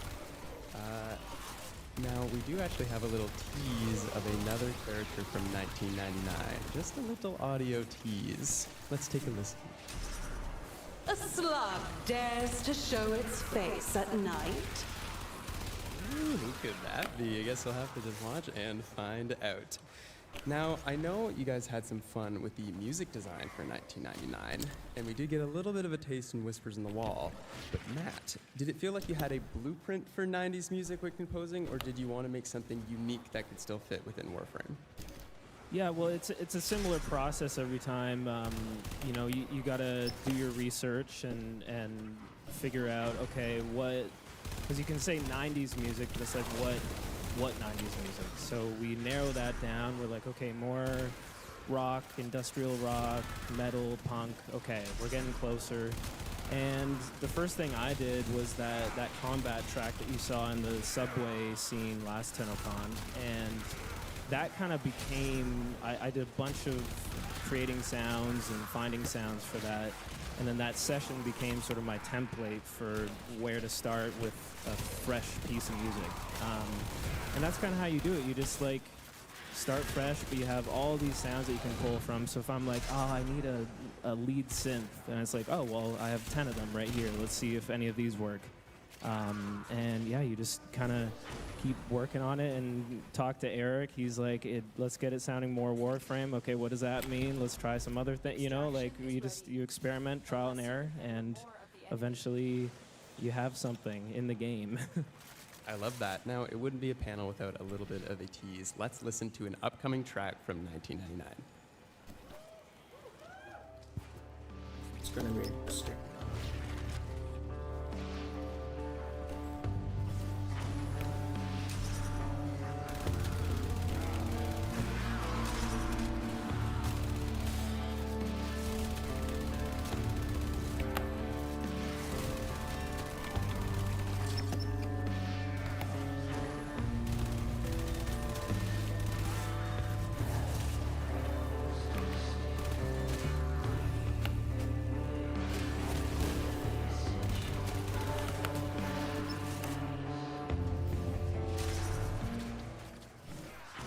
Little tease.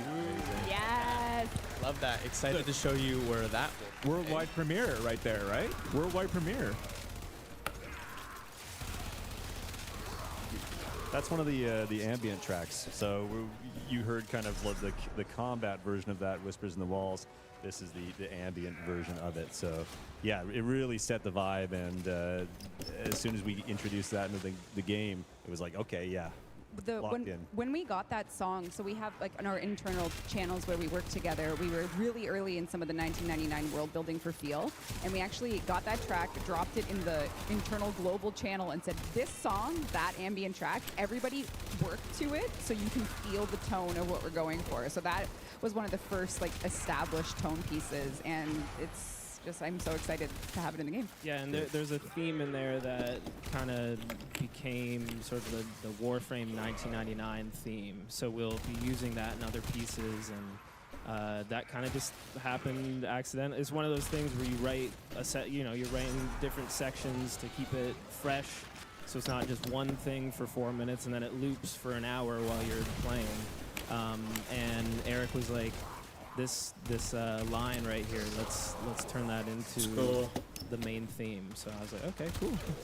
It's always cool to evolve the universe too, right? Even like musically and everything, and to hear how it's becoming something else, but yeah, still maintain some of those Warframe roots, right? Which it's awesome. It's already Yeah, we're maxed. trying lots of new stuff with the music this time around, and Matt's been killing it. So, Are we saying how many songs are in the demo tonight, or is that part? Or is that you tell me? would you like to? We have 5. Wow. So 5. yeah. Stay tuned. One demo. In one demo tonight. Yeah, so stay tuned for a lot of music tonight. They're being very humble, but it is truly ridiculous, the music tonight. So I hope everyone will enjoy it later. Awesome. Well, we have arrived at our final talking point of the day, but it's a great one. Let's talk about the Atomicycle. Oh yeah. Look at that thing. It's beautiful. Crazy. Mark, Beautiful. tell us a bit about how the sound for the Atomicycle was crafted. Okay, so we've come to the thing. So yeah, this is kind of what I was alluding to earlier. The Atomicycle, the direction on it was try and hit the engine as close to a 90s racing bike as you possibly can. So that was just a big challenge right out of the gate. You know, it's lagging a little because of like a lot of people are like playing at the same time and like watching. It's like me. Eric gave some great direction as to where we could start to push some other things that the bike can do into more of the sci-fi realm, but really keep that engine grounded. The technical implementation on this was super tricky. You tried a bunch of stuff, and yeah, you've been working a long time on it. It turned out great. Yeah, a huge part of the work in this has gone into how are we going to get a bike to work in Warframe. I remember you started on it, and I remember seeing like an early version of it. I was blown away at that point, even just like with the technical implementation. It's a first for like for Warframe as far as like how it's all going in the engine, a lot of programming, a lot of cross interdepartmental kind of work there too. Absolutely. I want to say thanks to Jem because I could not have worked on the bike without him. Yeah, Jem's an amazing audio programmer. Shout out to Jem. Jem. Yeah, and he represents Turkey on the team. Yes, absolutely. That's right. So if you hear from Turkey. Yeah. Just what you were talking about, George. Yeah, the early proof of concept for the bike just had a sine tone as an engine to show that as the bike increased in speed, we could also increase pitch, and as the bike leans and does different things, that we could change the volume and pitch, and that's all thanks to this new tech that we have. Like all the gears and everything, right? Like you were talking about that, how like you have an in-depth knowledge now of how like bikes work too, right? Like engineering-wise, because it's like you got to make it feel realistic in that sense, right? Yeah, and how do we make it feel responsive as well? Yeah, to all the user input. It's been a puzzle, but it's been a fun puzzle to work on. Yeah. I love that. All right. Well, before we sign off, we have one more thing. It's time for some audience participation. Yes, we need all of you desperately. It's very important. My shirt will make a lot more sense at the end of the night. But we do need a chant. So similar to last year where we had the New Year's countdown, we do need a chant this year. Yeah, the game is fucking and I'm hoping that, Zach, you just kick us off and we'll see what we can get from everyone here. This is the biggest room we've ever had, so this is our opportunity to get the most voices at once. Yeah, look at all you beautiful people. Yeah, so this is great. I'm sure you're loud too. What would you like us to say? The instructions are very simple. You just have to chant the word online. Online. On the count of 3, give me your best online chant. Online. Just like that. And we're going to do it 5 times. After 5 onlines, I'm going to point at you all, and you're going to give your best cheering applause. Everyone ready? All right. 3, 2, 1, go.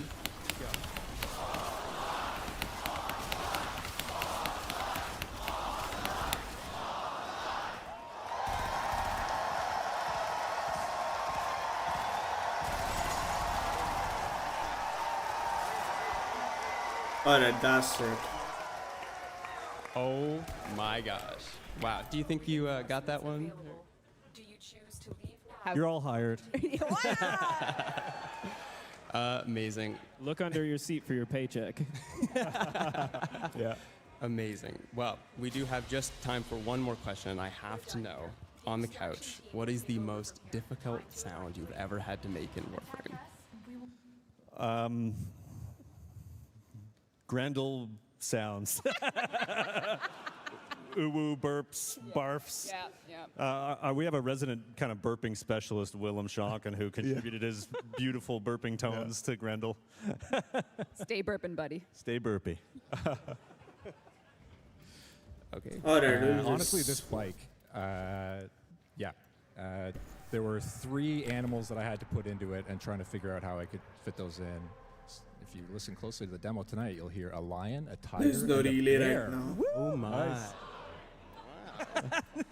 Yes. First there's gonna Octavia, for me, I remember working on that like forever, trying to get all the music implemented, the sequencer, all of that. That was tough, but it was great, and proud of that one. But it was really hard.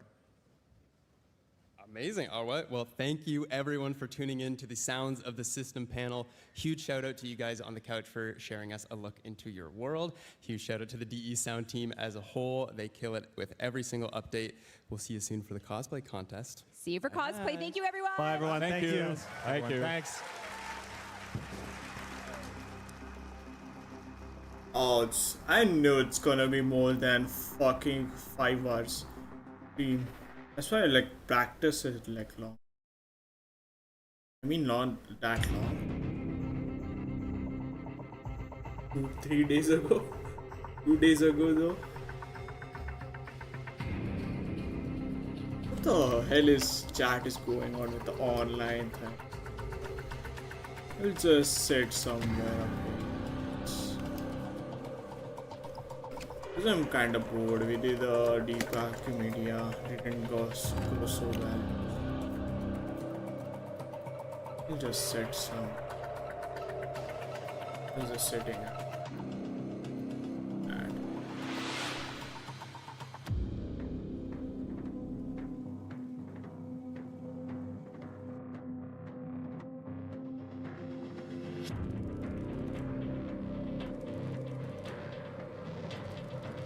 Just like pick up.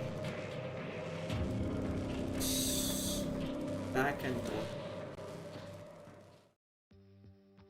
Sup, Tenno? 90 Zach here. Wondering how you can get your free virtual items through the internet? Just from watching Twitch or Steam? Let me tell ya. Safety's off and destroy your enemies with the AX-52 rifle. By Already watching got Tenno it, Con sir. between 11 a.m. and 4:30 p.m. Eastern Time, you'll receive this gun absolutely free. That's a lot of gun for not a lot of work. Once Tenno Live begins at 4:30 p.m. Eastern, that drop is totally going to switch to the Saren Prime. Watch for 30 minutes and you'll receive this Prime Warframe for free. Spread those spores and watch those damage numbers go up over $19.99. Never gotten a Twitch drop before? Tell the fam to get off the phone and hop online. Linking your account is wicked easy. Just head over to www.warframe.com/Twitch. Log into your Warframe account, follow those instructions, and you're set. Tubular. Watching on Steam? Just make sure you're logged into your Steam account before watching, and you'll be rewarded with item tokens right to your Steam inventory. Once you claim those tokens, log into your Warframe account, and your new items will be waiting for you. Isn't technology wild? That's all for me. Stay cool and enjoy the show, Tenno.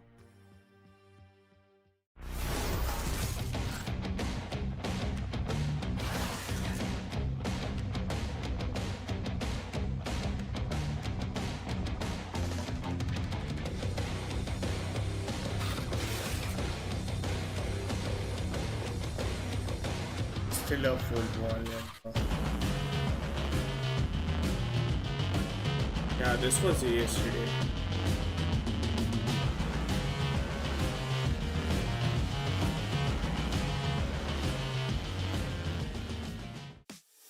Everybody knows there's nothing like a delicious slice of Big Bites pizza. And it's perfect just before online hits the stage. My favorite bite Pepperoni with extra cheese, of course. What's yours? I'll go charge up my Let's phone. connect. Over a slice of Big Bites pizza. If I miss any chat, just let me. I'll miss many chats though. I'll be back.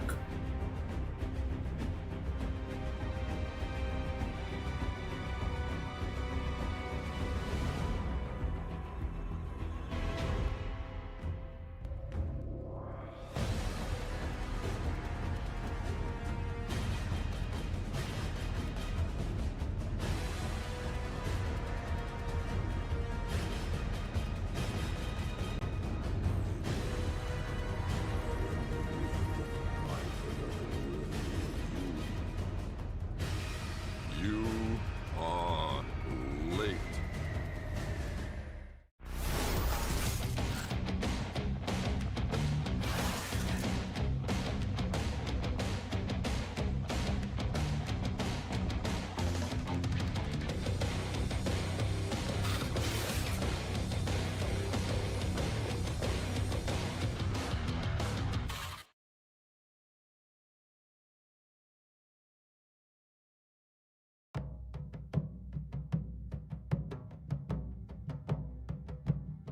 So it's into the void, now me girls and me boys, from mother's hands we go.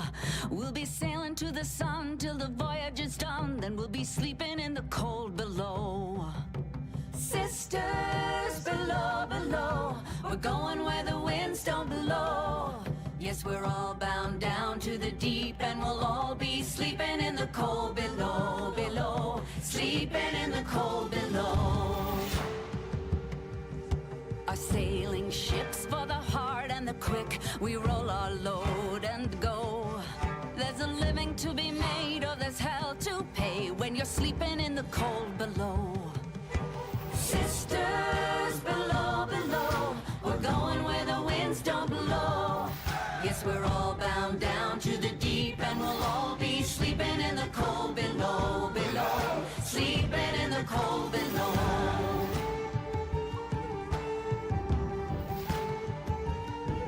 There's a man on high with the devil in his eye and a golden hand, I'm told. It can hurt you, it can hold you, he can kick you or console you when you're sleeping in the cold below. Sisters below, below, we're going where the winds don't blow. Yes, we're all bound down to the deep, and we'll all be sleeping in the cold below, below, sleeping in the cold below.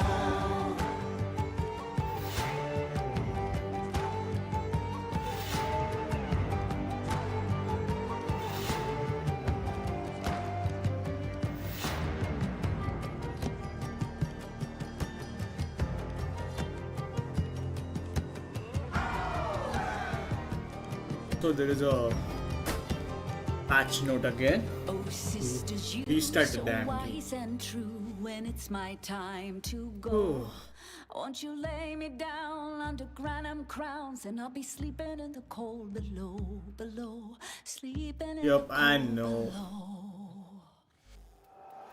Sisters below, below, we're going where the winds don't blow. Yes, we're all bound down to the deep, and we'll all be sleeping in the cold. Sisters below, below, we're going where the winds don't blow. Yes, we're all bound down to the deep, and we'll all be sleeping in the cold below, below, sleeping in the cold below, below, sleeping in the cold below. Today we sail on the solar rail. You see the blank screen. For there's much we just don't know. So farewell with a kiss. Why can I resize it? Like, doesn't do when it's like. In the cold below. No, man.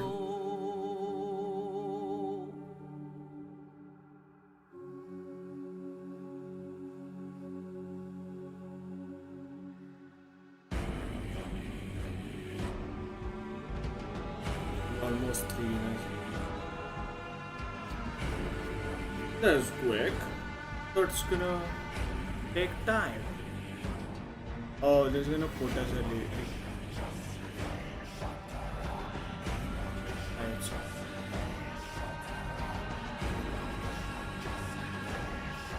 I don't know what I'd do about the thing.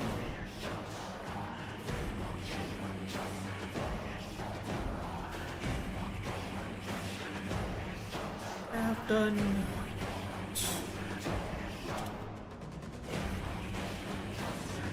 Should be fine.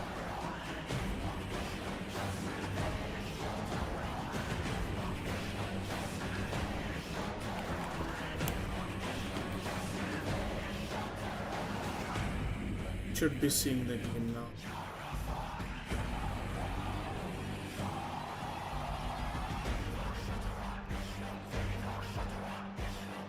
I don't know, should I keep this like screen?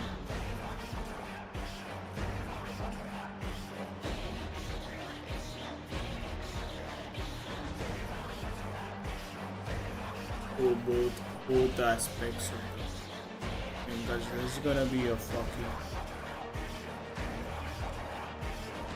delay for this.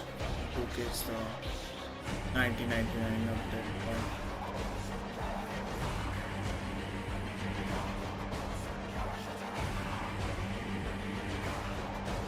And it's hope the power doesn't. Let me check the relay. I think should be a relay. No, there's no relay. Hello, everyone, and welcome to the Tenno Con 2024 cosplay. Oh, I have to purchase it. What's the relay for the strip? Can't reach to afford that. That's too expensive.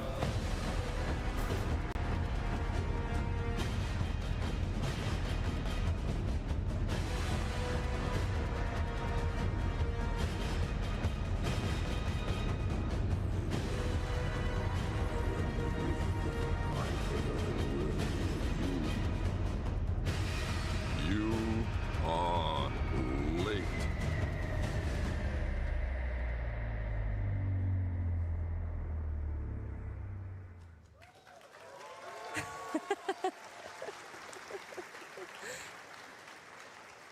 Hello, everyone, and welcome to the Tenno Con 2024 cosplay contest. I am Taylor King, and I will be your host for the next hour. Before we dive into the incredible cosplayers all of our entrants have prepared backstage, let's take a moment to appreciate the incredible Plexi cosplay who you might have seen earlier on the Tenno Con show floor.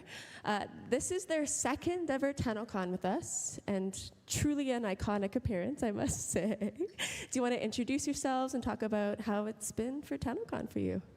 Sure. My name is Candace. This is Sean. He is my husband, and we are a duo, part of Plexi Cosplay.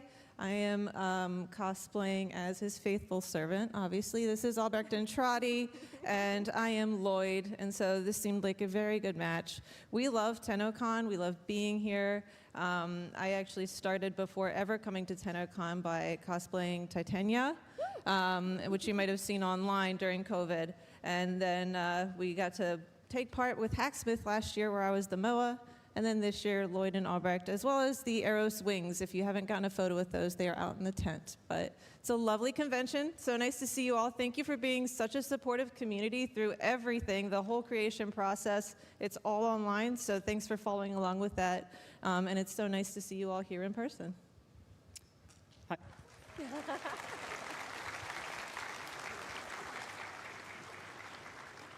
My name is Sean. She referred to me as a duo of Plexi Cosplay. That's far too generous. She is everything that is Plexi Cosplay, and I occasionally help her with some engineering and wiring challenges and things like that, but Candace is truly a born artist, and everything that she makes is absolutely beautiful and incredible, and I don't want to take too much credit. I'm just the eye candy today. Absolutely incredible. Thank you so much, Mr. Lloyd. and Papa for joining us on stage, if you don't mind taking your way off. Another round of applause, absolutely. Now, okay, speaking of incredible cosplays, I am joined by Disfusional Studios as my wonderful co-host and our judging consultant this year. You may recognize her as Aoi from Warframe 1999, but more importantly as our Tenno Con 2023 cosplay winner. Disfusional has been a prominent member in the Warframe community for many, many years now. So let's take a moment to look at some of her previous cosplays.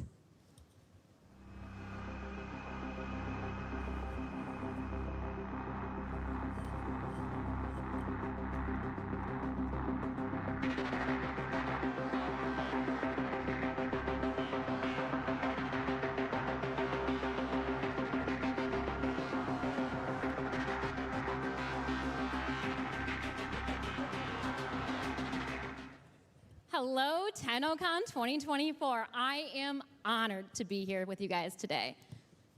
Now we have one more introduction to make before we get started, and it's our judges. We're joined again this year by Lightning Cosplay, who we'd like to invite on stage now. While they make their way up, let's take a look at the absolute magic that they brought to the Tenno Con show floor.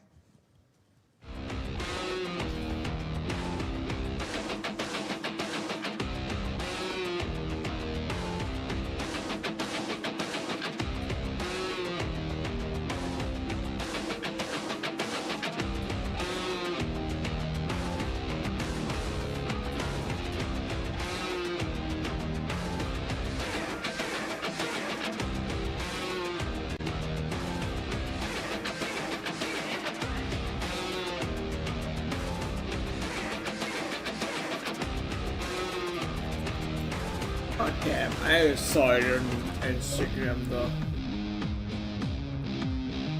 I think the making of it. Thank you, Ralph, for joining us. Where's his fucking suit? It vanished. Now, I do want to make a point. Just off stage, we are joined by another cosplay guest coming to us all the way from Germany, Maya. Maya, I don't know if you could raise your hand. Thank you so much. Cosplay content creation has been her profession for over 10 years now. Maya focuses on painting, weathering, and makeup. She is taking care of Ralph's makeup and helping to bring Arthur to life here at Tenno Con today.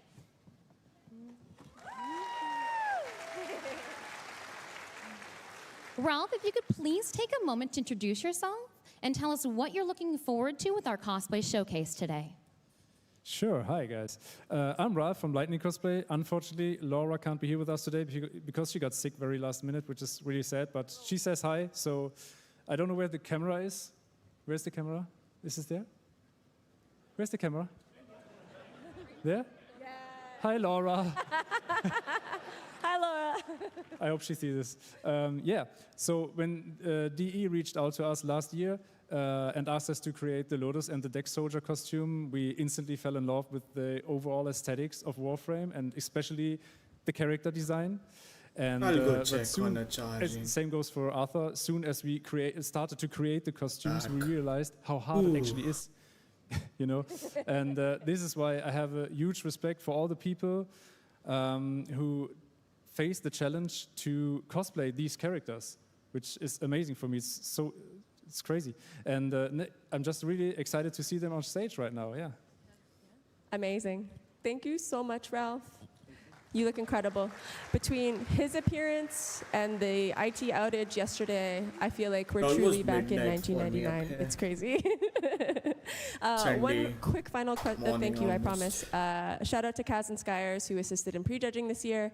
They weren't able to make it. They have a workshop. It's fine. We love them, but I'm sure they're here in spirit and they have, given their thoughts and wisdom to us. Anyway, that's enough. Ralph is seated. It's time to get this party started. Alrighty, let's move over here, I think. To kick this show off, we have our non-competitive showcase. These entrants are here to present their cosplays and show off their hard work, but are not competing for our cash prize. Let's move over so they can take center stage and show us their spotlight. Phenomenal. Everyone's saddled and ready to go. We got that thumbs up from Charlie. Hit the music. I'm sorry, guys. I'm have to Starting switch off, it. we have amateur It's another cosplayer tab. as It's my Prisma analytics. Excalibur. I have to watch. This is his first Someone ever have, like, put it cosplay on. featuring EVA foam, clay foam, and acrylic paint. Give it up.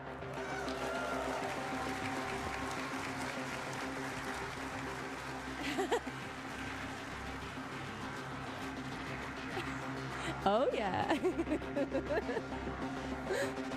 Perfection.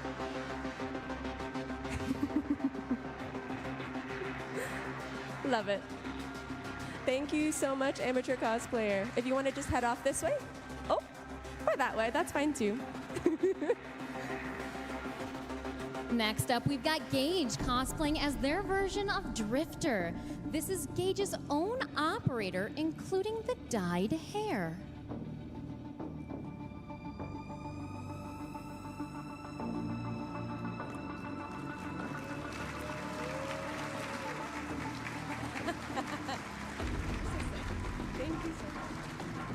All right, next up we have Dark as Gilly Grizzly. Don't tell Steve, but I'm pretty sure this is what Bromius would look like if we gave them access to a Warframe's arsenal. Oh, he's coming. Oh, he's coming. It's really hard for bears to walk upstairs, I've heard, so it's totally fine. Keep going. Yep. There he is. Give it up for Dark.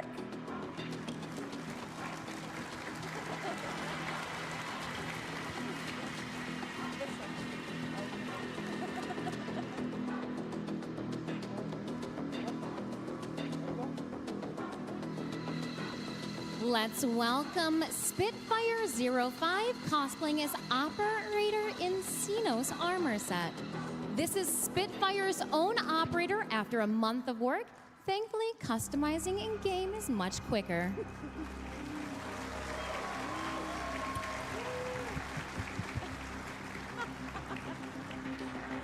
Alrighty, next up we have the High Priest of Pineapples cosplaying as Harrow Prime.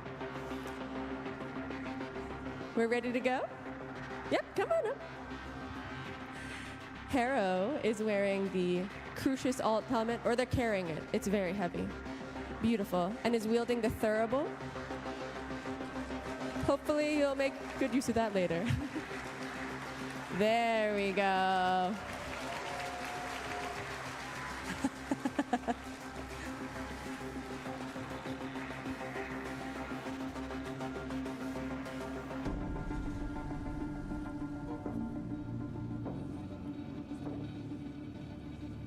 Next, we've got Zach B cosplaying as the Drifter from the New War. This Drifter is wielding a 3D printed Sirocco in addition to the original outfit worn in the quest.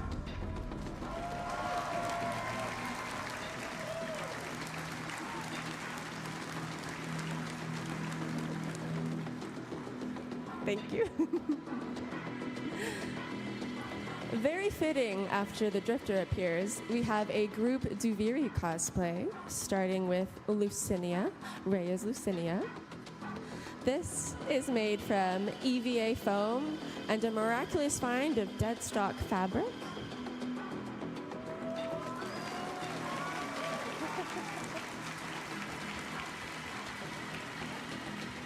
And next in this group, we have Geo as Loden. A funny story, this cosplayer was Ballas in 2018 and 19, so clearly they just love having long arms.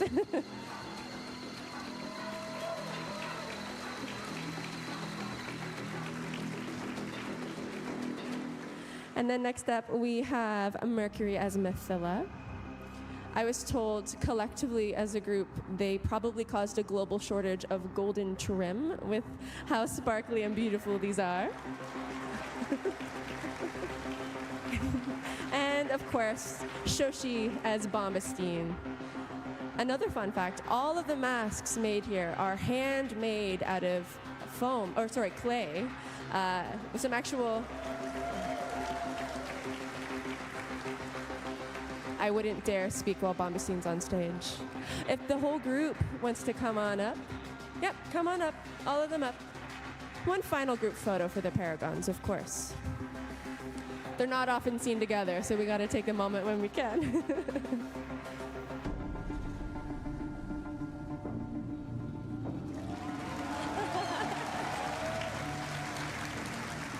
There's one remaining. Absolutely stunning. Thank you, everyone. I swear this wasn't on purpose. Next up, we have Prime Explorer as an aura worm off the string. This is an aura worm reimagined as a worm on the string with giant googly eyes. So, thank you so much. Next, we're going to welcome Acolyte Senpai as Baruch from 1099. Baruch was sent back a little farther than planned.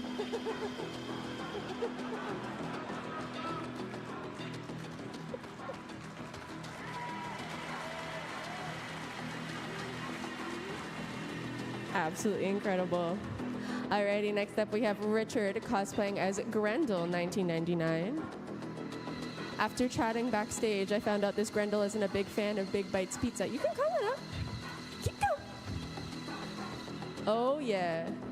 It's got quite the appetite that Big Bites cannot fulfill.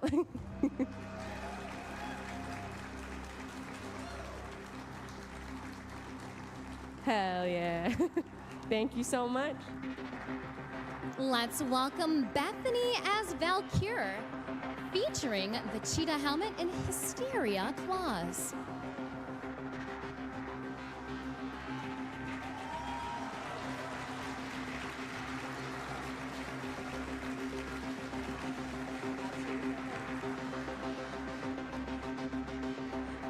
Oh, I feel that way too. Alrighty, we have Hobbs cosplaying as Mirage Prime. This cosplay is made out of cardboard, fabric, and repurposed materials, and clearly has gotten the infection that's been around the Tenno Con show floor.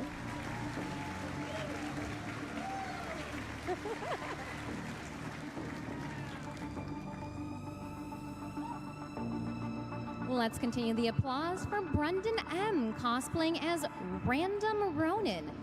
Bring the ninja back into Space Ninja. Do you have something here for the next page? You don't. I have to do this. What the Absolutely fuck was that? iconic. Alrighty, we're getting to the end here. We have Miguel as Salvage Operator. This is a recreation of their own operator in-game, straight from 1999. For those who don't know, that's a disc. Discs go in that. So good, so good.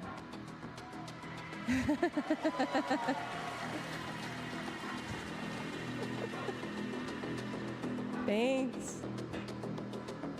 Alrighty, next we have the Scarlet team as members of Infinite Singularity. They're representing their clan, I believe. And this is, in fact, our youngest cosplayer. And he's already been on stage before. Cannot believe it.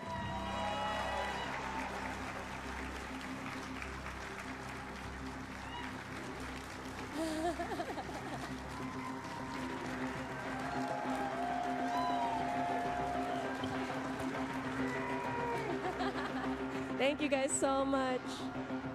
That was the last of our non-competitive entrants.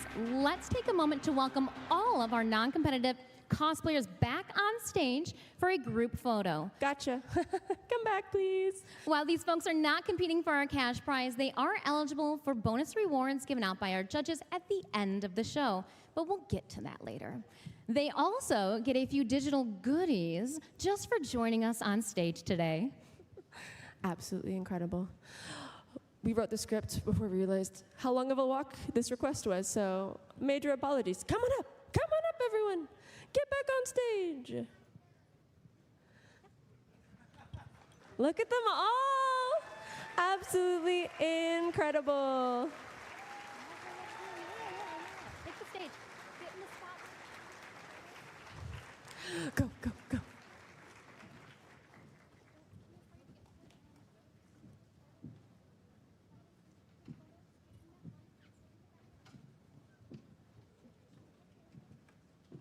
Almost there. Almost there. Almost there.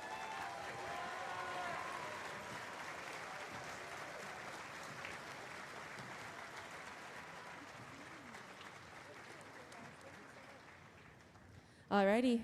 Look at this incredible group of Tenno. One last pose for the cameras. Yeah. Alrighty.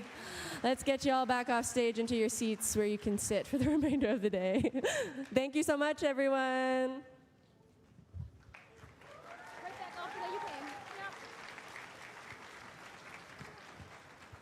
Alrighty, while they head back to their seats, we're ready for our competitive showcase.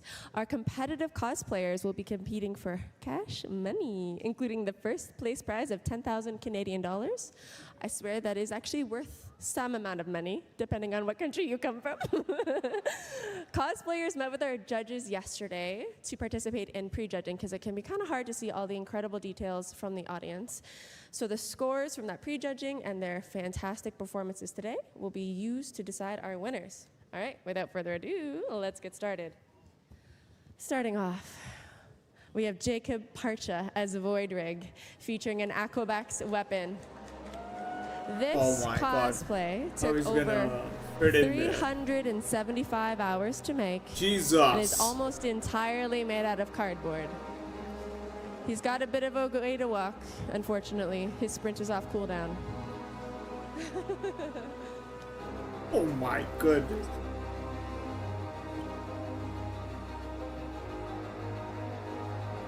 It also takes him a significant amount of time to get into and a significant amount of time to move, but absolutely worth it. What an incredible piece. It's a lot of hard work to this shit.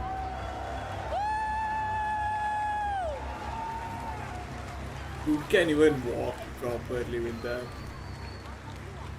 You got it.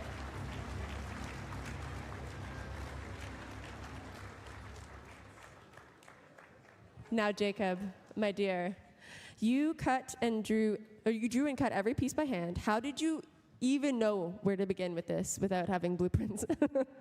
I actually did.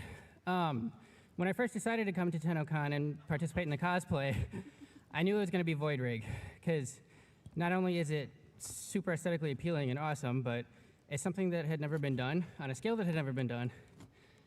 And from an anatomical perspective, it was quite challenging. I didn't realize just how difficult it would be to fit a human body in Voidrig structure until I tried it. So that was the hardest part. As far as more specifically answering your question, I did have blueprints. That was the first thing I did. I blueprinted out the exoskeleton and a little bit of the plating. All the detail was already ready to go in the game. So I printed off some reference sheets, pictures from the internet, and then I went into the game, into my arsenal, used my Voidrig, turned it all around, got pictures from every possible angle, studied them like a textbook to make sure every single detail was as close to accurate as possible.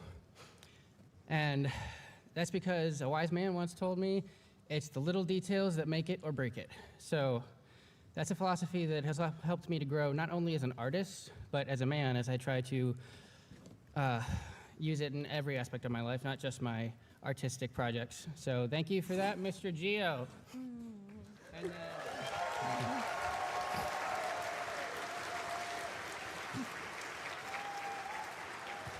and also, thank you, Mom, for being here. You sacrificed 2 days of your life to be here with me for this weekend, and you had a lot more important stuff to do, that's for sure. So you're here, you're helping me, get in and out of this, and being here to support me, and especially considering everything on your plate, it really means a lot. So thank you. Incredible. We'll let you slowly get off stage. Alrighty.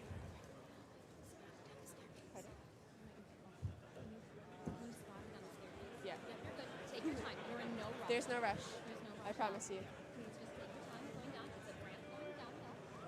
Absolutely phenomenal.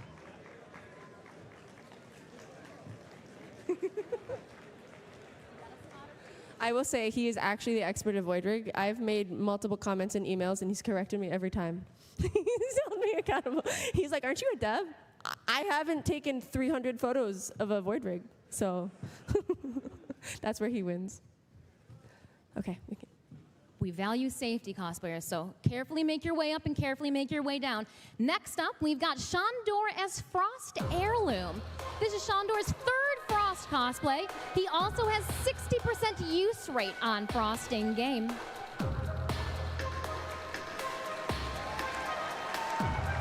Okay.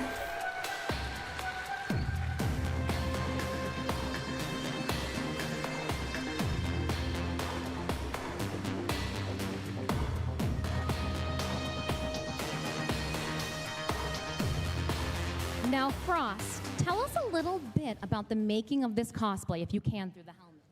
I can actually. I was going for a much more organic look than previous costumes I've made. So a lot of this is pleather and much more fur materials and things like that. It feels like not very Warframe, but that's what I really love about the heirloom sets. They're really pushing things in a direction that makes them look very strange and alien, in the same way that the Warframe started as. So I really wanted to make this much more organic looking and kind of less synthetic. Very cool. And if you guys have a moment to check out all of the textiles in this cosplay, take a look up close in person when they're on the floor.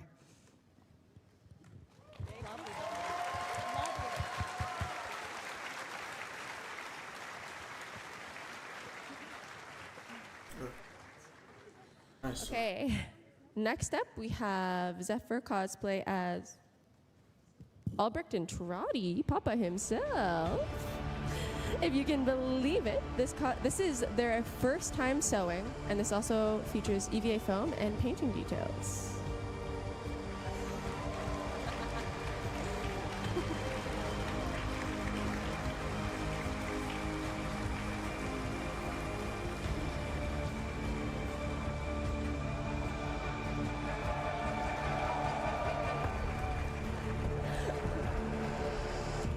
Thank you so much, Zephyr. What inspired you to cosplay as Albrecht? So it started back in 2021 when Heart of Deimos came out, and I heard Stefan Rudnicki's performance as Albrecht and Trotty, and I think it's one of the best voice acting performances like I've ever heard.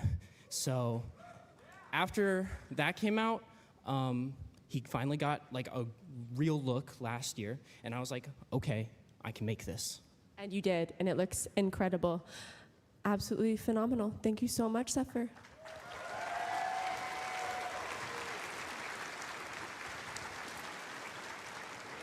Let's welcome Kira Rahime as Whis Zamaryu to the stage.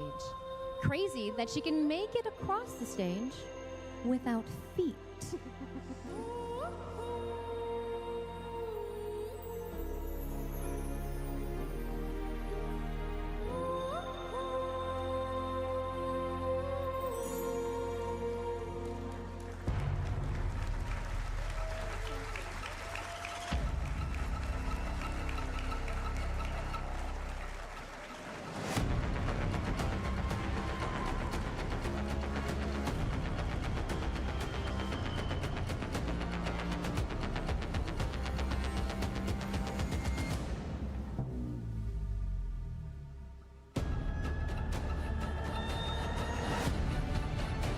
Kira, it is crazy that this is your second competitive cosplay. What are some design elements that you chose to do differently in this Wisp cosplay than last year? This year, I decided to use a lot more foam elements to help support the fabric. So everything is carved with foam and then put fabric on top of instead of just having the fabric represent itself. Lovely job. And make sure you guys take a look at how they dremeled and grooved and actually sunk the fabric into those recessed areas too. Lovely job. Lovely job. Absolutely incredible. Thank you so much, Kira.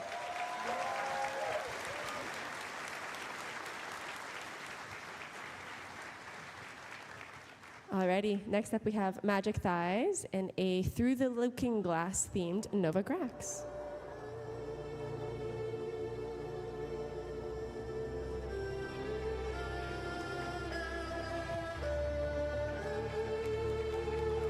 This is her own Nova Grax dressed up as the White Rabbit.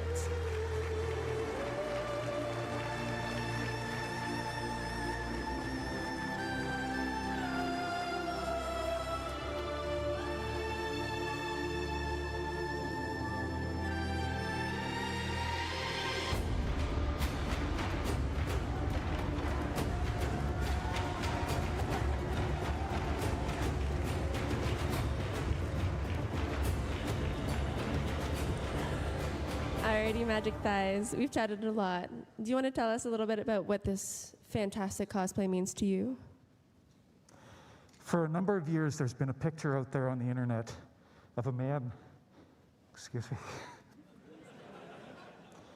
looking into a mirror and seeing his female self reaching out and inviting him to step inside. And this year, as a trans cosplay, I think, person, I've taken that step and stepped through the looking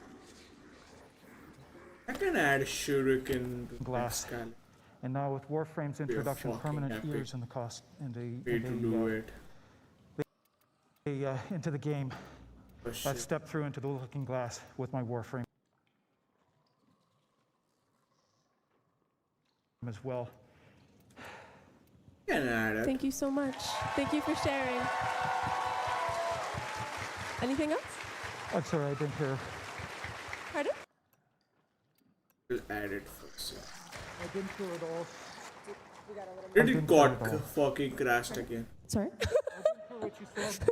Anything else, my love? You're good to go? I think she's, yeah, we'll get you right off stage. Thank you. Cosplays are so hard to hear in. Oh my goodness. So I have shuriken on the Let's keep the applause Excalibur. going as we welcome I can buy a sneaky. Liam as Master Tasani to the stage.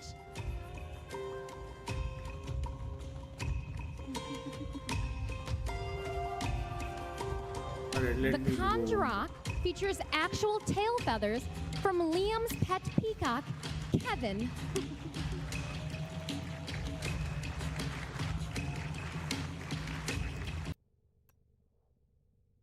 It got crashed. Yep, just kidding now. Now I do have to ask Liam, what inspired you to cosplay? So we participated in the 2021 cosplay with our pet chickens, the Ember cosplay. And then my wife, Anna, was Nef Anya last year, and I decided I wanted to participate, and she wanted to be competitive this year. So we went for it. You guys look amazing. Thank you so much. Thank you.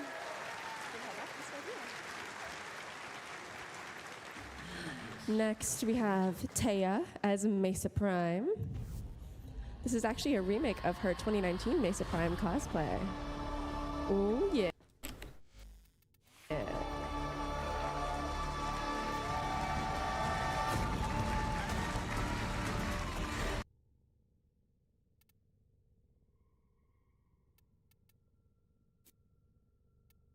Yeehaw!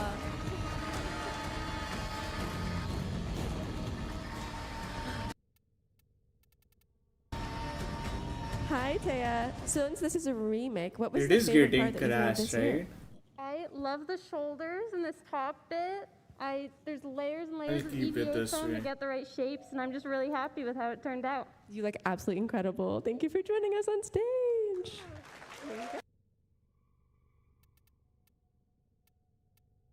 And to add sneaking peek or something.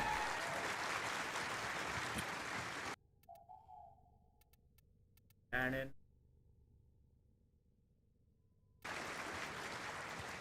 Next, we've got Lan as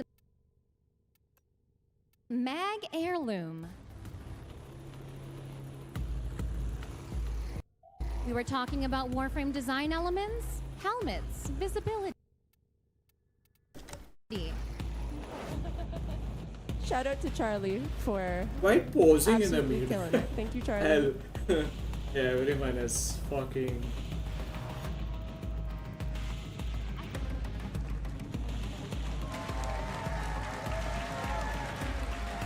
like assembling.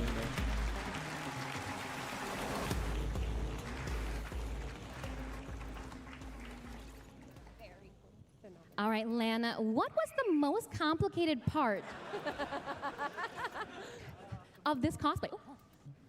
The most complicated part was, if anyone saw my back, it's really hard to see, but it was the engraving on the back, which is the very intricate lotus symbol. And I had to use 2mm craft foam and a soldering iron and trace that, and it was very hard without moving my fingers correctly and not burning through the foam. I can see it from here, and it's incredible. Was there anything else you wanted to share? Oh yeah, and I made see the little my hands and my skirt. There's over 300 of them, and those took a long while to make. You have to cut them out. I had to use an embossing tool to get the divot, and then put them all together into these 4 pieces. Thank you so much. I'm going to assist you in getting off stage. May I steal your hand, Lan? All right, we're gonna 360 so they can see the back of you again. Thank you, Arthur. And then let's walk to the back. And then Got strength, so we'll just. So, should I edit flow?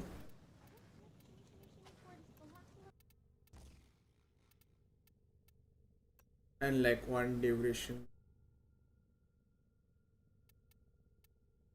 Add like. It got crashed. Thank you so much. I thought it got crashed. Stream got crashed. Well, we get Lan safely off stage. Let's welcome up Eidolon Outpost as Bombastine. This is a truly multimedia project featuring the use of 3D printing, gold leaf, Warbler, EVA foam, airbrushing, and pastels.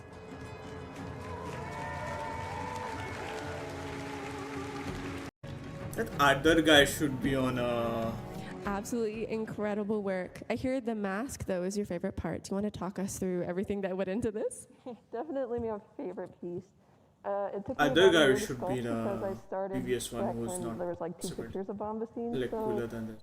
there was a lot of revisions, a lot of revisiting it, and then I had to learn how to gold leaf guild. That and can be that was the. challenging to say the least. Now it's worth it. But I think it's definitely my favorite piece.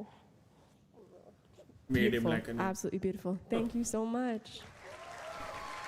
You can check it out for any backgrounds. Next up, we've got Tina as Urelli.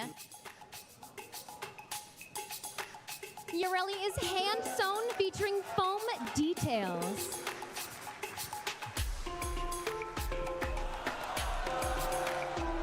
Marlena. Well, after I got the augment, I really didn't need her, but you know. What did you make your cosplay out of? Alloy plate, polymer bundle, argon crystal, a lot of tears, no sleep. I don't know, Urelli, if you want to do one more fantastic spin for everybody. Thank you so much.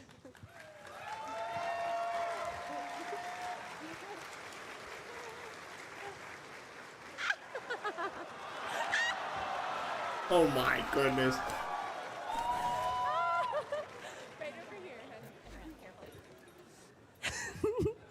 Alrighty, Arthur. So this it's one, your turn. got We the have smallest Logan one. as Arthur. Just follow the sorry. bubbles up the ramp. This cosplay is constructed from a custom bodysuit, armor pieces from EVA foam, and recycled surplus harness parts. Strips out the street. Armor and shit. Absolutely fantastic. Tell about the process of making this. Well, it took about 3.5 months between 3 different people. It's been long. There's been many revisions. Started with the bodysuit. Had to start with the base. And from there, built on top of it. using textures from the Tenno Con files and the concept art of Arthur to build everything you see here. It's absolutely incredible. Thank you so much. Do you want to make your way off stage?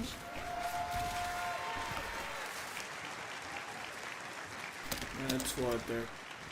Next, we welcome to the stage Royal Pratt as Mag Pharaoh. Fans may recognize this cosplay as Royal Pratt's own iconic in-game glyph.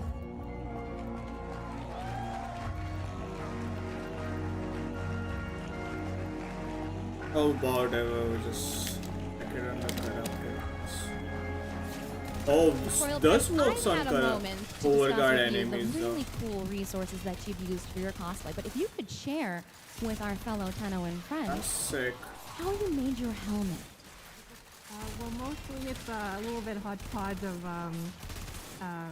reasonable resources. So this was actually a astronaut's helmet that I cut, and then I dyed in hot water to get the dark dye. And then the rest of it is basically just craft foam with held together by mostly contact cement and hot glue. And the back is able to be taken off so that I can get my head in. I have a big head. No, it's awesome because we can't see your face at all. Lovely. Thank you so much, Royal Pratt. You look great.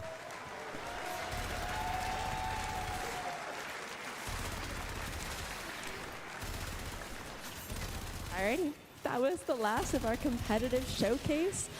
I do not envy our judges, Ralph, for having to pick a winner from that incredible lot of people. I think our judges are going to head backstage and deliberate.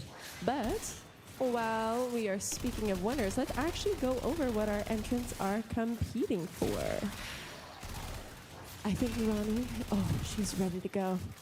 First, let's go over our competitive-only prizes, i.e. what everyone you just saw on stage is competing for. Our third place prize will receive $2,000. Thank you, Fishinacci. Our second place winner will receive... they're really big checks, y'all. A whopping $3,000. And finally, our first place winner will receive $10,000. $10,000! That's a lot of Warbler and hot glue, let me tell you. Alrighty, we also mentioned earlier that there are bonus prizes that everyone, including our wonderful non-competitive entrants, are eligible for. Think of these as like Mario Party stars. Not every category may be picked, but those who win will receive a very shiny treasure. In this case, it's the Ember Heirloom Pack. Oh yeah. Possible bonus awards include Floofy Cuteness for adorable cosplays that pull at your heartstrings, Ortis Punny for funny cosplays that elicit a laugh, Stellaris Workmanship for cosplays displaying incredible skill, and Master Tisoni for cosplays featuring furry or otherwise friends. Alrighty. So our judges definitely need more time to deliberate, so I am so sorry to ask this of everyone, but let's get you all back up on stage. Specifically our competitive entrants. They will need a little bit of time, but it's important, so they're all here for when we distribute the prizes. Now, speaking of shiny treasures, I do need a giveaway box if someone backstage can hand it to me. I do actually have something that Bird 3, let me find it, sorry. It's falling over. My lovely Bird 3 has prepared an extra shiny treasure for us. I lost a shiny treasure on the floor. Where is it? Oh my goodness, this is my fault for adding so much to this basket. I don't know if you can see up close, camera guy, and I'm so sorry to ask this of you, but this is actually an Atomicycle key. So Arthur might recognize it. You might recognize it later on. 44,000 This was actually damage, so made that's by so cool. Kaz Adams in the DE studio. You might have seen Reb wearing one around her neck, but there are very few of these in existence. And so we do have a giveaway box somewhere. Right behind our lovely cosplayers. And we're going to pull a name. And if your name is called and you're here, you will be taking this home with you. So.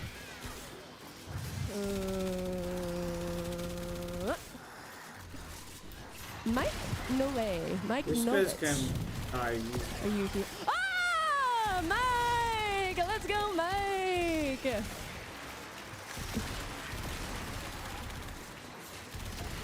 You can just come up to the front of the stage if you don't mind, Mike. Where's it coming from? Oh, I see him. Hi, I Mike! hope that Voidrick guys win though. Now, please do not use this And to like try actual and start the atomic cycle that you see on the stage floor. It will struggle not to work. it to make it happen. Do you want to come up on stage and receive it? You're welcome to. All right, introducing Mike cosplaying as a Tenno Con attendant. There you go, Mike. Yeah. You can just head on back to your seat. Thank you so much. Alrighty, I don't know how much. Okay, we still have people come. No, of course, of course. This is lore breaking. Don't do. This is what your operator looks like in a Voidrick suit. We're not gonna. I still think our judges are deliberating, so I have to stall. Okay. When Megan asked me to be the cosplay host this year, I said yes immediately, and then 30 seconds later, I realized I would have to make a costume. I will give you the long and short of it, but after many, many months, I have grown to appreciate the creativity, the skill, the patience, everything that goes into this, but most importantly, the resourcefulness. I will tell you, my tail feathers are pampas grass, which you might have in your aunt's house in a vase somewhere. And when I found it, it was the biggest dopamine rush I've had in a really long time. So I was curious to our wonderful cosplayers here if you had a similar story.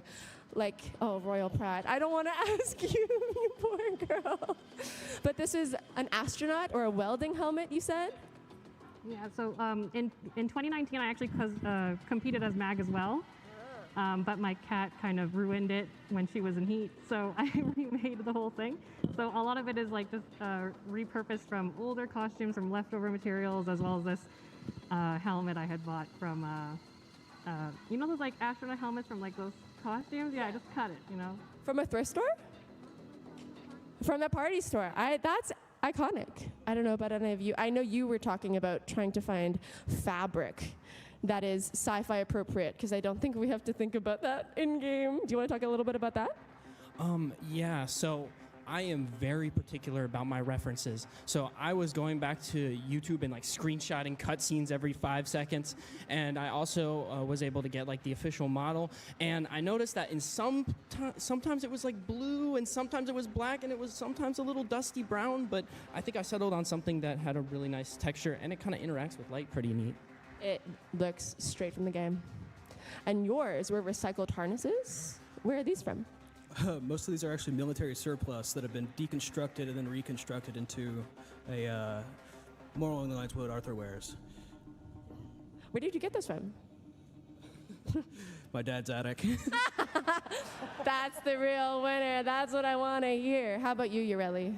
I know that you have very, very meaning. Like, what part of the void did you have to go to get all of this? I just jumped on a worm, and they took me wherever. I had no idea, man. Gathered some stardust, brought it to Marlena, and she was like, yeah, I got this. And then we bunched it together. Canonically, Marlena is your seamstress? Sure. Alrighty. I'm not trying to split that prize money. That's true. There's only one check. How about you, my dear Bombastine? I have shower curtain. Shower curtain! Let's give it up! This clear stuff right here. Is that the clear part? Yeah. And this is like a lovely fabric? Judges are ready to go. You were all off the hook. But more importantly, we have to come up with our prize. So I will just wait for them to make it up on stage. How do you manage to get up there? Look at him. Here we are. Exciting. Alrighty, you have the card, my friend. Yep. All right, we're gonna start off with the bonus prizes. Our floofy cuteness winner is Magic Thighs. Wonderful.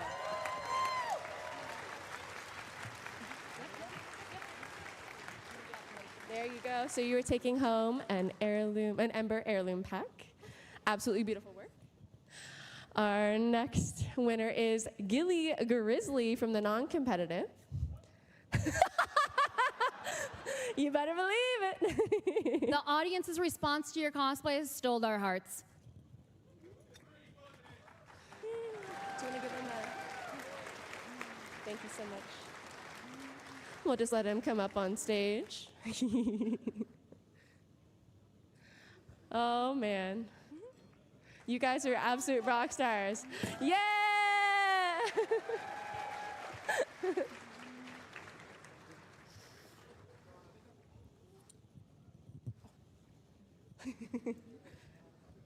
Next up, we've got Solaris Workmanship Award going to the Eidolon Outpost as Bombastine. Here you are. Absolutely incredible work. The Master Tassoni Award is going to Master Tassoni. Although I would argue that dear Anna is truly the winner of it. Congratulations. Put it in the mouth? Is that what it is?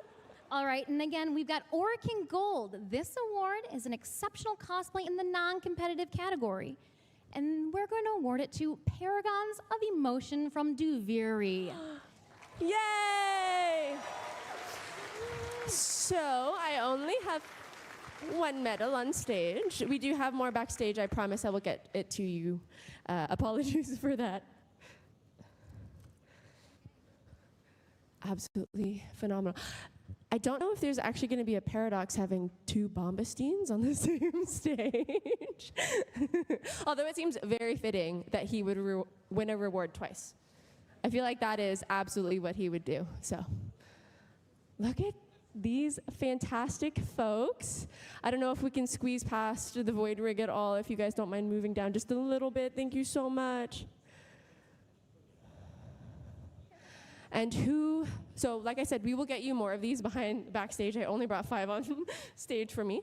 So we'll give it to Loden. That seems very fitting as well. Congratulations. They will all be winning the same reward. So yay! Masterful job, everyone. All right. The moment of truth. The cash prize winners. We'll start with 3rd place, which is Shondor as Frost Heirloom. Phenomenal work, Shondor. You should be so incredibly proud. Here is your beautiful, beautiful. If we want to have Arthur help hold it up. Thank you so much, Arthur. Round of applause. Incredible.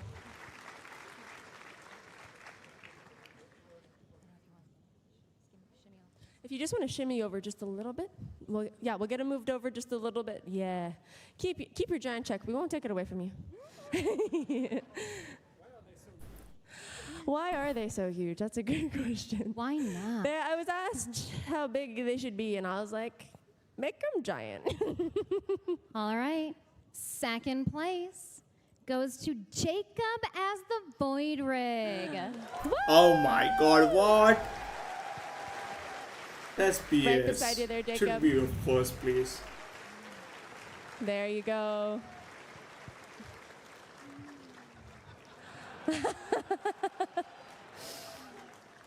Congratulations. Incredible work. And our 1st place winner is Tina as Urelli. Marilena would be so proud.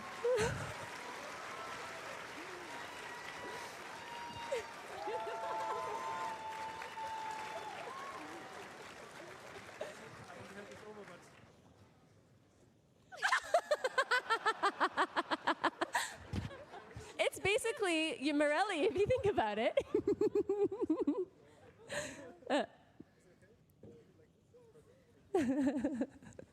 I was going to ask you to say something, but I feel like you're a little overwhelmed. Okay, we won't All do right, that. then let's have one final round of applause for our cosplayers.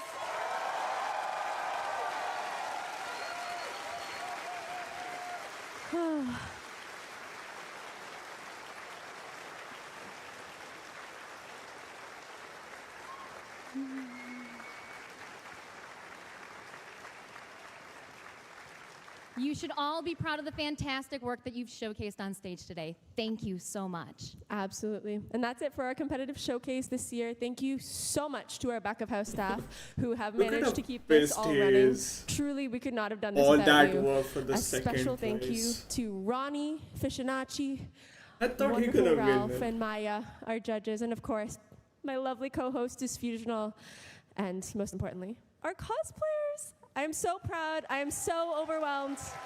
You are all incredible. Alrighty. Stay tuned for Tenno Live at 4:30 later today, and enjoy the rest of your Tenno Con, everyone. 4:30. It's Bye. gonna be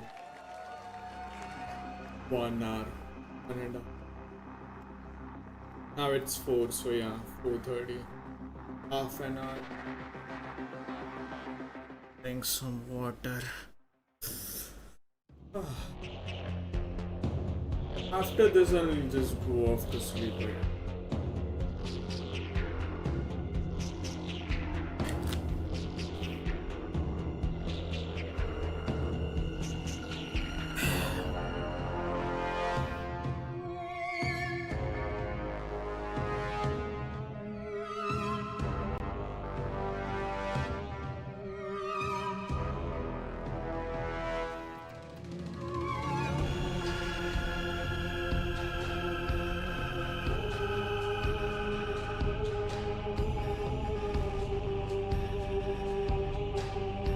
If someone is selling arcane glaciers, sell like a whole lot of them.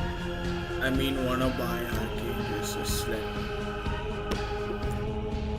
I bought like whole lot of them though. Sup Tenno, 90 Zach here. Wondering how you can get your free virtual items through the internet? Just from watching Twitch or Steam? Let me tell ya. Safety's off and destroy your enemies with the AX-52 rifle. By watching Tenno Con between 11 a.m. and 4:30 p.m. Eastern Time, you'll receive this gun absolutely free. Who has a fucking ribbon for AX-50, dude? It just came out right at now. 4:30 p.m. What the Eastern, fuck? that drop is totally gonna switch to the Saren Prime. Watch for 30 minutes and you'll Doesn't receive make this any Prime Warframe sense. for free. Spread those spores and watch those damage numbers go up over $19.99. Never gotten a Twitch drop before? Tell the fam to get off the phone and hop online. Linking your account is wicked easy. Just head over to www.warframe.com/Twitch. Log into your Warframe account, follow those instructions, and you're set. Tubular. Watching on Alright, Steam, I gotta just see make it sure you're on- logged into your Steam account before watching, and you'll be rewarded with item tokens right to your Steam inventory. Once you claim those tokens, log into your Warframe account, and your new items will be waiting for you. Isn't technology wild? That's all for me. Stay cool and enjoy the show, Tenno.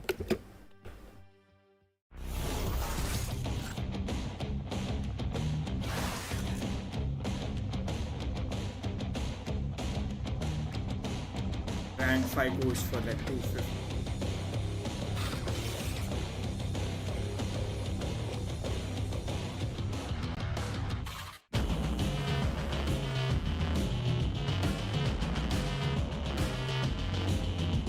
So it should be like 20 to 25.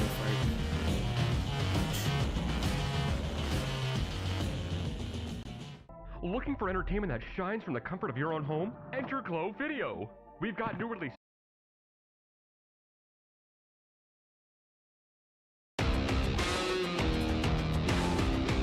think it's from my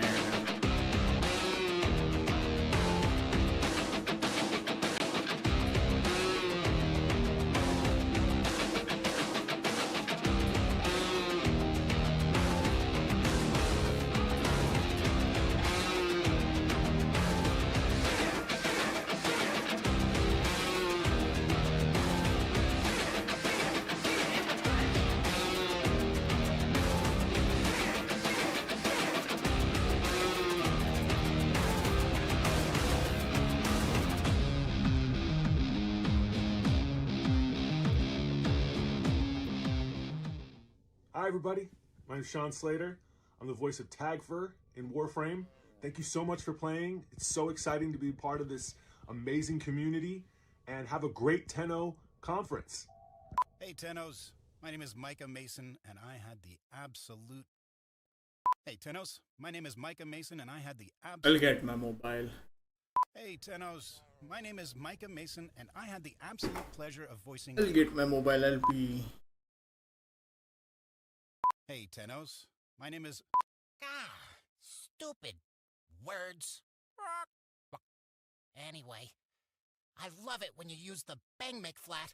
Keep being awesome, and have a great con! Greetings, Tenno Con.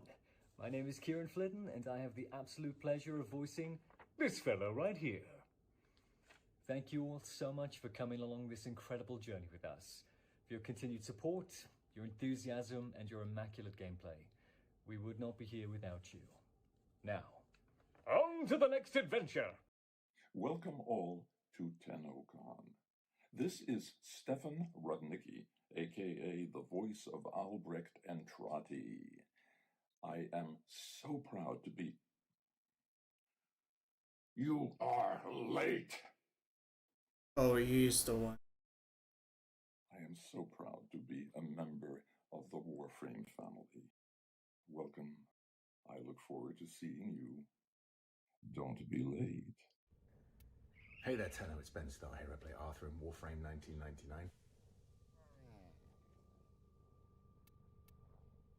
And I just wanted to come on here and say, I hope you have an amazing Tenno Con. I can't believe that I get to be a part of this community. This game would be absolutely nothing without you.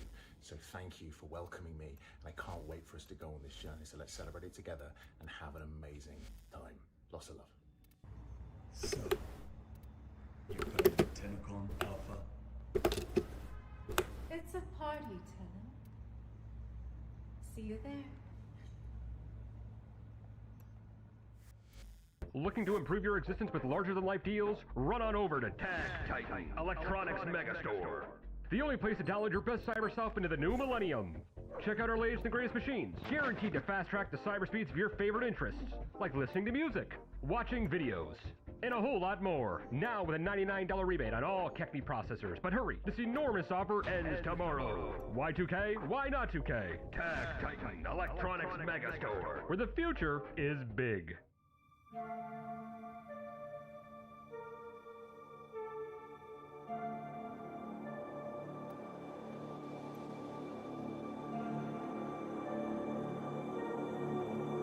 I'm not selling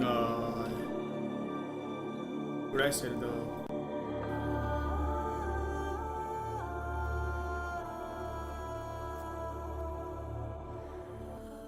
there is a relay.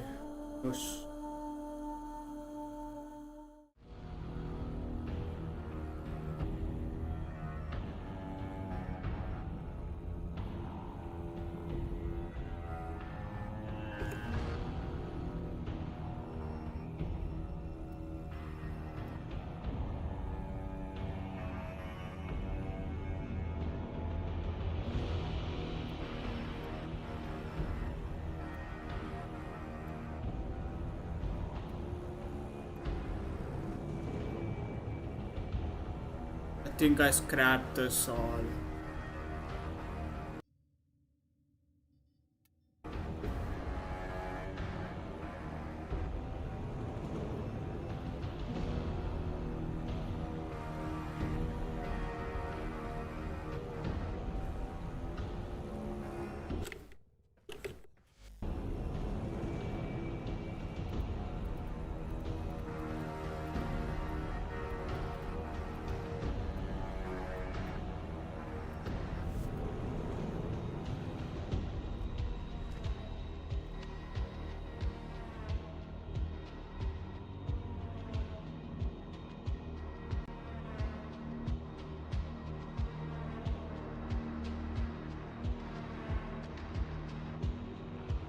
Then buy the skin.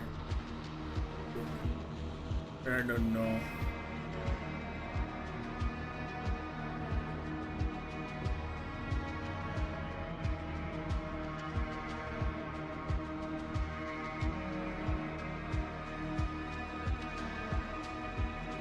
The wisp prices are down, so I have like a old wisp set though.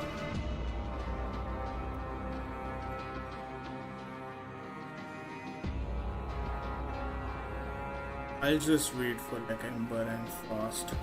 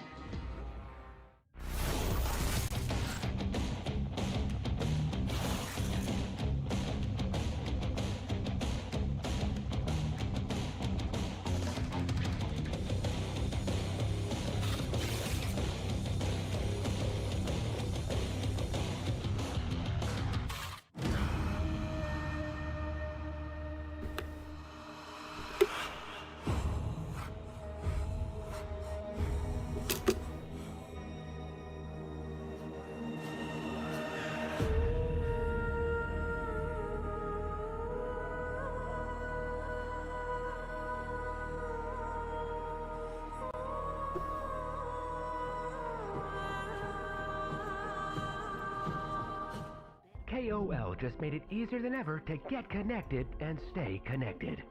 With only 4 compact discs, you can get all of internet at your fingertips. Create your very own Stuff Space page. A space to put your stuff. Virtual message for you. Feeling overwhelmed? Don't worry. Here to help you is our virtual assistant Drippy for all of your KOL needs. No need for waterworks. Drippy is here to help. KOL. Get connected. Stay connected.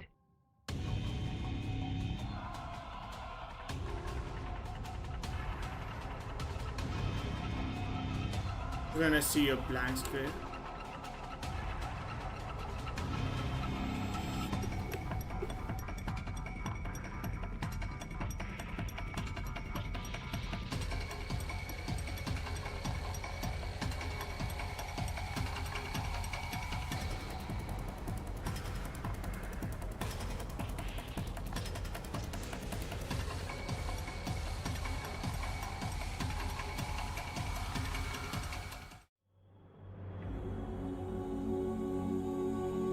I can sell it for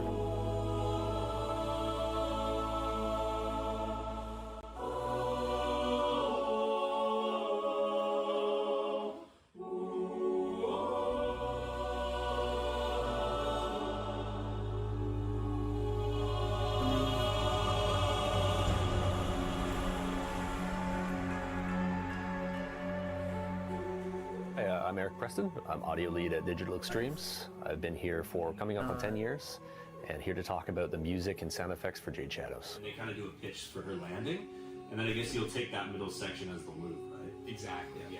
I'm Mark Perquin. I'm a sound designer on Warframe here at Digital Extremes. I've been here for just about 5 years. We'll get those shouted as well as like an awe. I've got a choir background myself, so when I heard that there was going to be the choir frame, I asked Eric if I could take the sound design. That's one ability, that chord. Right. You can cast any of the 3 F sharp, A, C sharp abilities. While you're up there, you can also cast those. Right. So we need to keep it all in the same chord. Oh, but Mark was kind of workshopping his ideas for the choir. He had wanted to record a live choir. We were going to do it separately, but after I'd spoken to Matt and we decided to record a choir for the music, then we thought it was just a natural progression to do a session that included both the music and the sound effects for the Warframe. So, yeah, bass, tenor. So we wanted there to be that choral aspect for sure, but we also wanted there to be a bit of dissonance. And add a little bit of that strange tone that you hear in the Warframe. So there's lots of off-key singing, lots of whisper shouting from the choir. So we kind of played with all sorts of different vocal effects, chords, notes. We wanted to tap into the strange sounds that they were able to produce.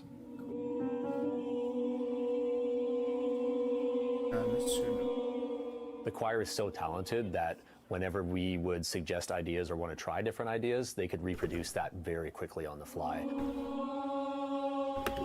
It felt like sort of having your own live synthesizer, except they're human beings and they're amazing. Cool. Was the tuning of those chords okay? All good? Eric definitely had some great direction as to how he wanted the frame overall to sound. I had some specific ideas for the 4 abilities that I wanted to hear, and then Matt was able to pull that all together in a very musical way and in a way that fits with the music that we'd also recorded for Jade. All of the notes that you hear in the frame's abilities are all in the same key and in one chord actually, that fit really well with the music that we'd already recorded.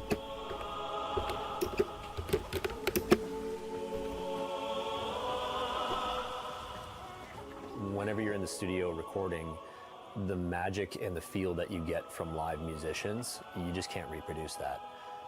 So that's something that we'll definitely be looking to do for score again in the future.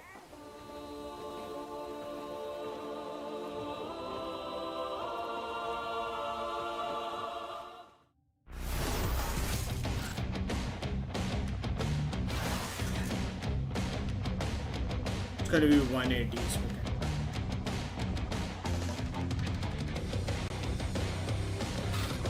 What's up, dude? Yes, I watched all the stream. Now it's gonna be done. Main event.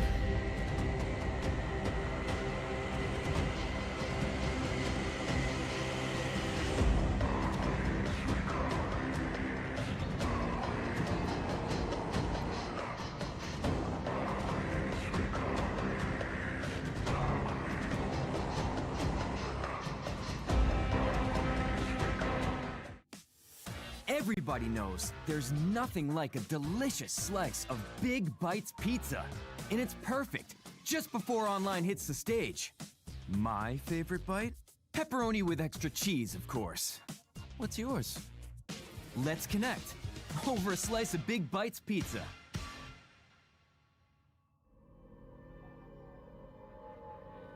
I'm kinda just...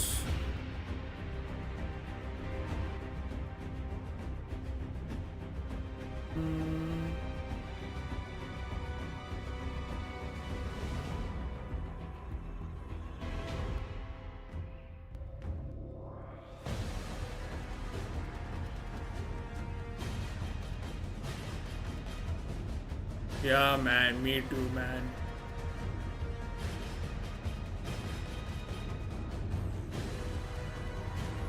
Primed chamber. You are. I think he might be needing it.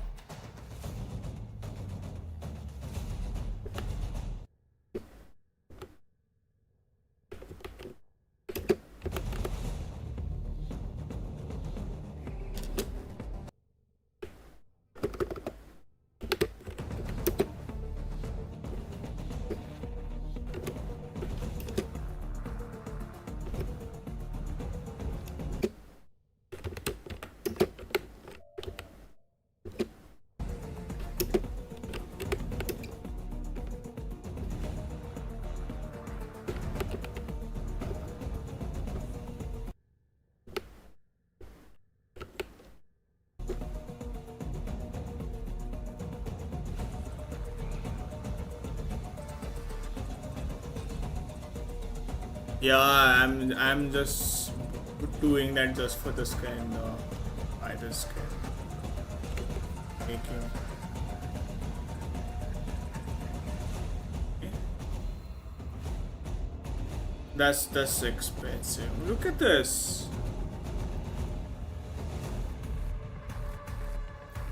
Yeah, me too. And I just wanna buy the skin. cost like 150.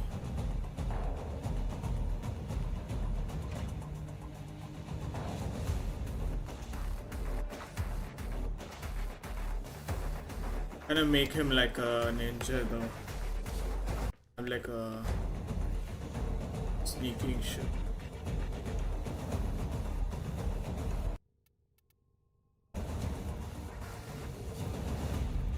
But like a sneak, you can.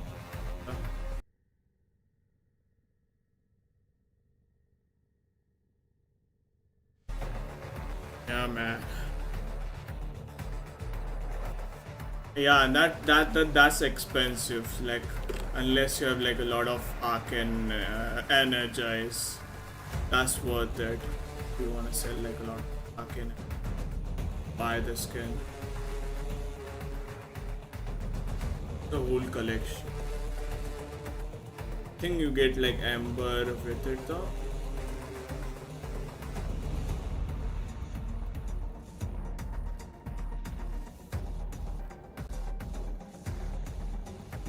If I had like a amber primal thing, I mean, look at this, Jesus. Yeah, see, yeah. Feel like a arcane energize a whole lot. This might be a possibility. I bought like a lot of arcane grease. Yes. Event though. There's no one to buy it.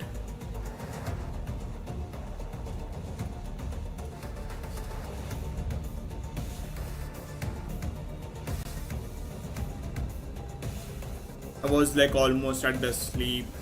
I just bought arcane grease instead of arcane energy. Part of arcane grease. That I did a mistake.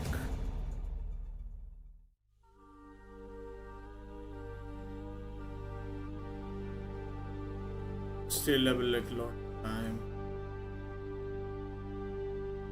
10-20 minutes.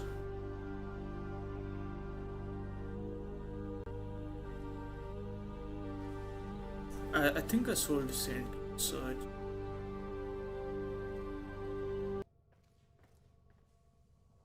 I have like a whole Wisp Prime collection. So I'm like saving it to sell it again.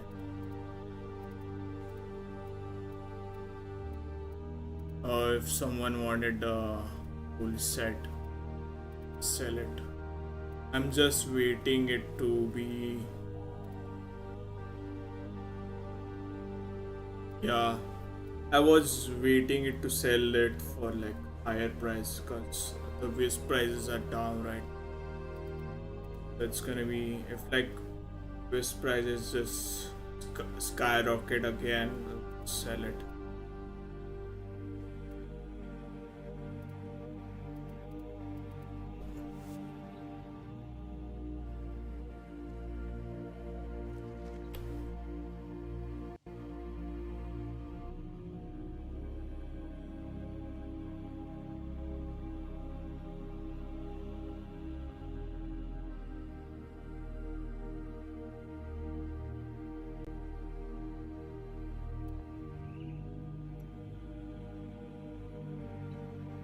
I should add like booming missiles on my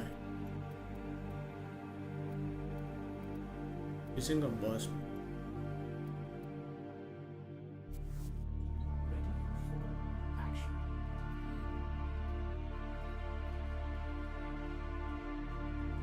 Yeah, man. I just like I need to buy that skin for the Excalibur.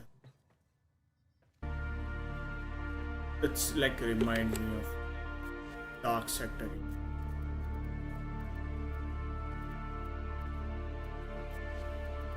That reminds me of Dark Sector.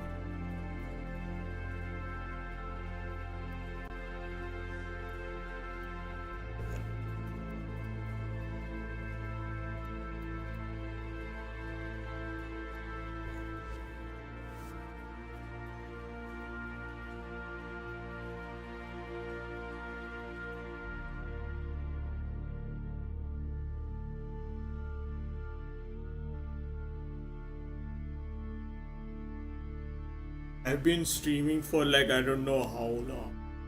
It's gonna be 6 hours. Yep, 6 hours. I've been streaming for like 6 hours straight. After this, I'll just go off to sleep. I can. Okay.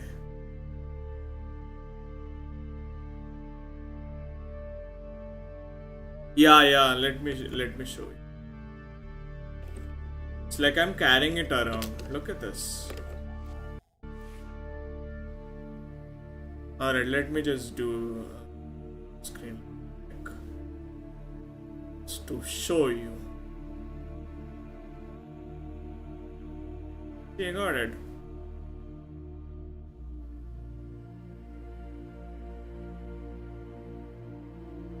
Yeah, I've been playing before this.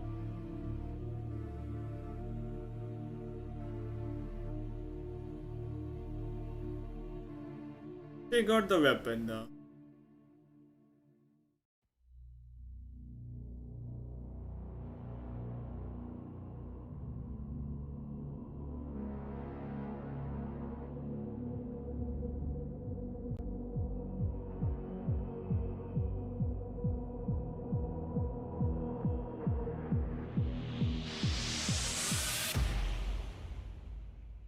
Yeah, I like maxed out everything.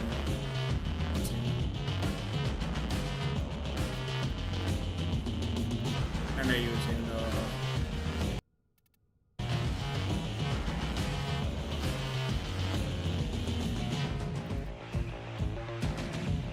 kind of rolling with this option though.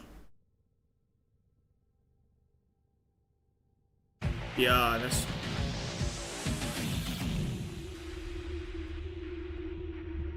And this thing is nuts though. I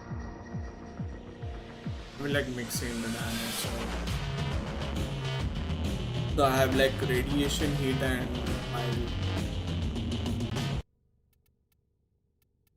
like it stacks up in the next enemy. That's OP.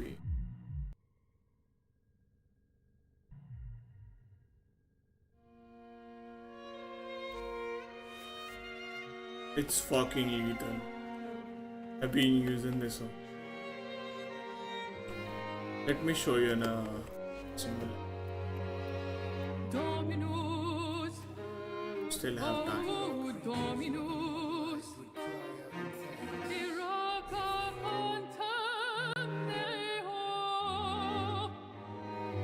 His curse upon you.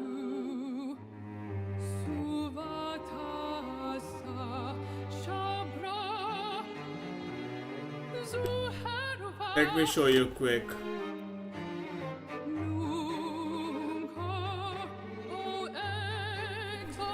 Alright, let me show you.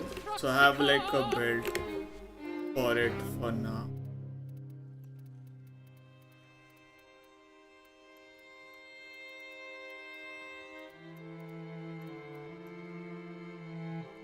So I've been using the first ability is the Ash's ability.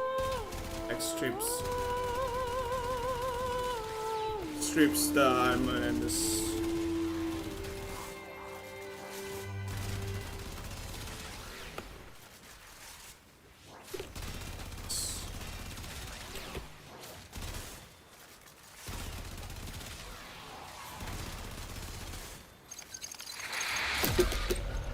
Yeah, see?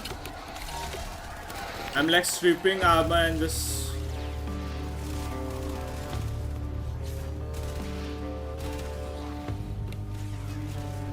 weapon is doing the rest of it.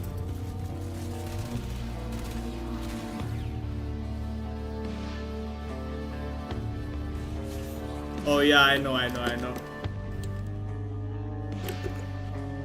just get it in the relay. It's like a relay made it.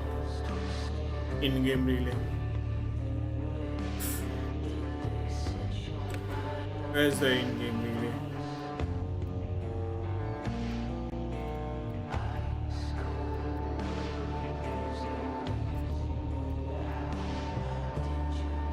think I may have to load in again.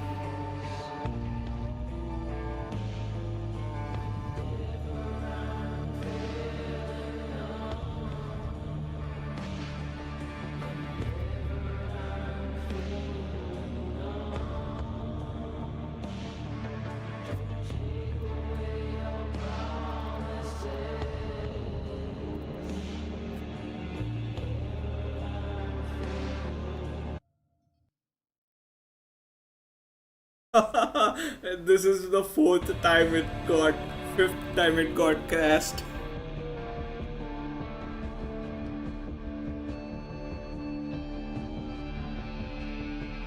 It's funny as shit, man. Today it got crashed so many times.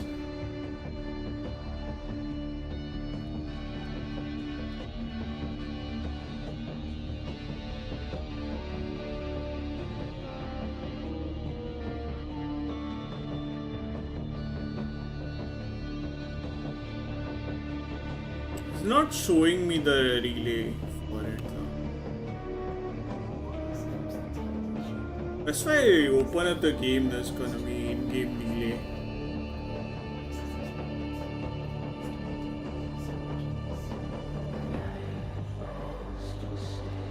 Yeah, sure.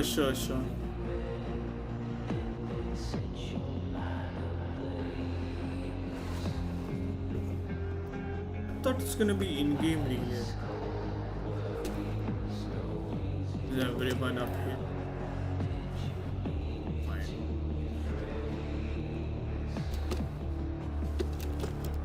They're just watching around.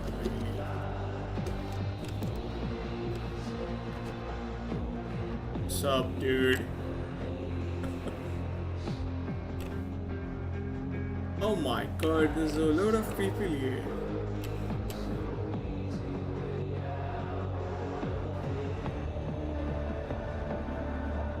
Serum Prime already has had a serum.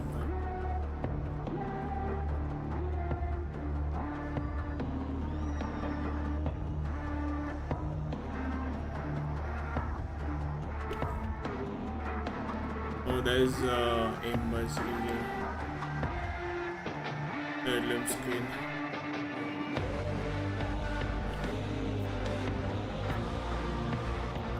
Dance. Just say.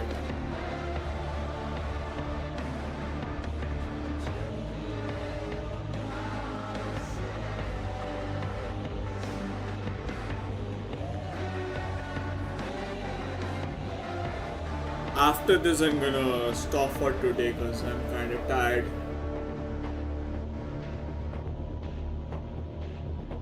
Gonna be like more than 7 hours straight.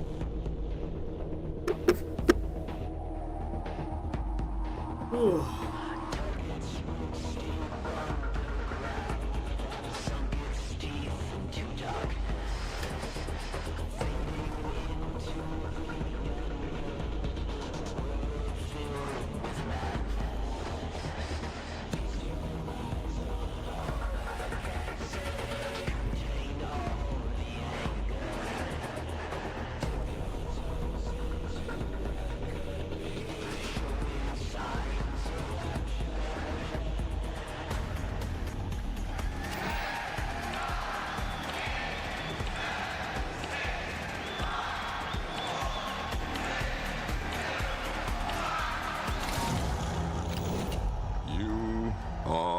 Late.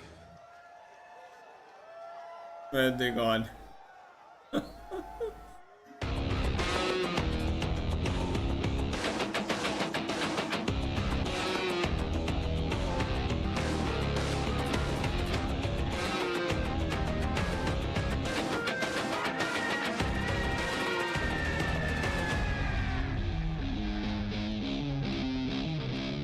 Welcome to everyone. We have people who've traveled from Argentina to Japan, from Singapore to Utah, to places all around our region, to places all around North America. Tenno from everywhere have come today to celebrate what makes being a Tenno so special. I'm so excited to have all of you here. Thank you. Welcome. Also, welcome to the 300,000-ish people who are watching online right now.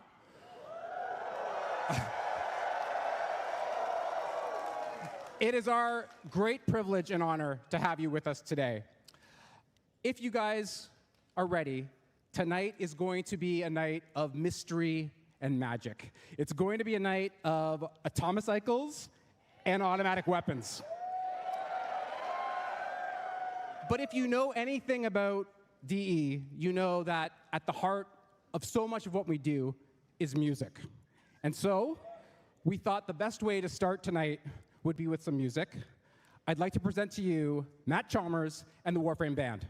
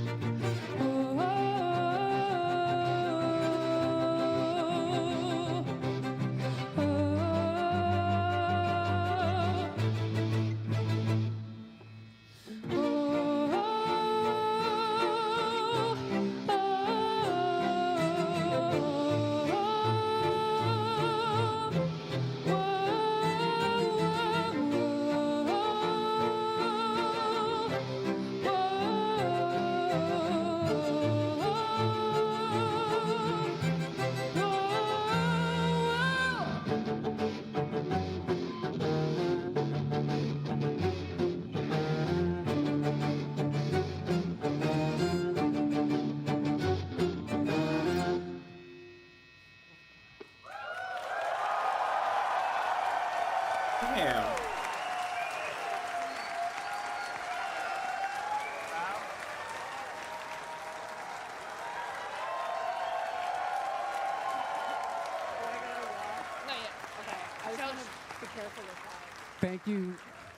Thank you so much to Matt Chalmers and the Warframe band. So these guys are sitting up here, right? So I don't know if I introduced myself before. My name's Sheldon Carter. I'm the president of Digital Extremes. And because of that, I can give you all permission to be very loud tonight. All right, I want to try something just to get us ready for the amount of excitement we're going to have today. We're going to cut the crowd in half, right at the camera line, so right about here, okay? Everybody on that side of the camera, when I point over here, you're going to say 19. Okay, let's try it. 19. Okay, and over here, when I point this way, you're going to say 99. Okay, let's try it. 99. Okay, and when I put my hand in the air, we're all just going to scream our heads off and stomp on the ground and do whatever we can. Okay, are you guys ready? All right, let's try it. We're going to build slow. Here we go.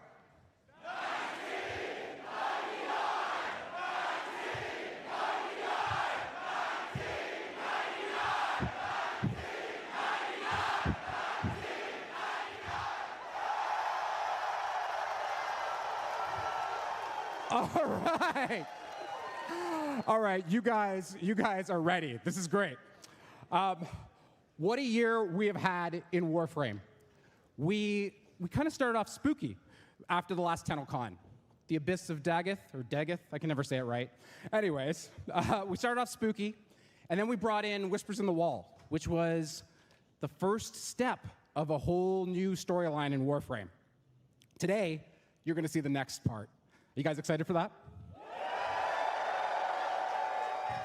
All right, so then after that, we went fast with Gauss Prime.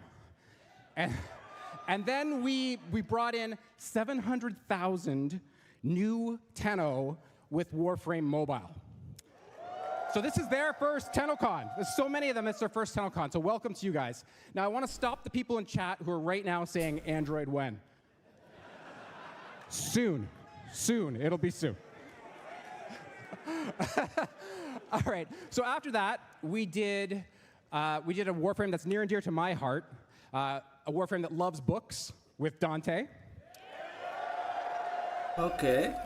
And then our creative team showed that we can still birth ideas that'll surprise you and make you laugh.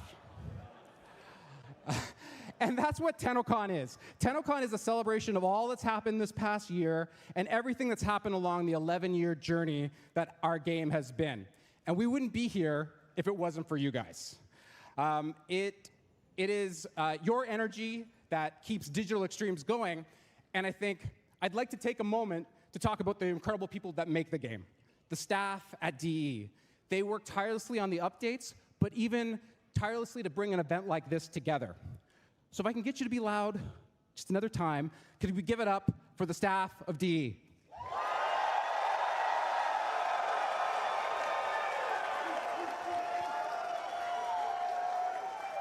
Thanks, guys. Thank you. And this is the type of energy that we all get when we come to TennoCon. We meet with you in person in the autograph line, or we meet with you online, and we get to have this kind of shared experience that builds all of our energy. And here's the thing. You guys give all that energy to us, but Tenno Live is our chance to give it back to you. So I'm going to ask one more time. TennoCon, are you guys ready for Tenno Live?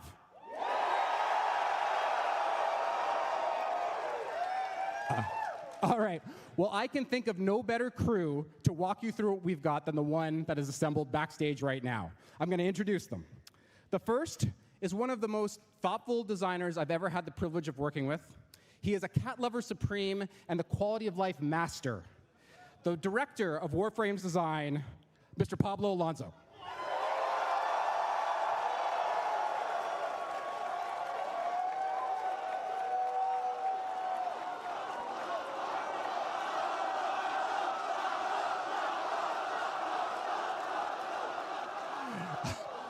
All right.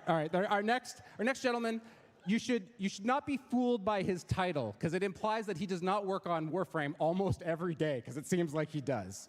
He is a man we call the Tastemaker, and he is the creative director of Soulframe, Jeff Crooks.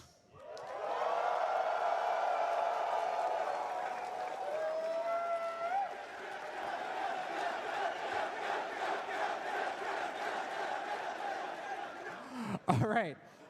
Next up is a woman who, even ACL surgery 2 weeks ago, could not stop her from hobbling up to this stage. She is a rare talent, never tongue-tied with the sharpest wit you could imagine. Your host and the community director of Warframe, Megan Everett.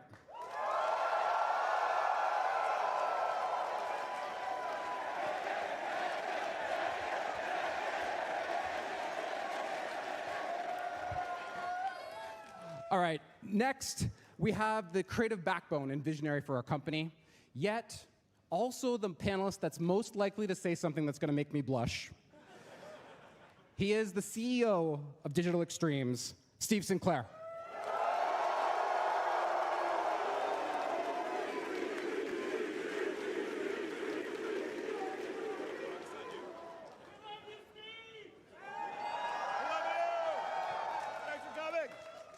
And last, I have a force of nature. She started off as the community voice and the voice of the Lotus, and now she is the voice that leads the entire development of Warframe. Please welcome the creative director of Warframe, Rebecca Ford.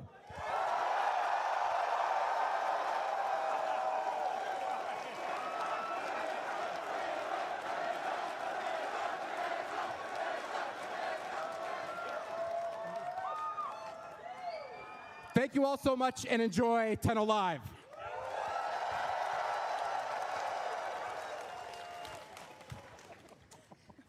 I'm not even sure how to follow that. Thank you, Sheldon. We love you. I don't know where you went, but we love you. Hello, everyone. Welcome to Tenno Live 2024. You all look great with your glow sticks. All right, like we mentioned, we have a 90-minute presentation for you tonight. A little less Soulframe, though. Aww. We used up too much time last time, I think. Yeah. No, no. We have a little Soulframe for you just to recap. Just a little bit. Just a little bit. Tiny, tiny, tiny bit. We're very excited. We're nervous to be here. This is the largest room I think we've ever definitely done this in or done any type of panel in. So please, thank you. We're going to have a really good time tonight, aren't we, Jeff? We sure are. Can we give a shout out to the person who infected Tenno Con? There's so many. So many. I'm so impressed by this. And It's infected everyone. I see a lot of space. I don't know what I won't call it that. All right, you can probably predict what I'm about to say. How about a little housekeeping, shall we? Yes. All right. Thank you, Rue. Wanted to just bring it back again to the charity component that is Tenno Con 2024. And again, thank all of you for making this possible and continuing to donate during the day. It means the world to us. It means the world to able gamers and sick kids. So a round of applause again for all of you for making this happen. All right.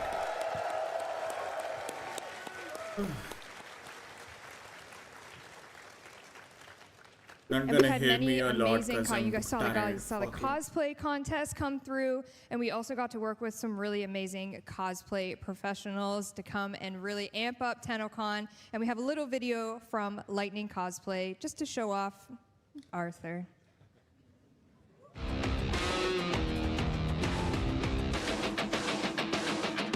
That's actually sick.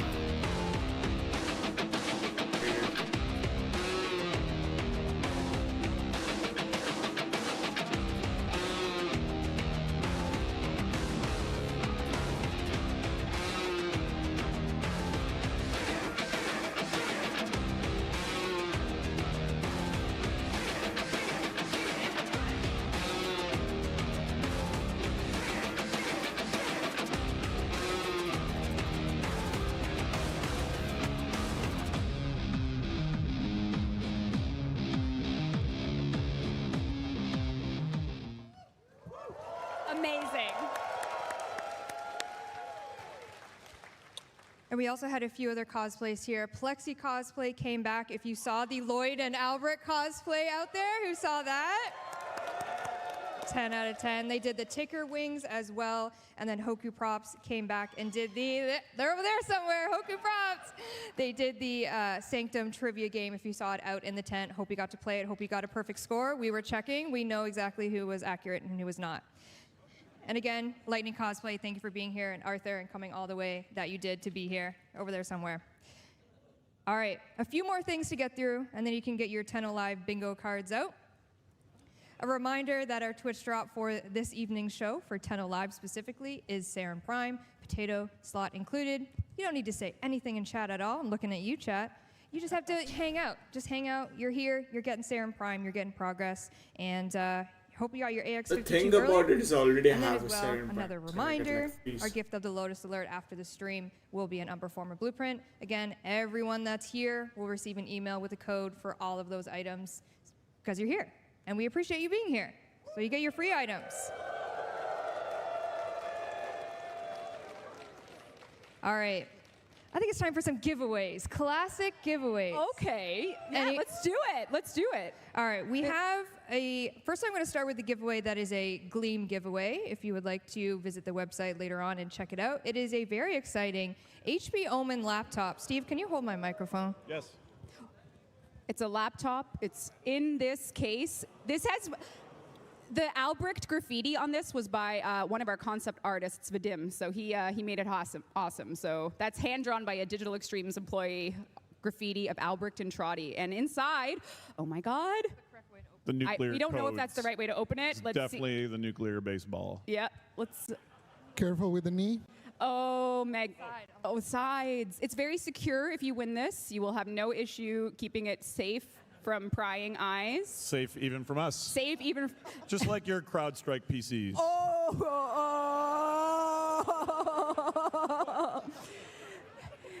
Yeah, yesterday the entire demo PC and infrastructure. Actually, you know what? Shout out to our IT team who kept Tenno Con going. Yep. This is really IT. Yeah. Okay, imagine there's a laptop in there. I'm so sorry. I literally don't know how to open this. I was not given the instructions other than it's cool. And Steve will show. Oh, Steve's gonna show. Oh, there is a relay. Imagine there's a laptop. Oh, thank you. You can win it online, right? Yes, it is a Gleam giveaway if you'd like to participate in that. Oh, there is a relay. Let's go. Someone didn't give me the password. Go. I don't know. I tried. Right.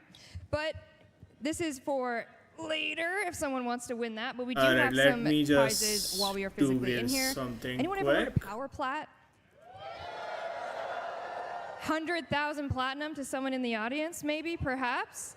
Who that's needs a lot. 100,000 platinum? Yeah. 100,000. Honestly, we've been doing this for 9 years. With inflation, it should probably be like 130,000 plat. All right, all right. 130. 1 million plat. No. Okay. No. Yeah. I mean, damn! Look at this. Really? That's how easy it is? It's bribery? You just bribe them? Hey, if it works, it works. That's all it takes. All right. Okay, the Power Plat winner, Danny, is standing by over there. I'm going to give her this, and she's going to come and try to find you in this massive audience to make sure that this is really you and you're not fibbing. All right, the winner of 1,000 platinum. I'm going to say your in-game alias, so not your real name. John Steelheart. John John? Steelheart? Right there! We got it! Danny, you got a long way to go, babe. I need you to come take. Oh no, that's. No. John. That's confusing. No. That's John. not helping. John he's over there. He's Oh okay, now my everyone. goodness. Oh, over there! Hey, there we go. The light. Is that Danny, you, John? in the middle there. All right. Amazing. Congrats, John Steelheart. This is our amazing. Wonderful back of house here, Rue.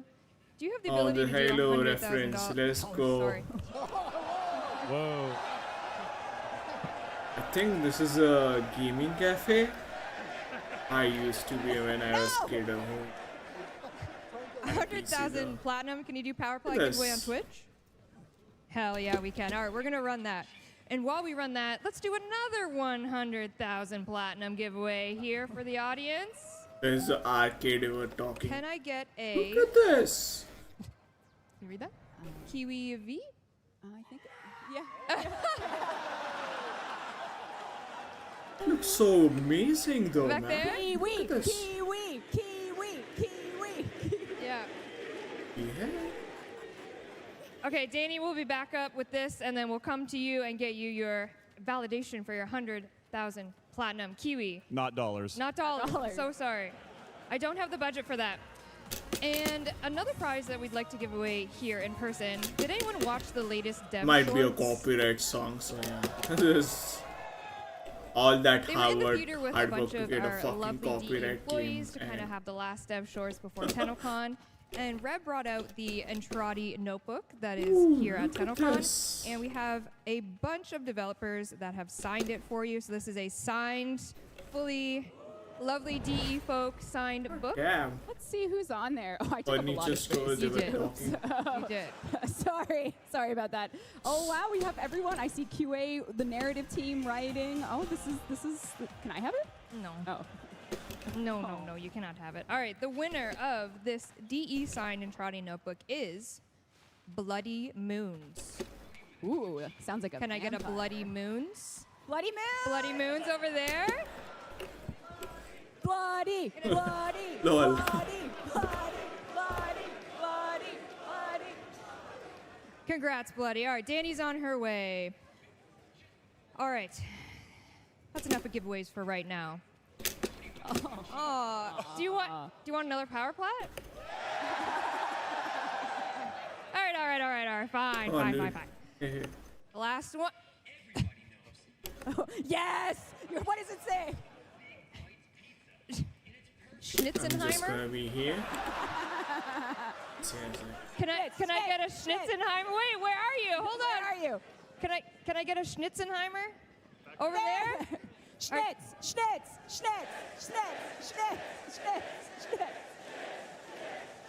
That sounds not like what you're saying, but I appreciate that. All right, let's take a breather, and let's maybe talk some Soulframe, guys. We don't have. We're not going to invade another half hour, though. I promise. You can. I'd love to hear you talk. You guys had your first ever dev stream. We did our first ever dev stream. What'd you think? So much. Thank you very much. The support was so appreciated. You have no idea how nervous we were to come out to an empty theater, and you guys filled it. So thank you so much for that. Come on, dude. And everyone's invited now. If you're here, you're in the Preludes with us now. Thank you. And for the people who maybe missed the dev stream or the people watching online who didn't get to see it, we just have a quick little edit of what is currently in our live dev Prelude build. And yes, something you'll get to experience soon. All right, let's hit it, Rue.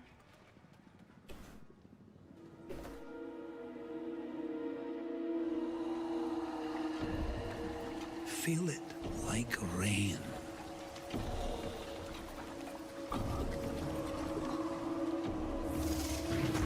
Breathe it like wind.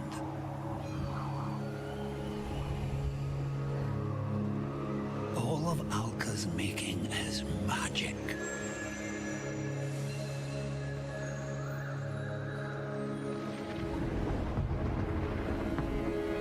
So wield it.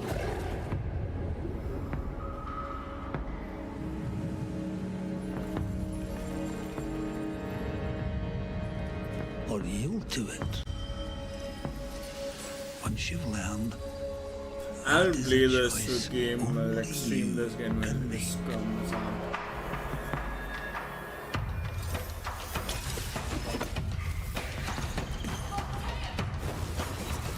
Jesus.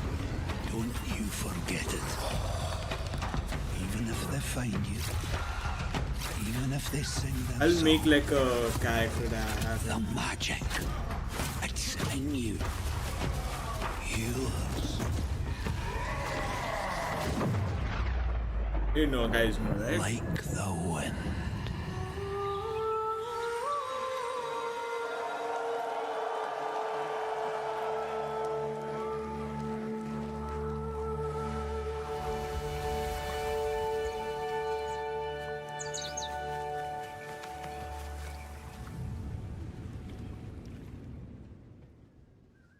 right, let's hear it for Warframe, everybody.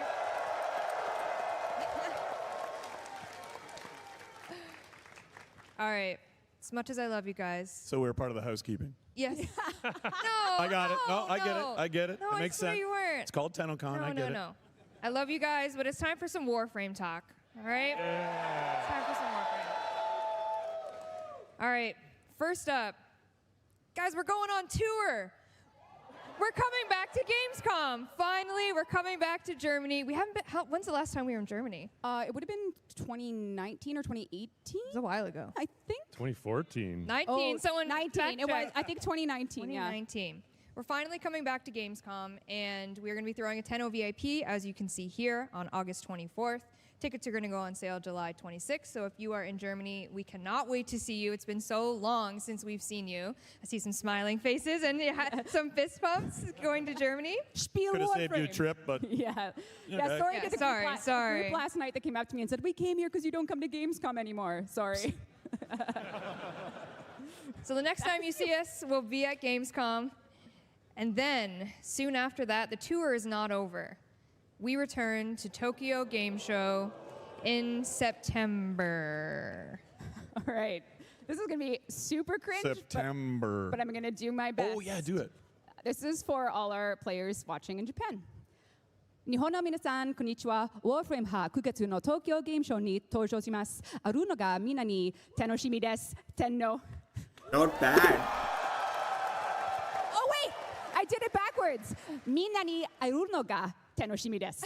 Tenno. And we're going to talk in a little bit about why we're going to be at Tokyo Game Show. It's a very important one, but we'll get into that in a little bit.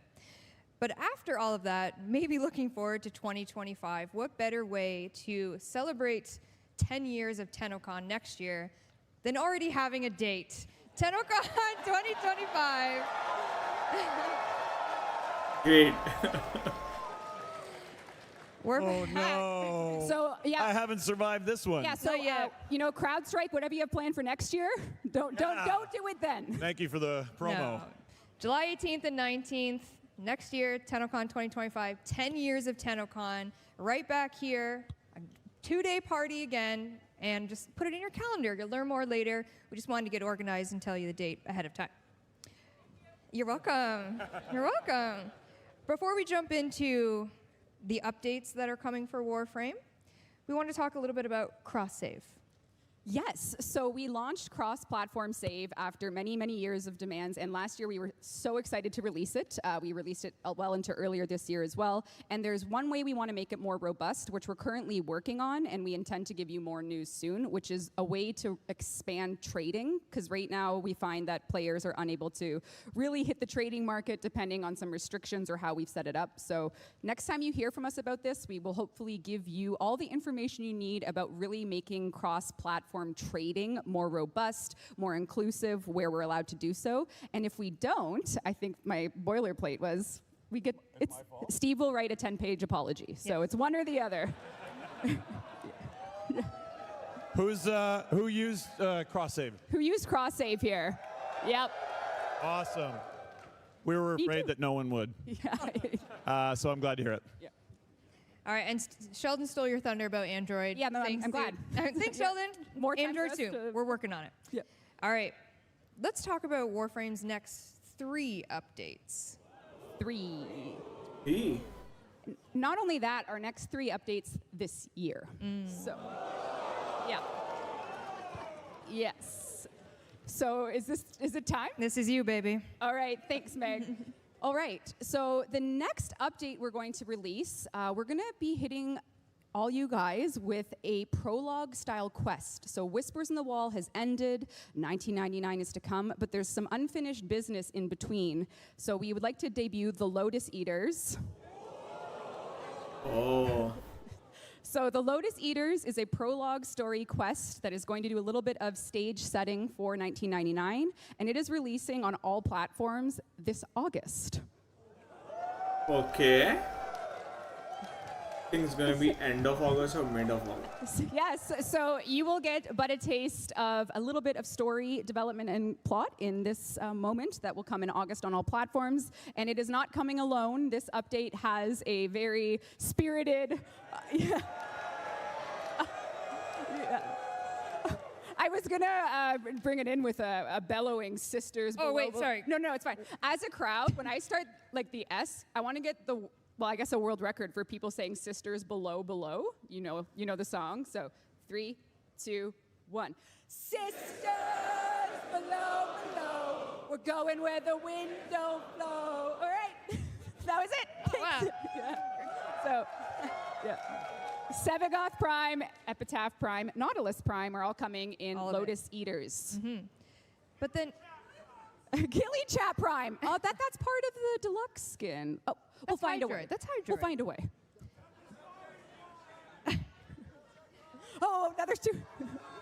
I think it's gonna shows how We're taking the prime requests Lotus right now. Yeah, oh my kind of God. stop the man. Don't worry, in the guys. wall and- There's primes after it. There's Interesting. there's lots of primes to come. Don't you worry. The year won't be over. Guys, this is August. There's still a whole year ahead. Got a lot to do. Speaking of, what's after August?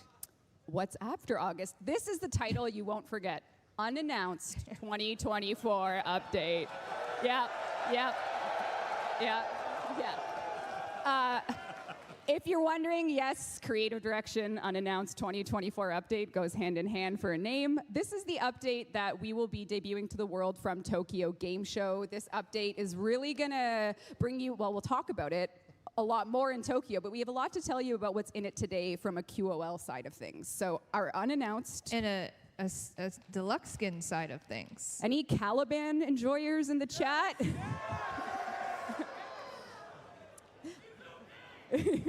Yeah. This is Caliban Orfeo Deluxe and his deluxe scythe, and this is going to be the one of the headlining deluxe skins in an announced 2020. There's others. We'll talk about them in Tokyo. And yeah, this is Caliban Orfeo coming in unannounced 2024 update. Gorgeous. Wow. Amazing work from the team on this one. And like you mentioned, we will have a handful of quality of life coming in this update. And I look to my man all the way at the end there. Hello. Oh my goodness. People have been asking me about this all day. Apparently someone leaked it. Wasn't me. So, Caliban rework coming with the update. We have a little video tease showing you. If you have a keen eye, you can spot a few of the changes we're making. Yeah, and before you go buy Caliban to prep for this, we're going to give you him for free with this update. So when you log in, all you have to do is log in for unannounced 2024 update, and you'll get a base Caliban for free for a limited time in that login window. Already have one. Roll the video. It's gonna be rated to, I guess.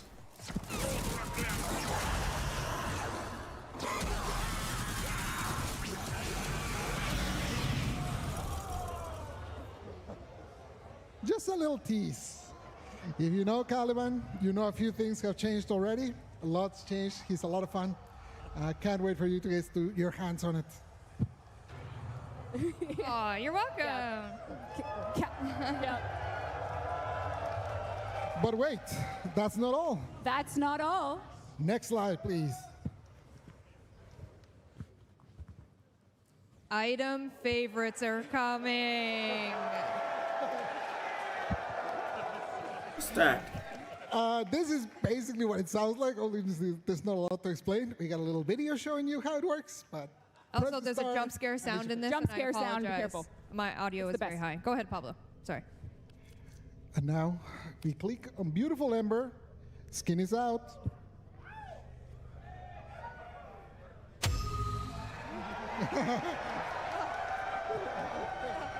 Simple as that. Frames, weapons, cosmetics, all the things you assign on the arsenal will have their own little favorites. You're welcome. Oh, so polite. That's Also like coming as a an- I quality of think life they in this have update, added we in have it. some new incarnants on the way. One spoil witch, but we got 5 new. We got coming. 5, and we can't announce them till yeah. 5 of them coming. Damn, you hit a new octave. I'm proud of you. That was great. That's great. We are not taking requests. They are already made. Thank you. Not at this time. Not at this time. Stug!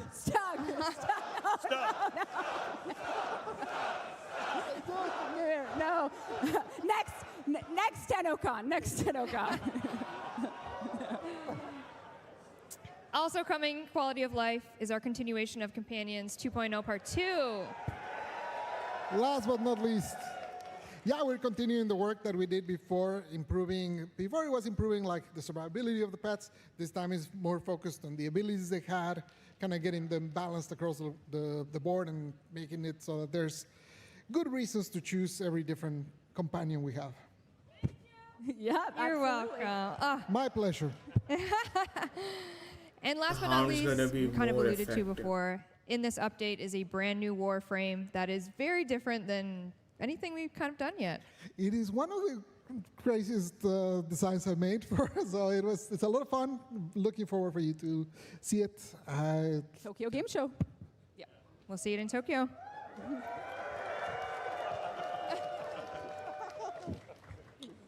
Oops. That's all right. All right, shall we talk some 1999?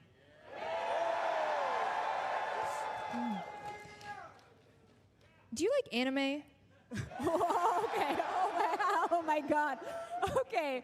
So when we come closer to launching 1999, we really wanted to make an animated short to launch it. So we are lucky enough, every week for the past several months, Jeff and I have met with the team at The Line, who are an incredible studio. Incredibly cool people. Yeah, they're just so awesome. And we will be launching, when 99 launches, there will be an animated short to go with it, like a little film. And here's a still from it. Yeah. Yep. And I just want to shout out the team at The Line. This is directed by Venla Lina in her commercial directorial debut with us, and we are so lucky to have her on our team. She's been at The Line. She was one of their first hires, and she is just a masterpiece of art and vision and animation. And she vibes with Warframe perfectly. Yeah. All I have to say is she had an Asterion mouse pad on our first call. So, yeah. And shout out to the Line crew as well, Michaela and Tom. And there's lots of folks at the Line that are working on this. So you'll see this when 1999 launches. Thank you so much to the team at the Line. And it is very hype. Yes, you're going to love it. Yeah.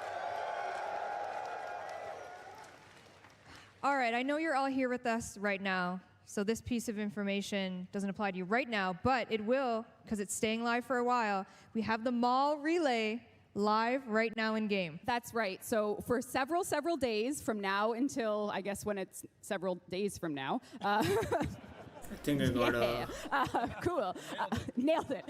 We have the themed Holvania relay, which is a place in 1999 in an Earth not quite like ours, and you can explore, meet characters, you can take screenshots. It'll be up and ready for you to explore with your Warframes and your fellow Tenno. You can go do some serious speculation on 1999, and there is...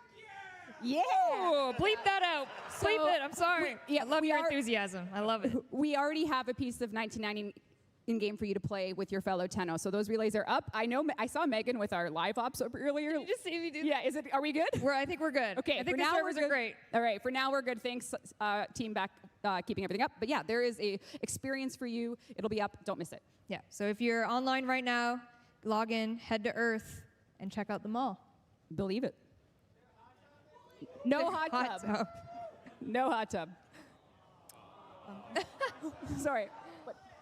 I'm in the mall. I got my hat though. Okay, so am I setting? Okay. I'm the mall. It's very nice to see everyone at another Tenno Con, and as we have, a very, very vocal, demanding Tenno Con this year. We have voice actors. Is this what we're doing now? Yes, all right, baby. Okay, I'm ready. Sorry, I'm very unorganized. All right, we have an incredible voice cast bringing you talent from around the world for this year's Tenno Con. So I'm going to talk a little bit about these voice actors and what it will mean to this room tonight and in the future, because we have a very special day today. Of course, Alpha, Amelia, Ben, Elsie, James, Kevin, Melissa, Nick, and Treve have all joined the cast. Some of them are here with us today, and yep. But one of these voice actors is doing their video game debut today, and that is voice actor James Conlon, who for years has been waiting with Make-A-Wish to be a voice actor. And you are going to hear James Conlon's voice acting debut in our demo tonight. So James Conlon, yeah. James.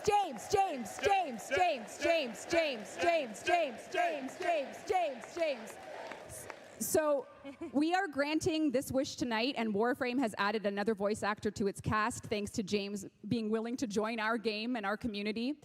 We are going to, as we play the demo, once James's character, Ollie, has said his lines, we're gonna be looking for cheers. We'll cue you up because there's going to be some questioning of if everyone's done talking, because of course Ben Starr as Arthur has to banter with James because you never know what's going to happen. But when this happens in the demo, we would be very grateful if we could be James's first fans for his voice acting work to grant this wish. So thank you. Yep. And he's here with us tonight. Yeah. He is in the front row with the voice, his fellow colleagues in Warframe. James is here, and we are granting his wish tonight. Thank you for joining us, James, for Tenno Con. Thank you for lending your voice to our game.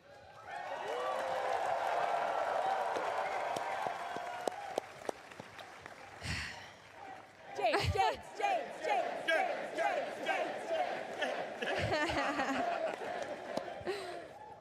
All right, is it time?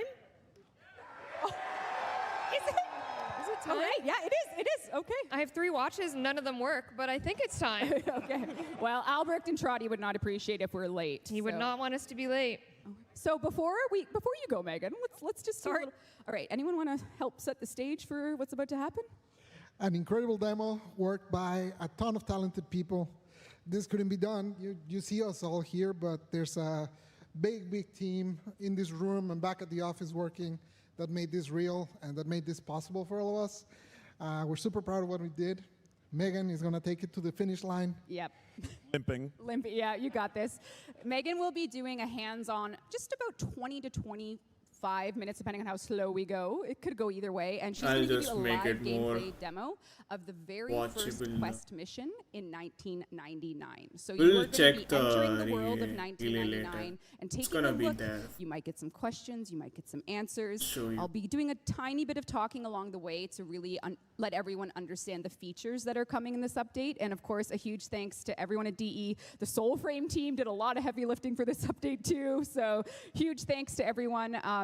Warframe 1999 is an update that we are very excited that we took a lot of risks with. Megan is going to show you that today. All of your support in what we've been trying to do has been very grateful, and we are privileged to be presenting you this update today here at Tenno Con. So thank you for coming, for showing up. Thanks for showing up on Twitch, wherever you're watching around the world.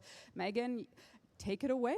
Steve, Jeff, anything you want to add before Megan limps over? Fill the air. We love you all. Make sure you cheer for Megan. Yeah. It's amazing. We love you. Megan.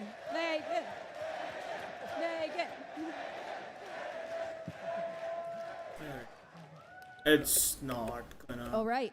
Okay. May we present to you Warframe 1999.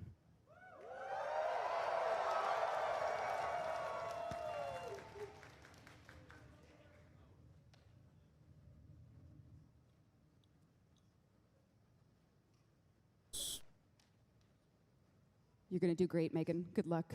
You got this.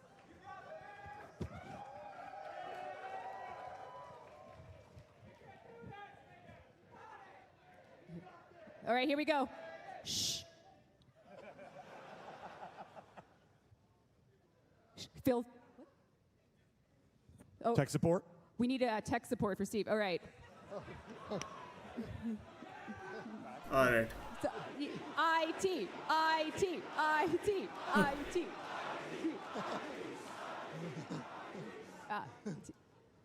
That's not a blue screen, is it? Oh, no. No, it's not. Or is it? No, it's not. All right. live demo is live. Yeah, we do be doing our live demo. So if we're actually, I can pull up Twitch chat in the meantime. Let's see how many Clems may just be in chat. In Twitch chat. Oh. Clem. Yep. Incredible. Oh, the lights are coming back. All right. The demo is coming. We actually are ahead of schedule, so this is okay. That's good. So for this demo, I don't really know if there's anything else I want to say about it, Jeff. Yeah, I don't think you want to lead Do some power plat or something. Power plat. All right. Oh, nice. Wow, 9 Tenno Cons, and this is the first time we've had to pause a demo. What could it mean? All right, our next power plat? Yeah, all right. Wait, no, why don't we give away a Sevagoth Prime access? That's good. Yeah, okay. Yeah. Oh my goodness. Danielle, I'm sorry to improvise, but hopefully you're somewhere. Is Danielle around? Kaz is here. All right. Oh, yeah. All right, the winner of the first ever Sevagoth Prime access, Slice. Oh, and the key, Kaz, really?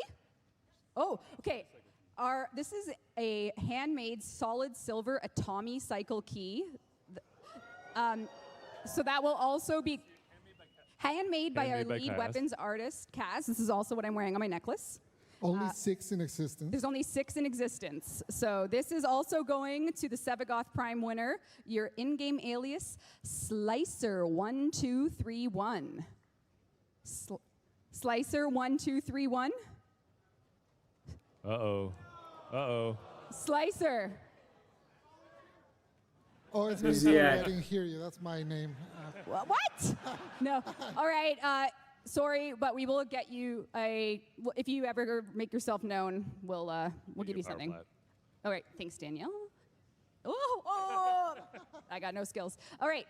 The real winner of Bingus_Prime. Bingus.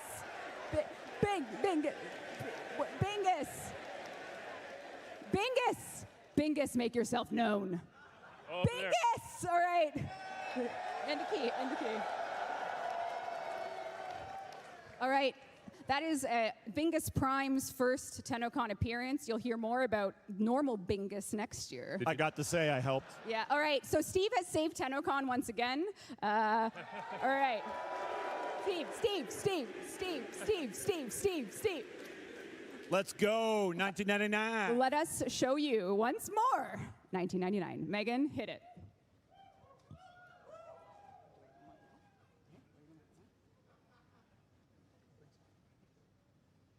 Black screen for me. It's December 31st, 1999. Let's say goodbye to the old year with a track you all know and love from Global Sensation Online. Oh my goodness.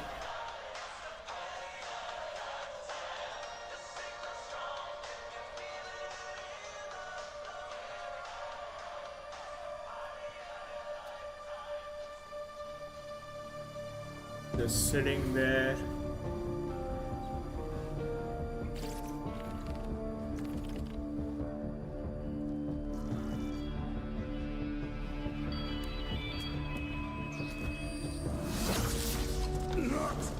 Again.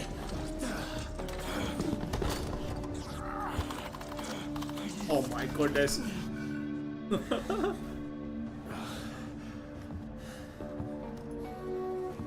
Bastard.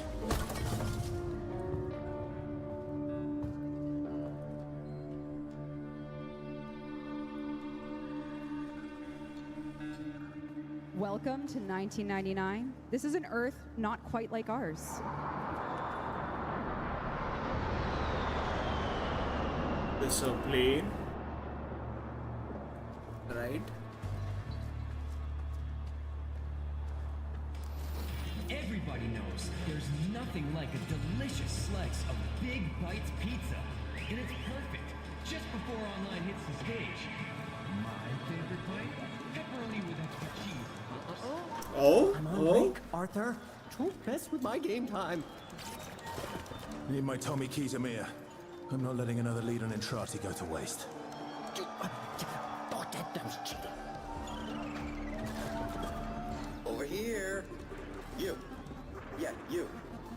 My moves are so hot, they have their own fans. You can't handle the heat. So help us if these arcade games wind up infested. Let's give it up for James Conlon. Primo, wipe out. Come on. You can't handle the heat. Up to date.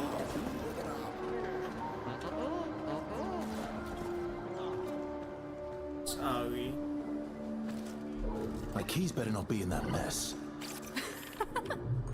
Learn to hotwire. Jeez.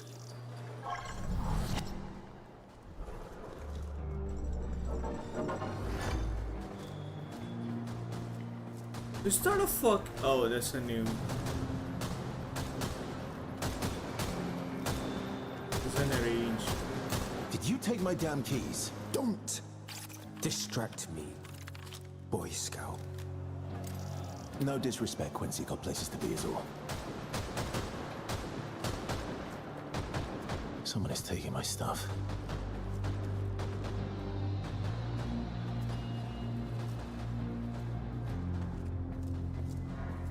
Who's this? How's she doing? If she wasn't with blood, she'd be on her own out there. Got a lead in Entrati. Sewers. Arse deep in Techron, most likely. I'm That's going after might him. be an ex. For all our sakes. Letty, look, if you've taken my keys again. Yep, I knew it.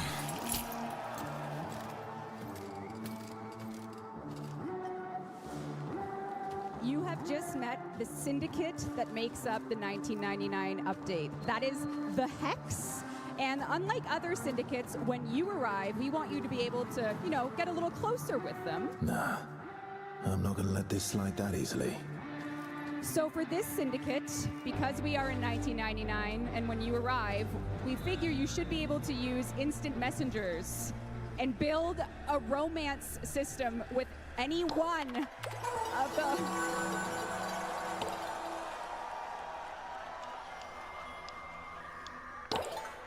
So if you play your cards right, one of those 6, including Arthur, could be your New Year's kiss.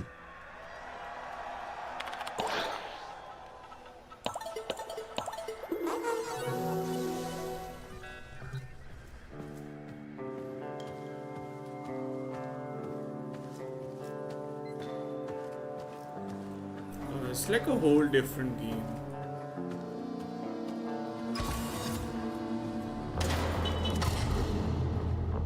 Hold up! Hero boy. You're going after Dr. E all by yourself. Yeah. You're not going without backup, Arthur. Forget it. Yeah, I bet you didn't even pack a med kit. I'm coming too. Guys, it won't be like last time, I promise. Okay, plan A it is. I'll take point, make the rendezvous solo. Aoi, Amir, Quincy on backup. Letty, you and Eleanor hold the fort here. Keep the Jennies running. Saddle up. Let's ride the devil down.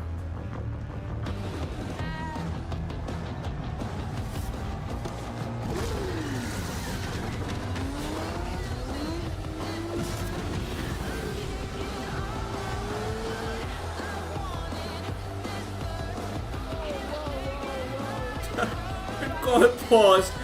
I thought it was me. Act like it's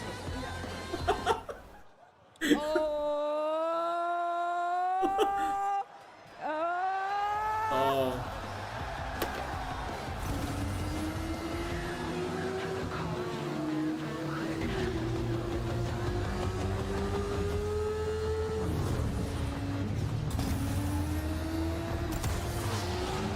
Damn.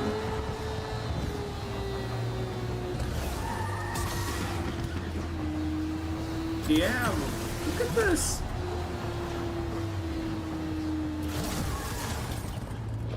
A slug dares to show its face at night.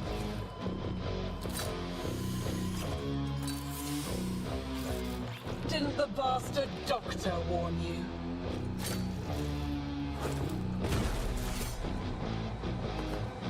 I've order. Looks like a grenade. Kill on sight. Yep, I knew it.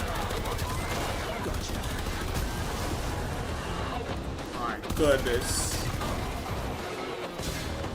Gonna be presumed as a grenade, I guess.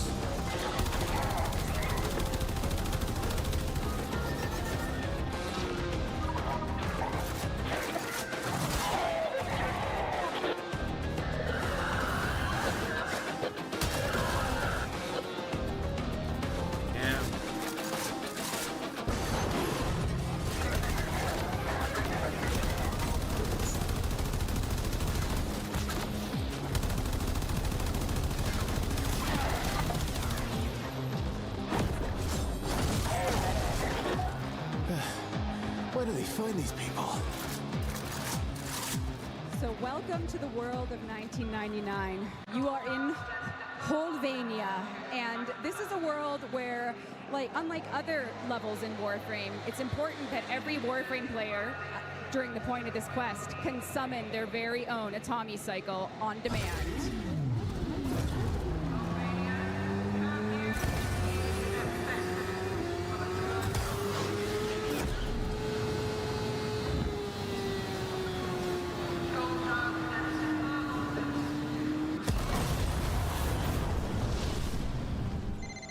Pity. We could have been allies. My Scoldra, put that thing down!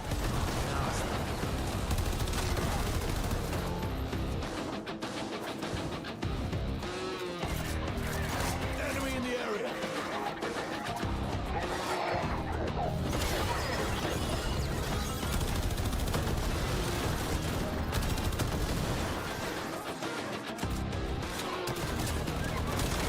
Oh, this is a new gun.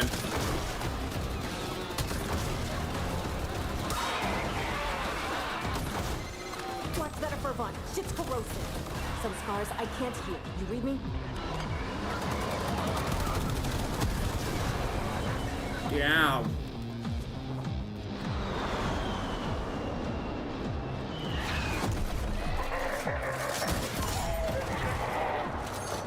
Who's that? Iced them. Too slow, Arthur. Yeah. I had it under control.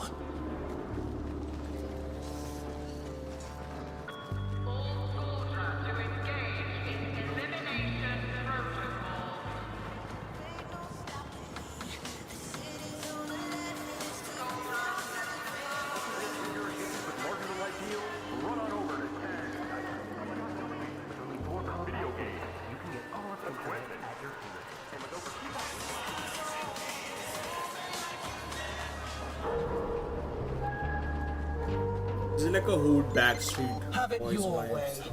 By this time next year, nothing will remain of you slugs. Yeah. Meet the co-star of your grand finale. An Holy shit, the fucking tank. on tank. Enjoy.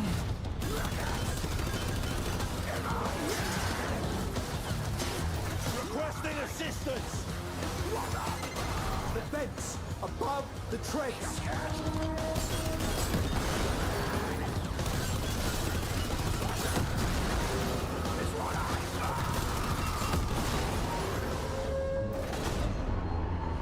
Yeah, the top of the tank is the weak part.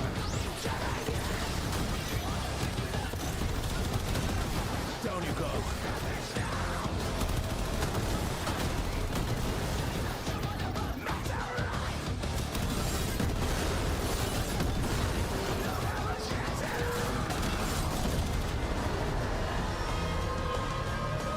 Victor, help them in. Now! The hell?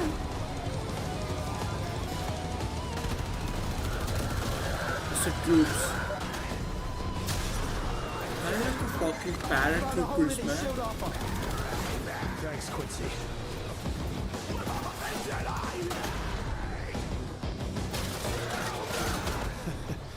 Yeah, don't mind if I do.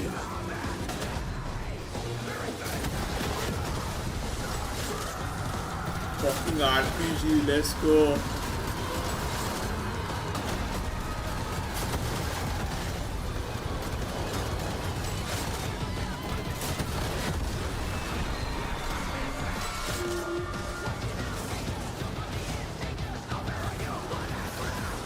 Come on, just take it out.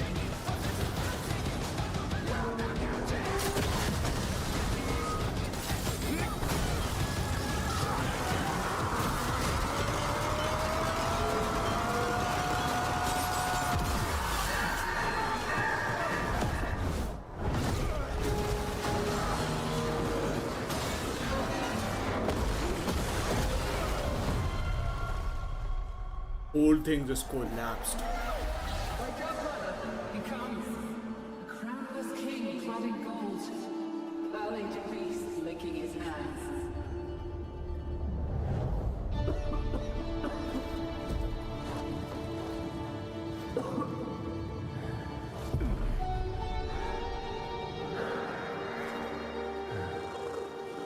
Oh, the king was.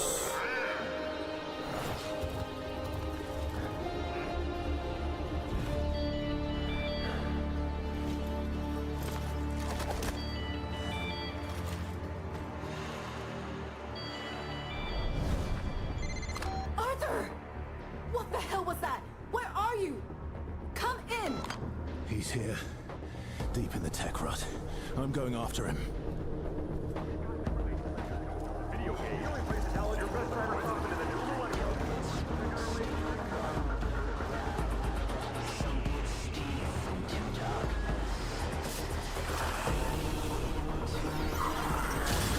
Good night. How is that render?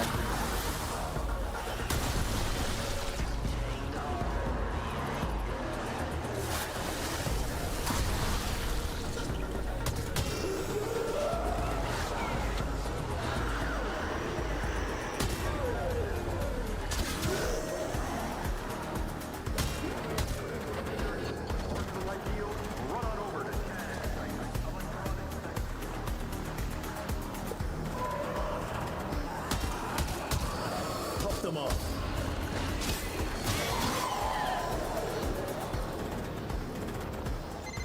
Arthur, you're right by a security terminal. Bet my butt it's got a coda-worm injector. You want to risk it to control some tech rot? Well, let's find out then. Needs must and all that. Oh, it's like.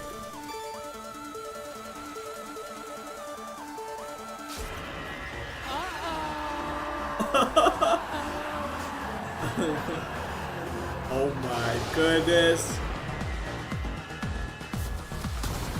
She woke up the whole horde up.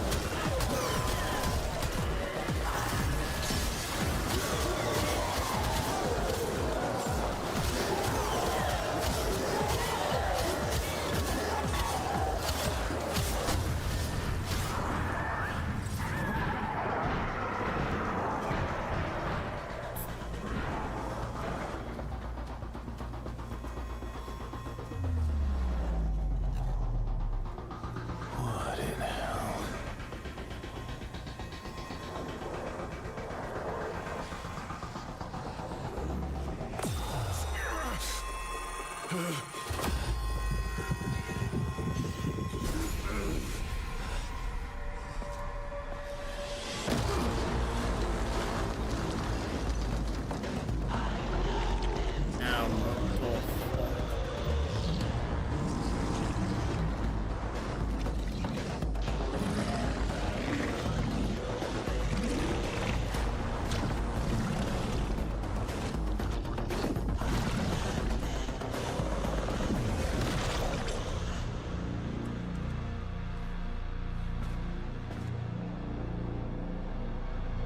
Hell.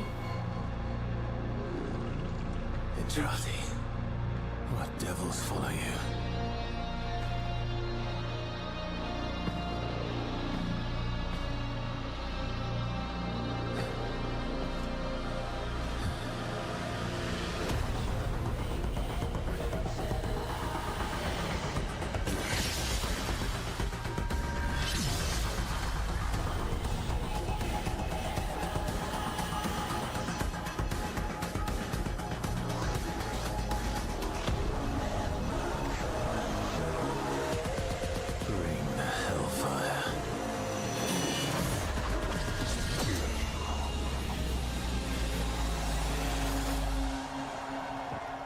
Yeah.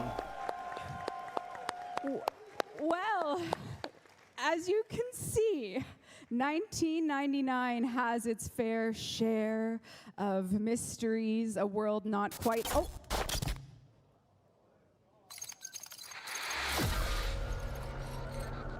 Not over.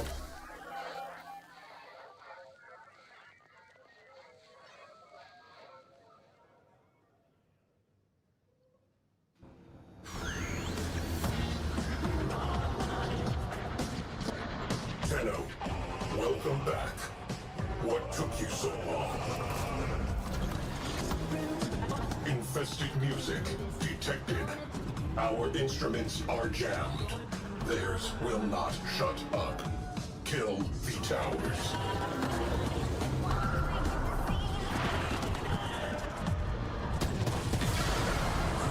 Please, keep showing us your support. Sonic overload increasing. Destroy the remaining speaker.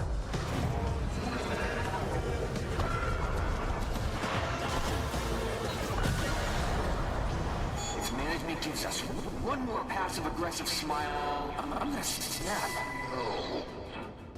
Beat drop. Arcwing cannon online. Rush the stage.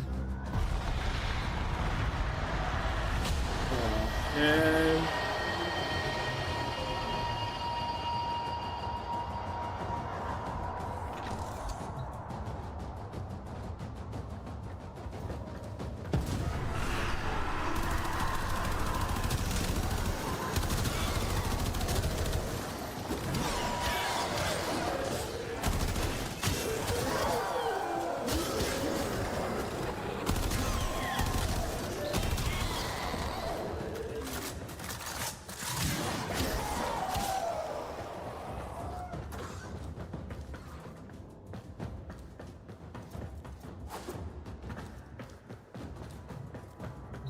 Slingshot. Locked and loaded.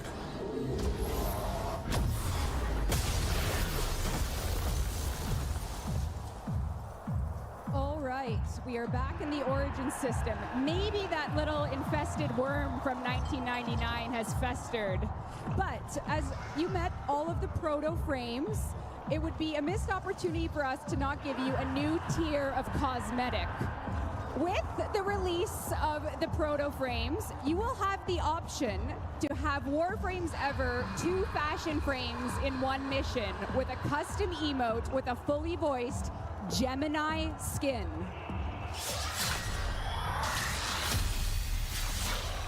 yeah. Take care of this. So what that means is every frame you met today has one, including Nyx, Trinity, Volt, Mag, Cyto 9, and Excalibur, and we will also be touching up Nyx and Trinity light rework.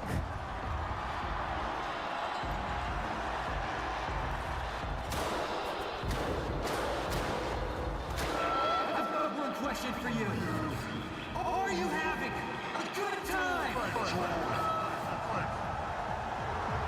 Man, it's gonna be sick. So sick, man. Don't take this out on me.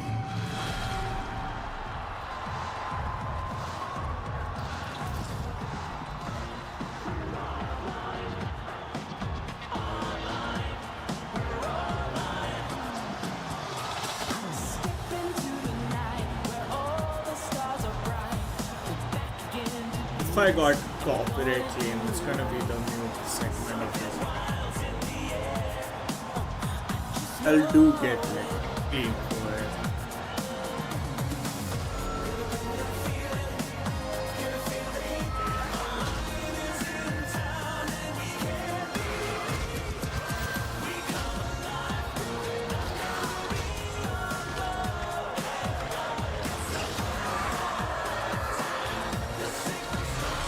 The fuck?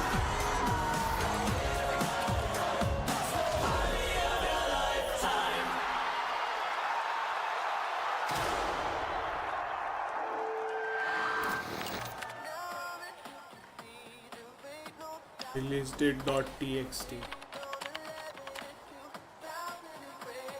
Come on. Oh, it's gonna be on December.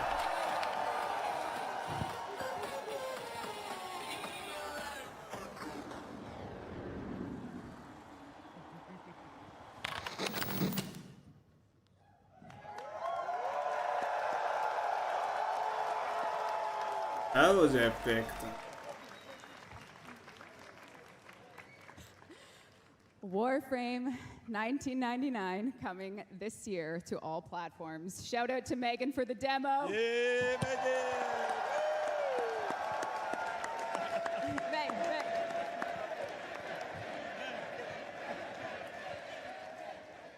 Infested liches then? Infested liches confirmed.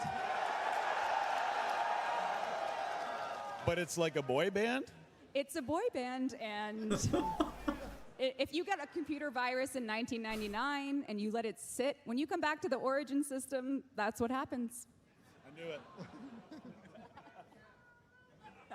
Now, of course, Online is a real band in 1999, and tonight they're launching their debut song, Party of Your Lifetime, on YouTube, and you can hear the full song, not only online, but we can play it here. This is gonna be our outro song. I know, I feel like we're done. We're done. Thank you so much for coming. That is Tenno Live 2024.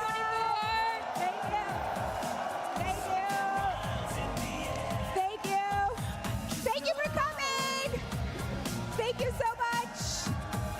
Thank you. Yeah. Thank you.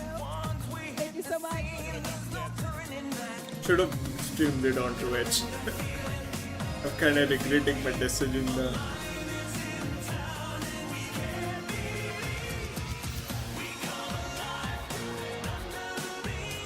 I think that's it for the Tenno Con. Song is amazing though. I love this song.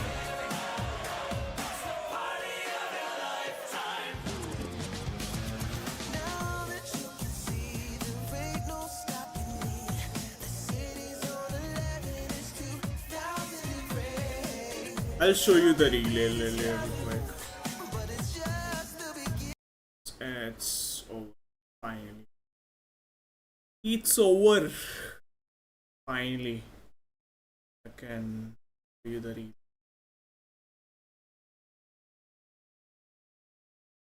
Before I go to sleep.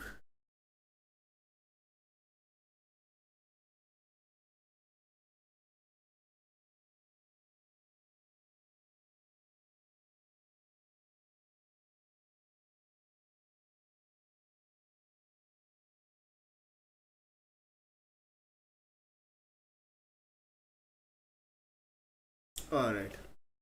You guys seeing this? He's the guy. I think there's Avi somewhere here. There she is. I think there's. Where's Arthur at? There's Nyx and Trinity. Next, I don't know where is the Trinity at. I saw on the. Oh, that's gonna be voted up here. Yep, there you go. Look at the. I wanna see the. Where's Arthur at? What's next? Where's Arthur at? Gotta be somewhere. It's a dude practicing.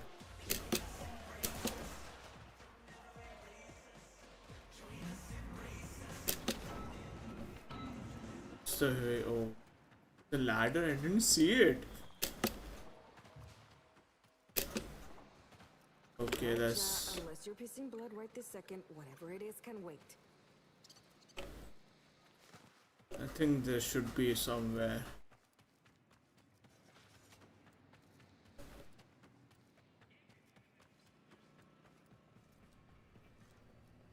So there's Arthur. Yeah. This remind me I used to go in a gaming cafe. so young at the time. We used to have like a console stuff.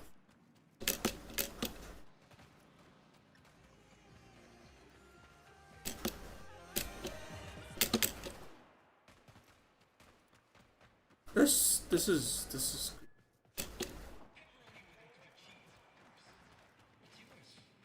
it. It's a card. It's nice. Dear past self.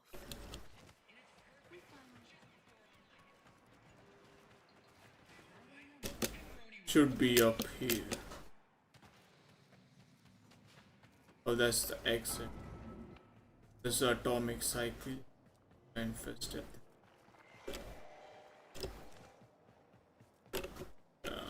Oh, this like a look of atomic cycle.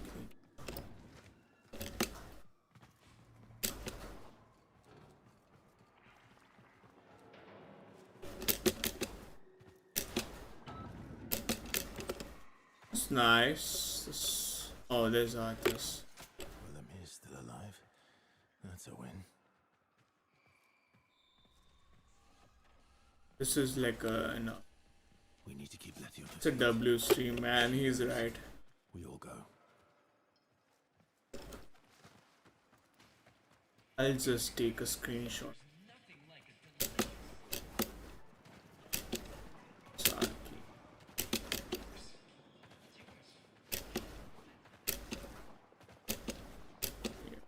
Take a screenshot. Looks good though.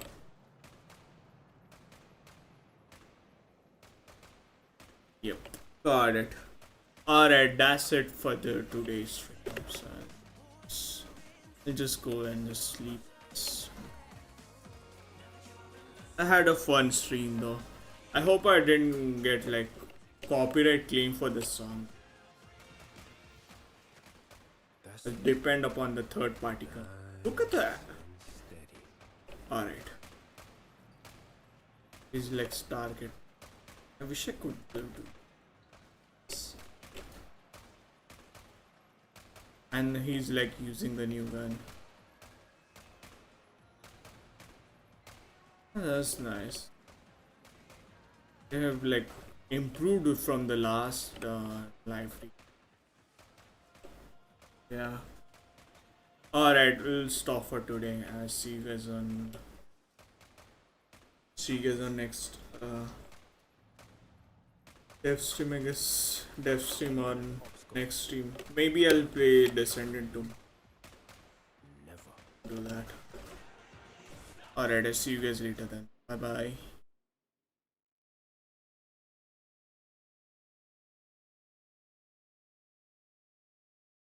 See you guys tomorrow then.